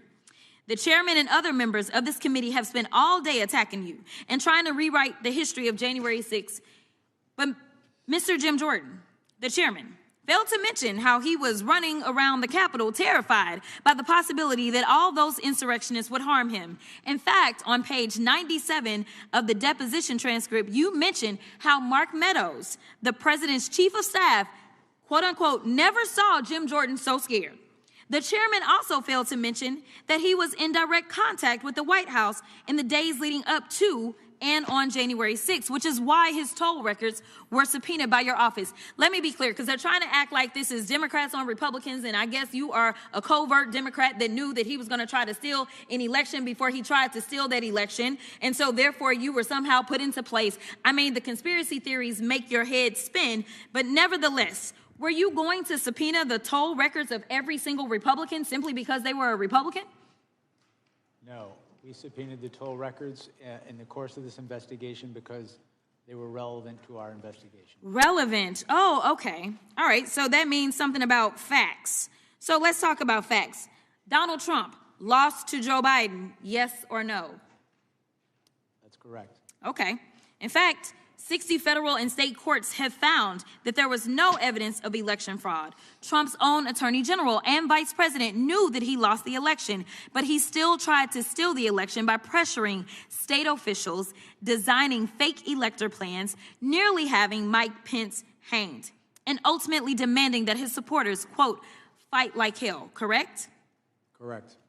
We all saw it happen once they reached We all saw what happened once they reached the U.S. Capitol. As your report outlines, President Trump knew that he would incite violence at the Capitol that day. In fact, some of Trump's senior advisors were pushing for violence. For example, page 81 of the report details how co-conspirators number 2, John Eastman, tried to convince Mike Pence to break the law, stating that, quote, violence was necessary. So it isn't just Trump who is responsible for the death of multiple law enforcement officers and the injuries of thousands of people. A lot of Republican members of Congress are also responsible.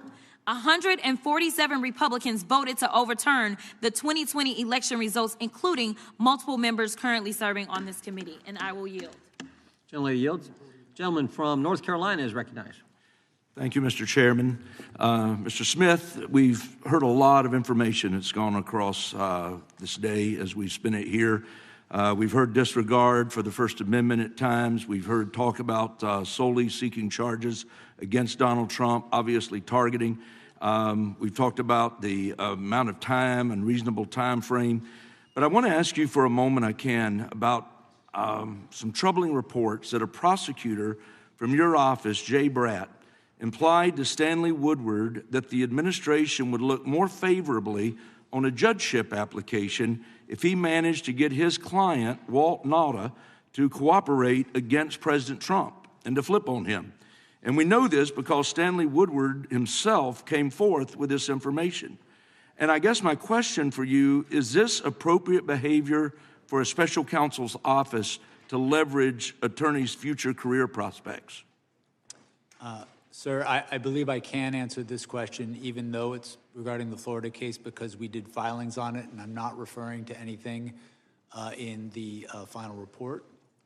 And my answer to you, sir, is that when I was first notified about this issue, which was 9 months after it allegedly occurred, this is alleged to have occurred before I was even special counsel, what I did is I directed my deputies to look into it. We made sure the person involved self-referred it to OPR, and then we did a filing to the court. There was a motion by President Trump's attorneys. We responded and we laid out our position, and our position was that I did not believe that that allegation was credible. At best, it was a misunderstanding because the people in the room did not understand any threat to be made. Even Mr. Woodard, in his allegation, claimed it was only an inference. 9 months went by where we interacted with Mr. Woodard, in which we had no hearing of a complaint. When the complaint was raised for the first time, which was on the eve of that indictment being brought, it was raised in the guise of asking the court to delay the indictment while an investigation of it happened. So I take allegations of misconduct very seriously. I would not want any of my attorneys threatening anybody. Ultimately, when I looked at this, I did not credit it, and we responded with our position in court. But we also, it was clear that it was referred to the Office of Professional Responsibility, which is what good prosecutors do in that situation. Well, again, to say that you didn't consider it to be credible, I guess we have the United States Associate Attorney General, Stanley Woodward, who claims that this threat was made to him, and I don't see what he would stand to gain from not telling the truth there. And I understand that you tasked 2 of your attorneys with investigating those statements made by Bratt, but given the amount of publicity and the scrutiny that was surrounding this entire investigation, why in the world did you not initiate an independent investigation into these very alarming allegations? Well, 2 points there. You stated that you don't, why would he do this?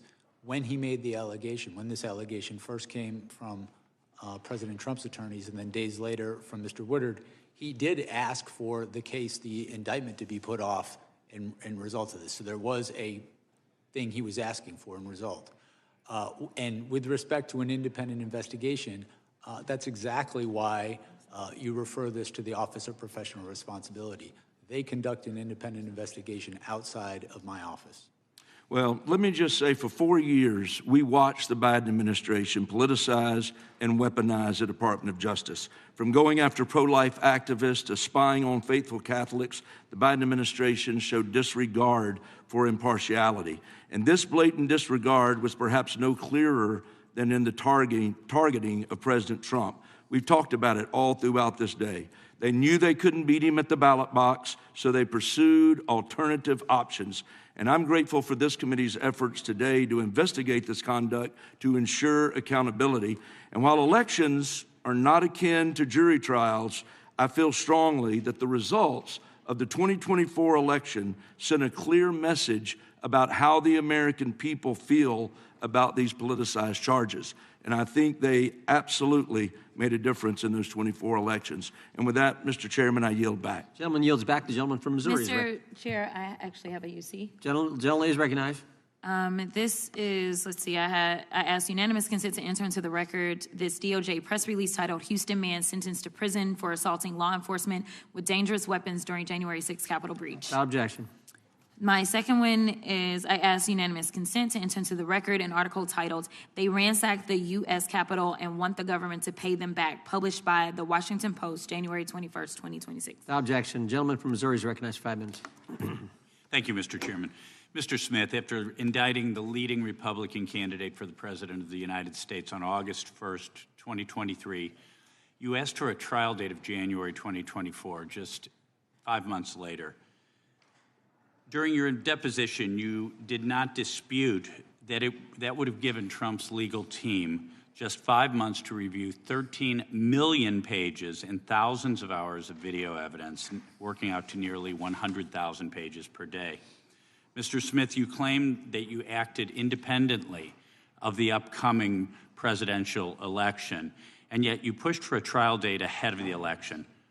Why such a rush to charge and try and pursue conviction on President Trump?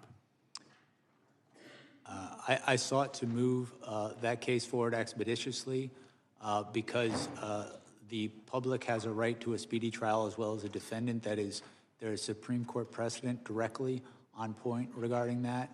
I felt it was my duty to do that. I considered all options. I listened to But isn't the right to a speedy trial primarily a right of the defendant? I honestly, before your arguments, I've never heard of the idea that the prosecution has a right to speed up a trial and require the defense to review 100,000 pages a day in order to get a trial in before an election. I've never heard of such a thing. The Supreme Court, in at least, as I sit here now, 3 different cases, has stated pretty explicitly that the right to a speedy trial is the public's as well as the defendant's, and that you were trying to get President tried, convicted, and hopefully in prison before Election Day. I understand, Mr. Smith. I think it's very telling that during your deposition you could not articulate any evidence that President Trump instructed individuals to unlawfully enter the Capitol on January 6, 2021. You claim that President Trump was, quote, responsible for the events at the Capitol on January 6th, which was not charged in your indictment. How do you reconcile that with the position of the department in other GA6 related cases that President Trump wasn't responsible for the events at the Capitol that day?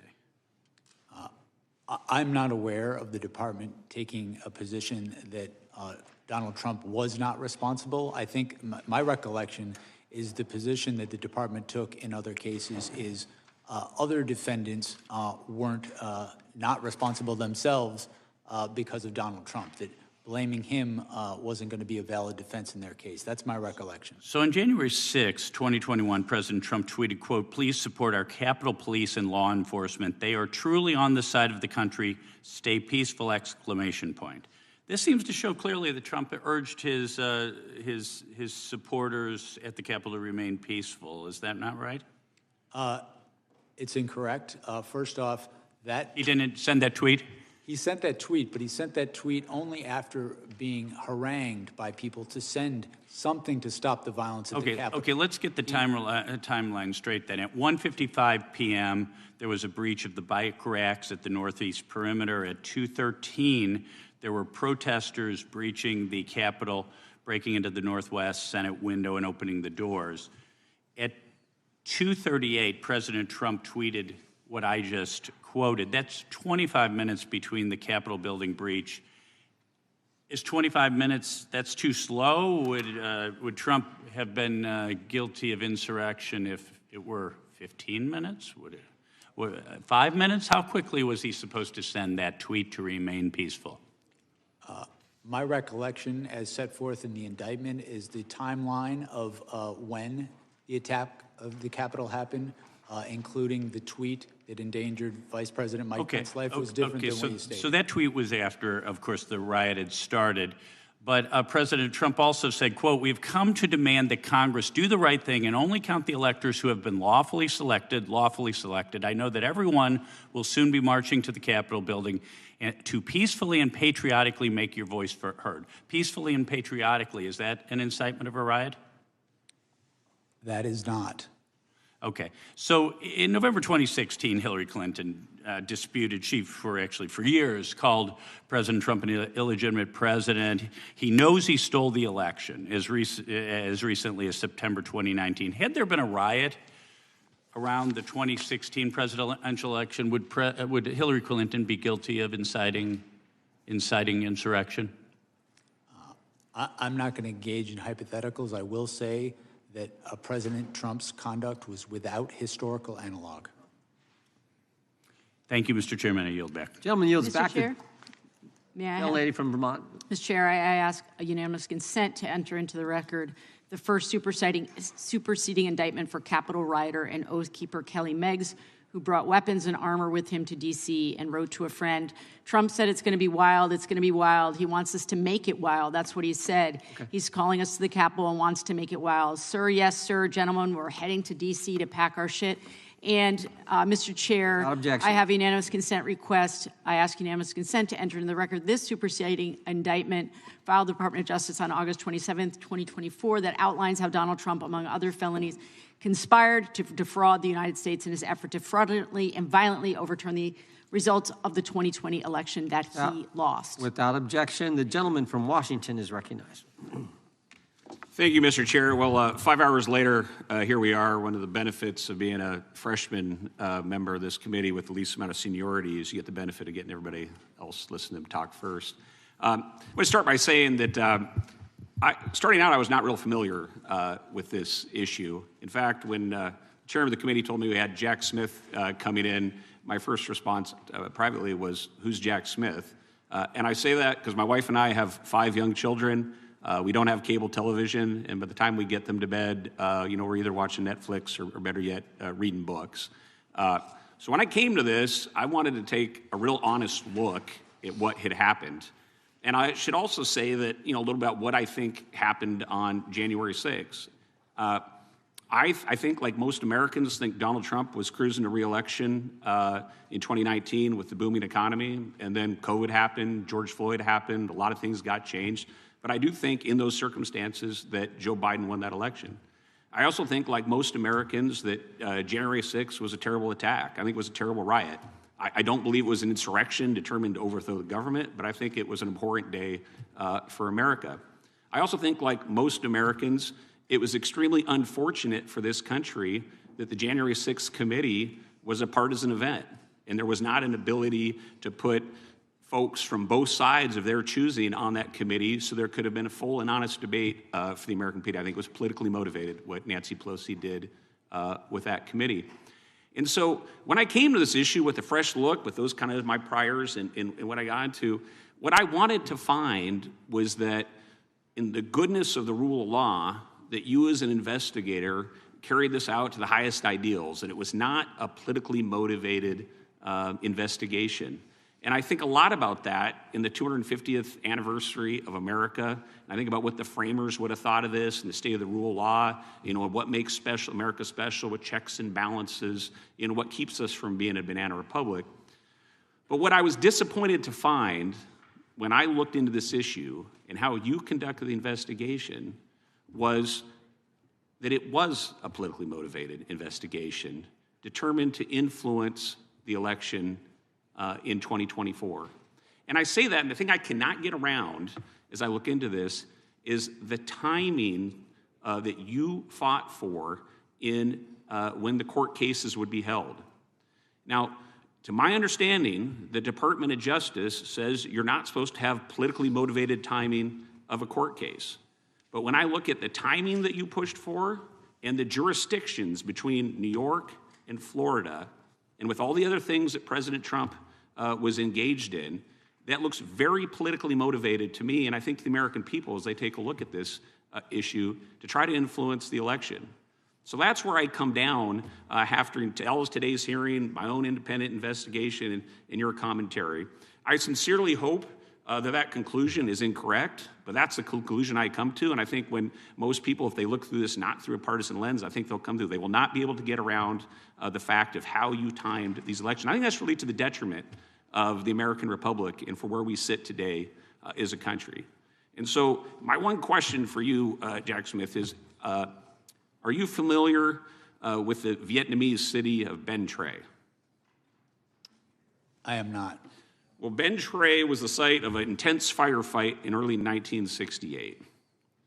And after that intense firefight that destroyed the town, a reporter from the Associated Press interviewed a U.S. major, and he said it became necessary to destroy the village in order to save it. Now, historians do not know what was the name of that U.S. major, but I think when they look back at your engagement with our democracy in this republic, they will remember your name. And when it comes to the rule of law that is the foundation of this country, they will remember someone who helped destroy the rule of law. And with that, Mr. President, Mr. Chairman, I yield back. Gentleman yields back. Ranking member is recognized for. Oh, I was wondering whether you would yield for a question. I will defer on. I'll just yield to the chairman. Gentleman yields back. I think the gentleman. Yeah, then I've just got one UC request, Mr. Chair. To you, and then I think the gentleman from Wisconsin has a request. Okay, this is from Politico, October 20th, 2023. Kenneth Chesbrough, an architect of Trump's fake elector scheme, pleads guilty to the offense in Georgia. Without objection. Gentleman from Wisconsin is recognized. I just have to clarify something I said. Yep.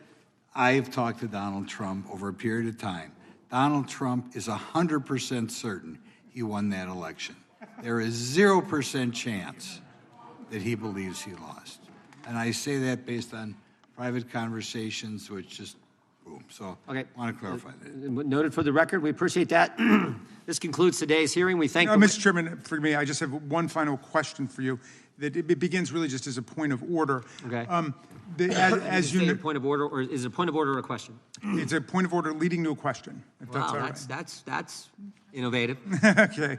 So it's. I don't think that's an order, but because I'm such a nice guy, Well, I I'm going appreciate to let that. you state It's whatever you're straightforward and stating. it's a good faith. Okay, Look, in good faith. Because of nothing you've done and nothing that I've done, Jack Smith has not been able to answer the vast majority of questions about what's in Volume 2 of his special counsel report relating to the stolen documents. Now, it's been said that the judicial order that Eileen Cannon imposed will be lifted in February. And so I guess my point of order is, do we intend to bring him back so he can answer questions about Volume 2 and about the stolen documents case?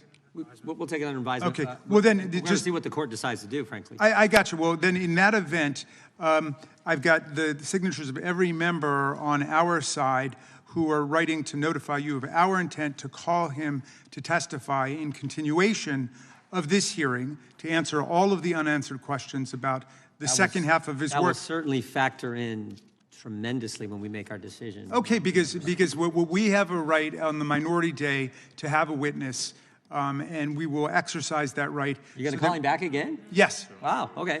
So, and We'll see. yeah, okay. I'm citing Rule 11, Clause 2J. We look forward to seeing the letter, and we'll find out. We'll take it all under advisement, as we said. That concludes today's hearing. We thank the witness for appearing before the committee today.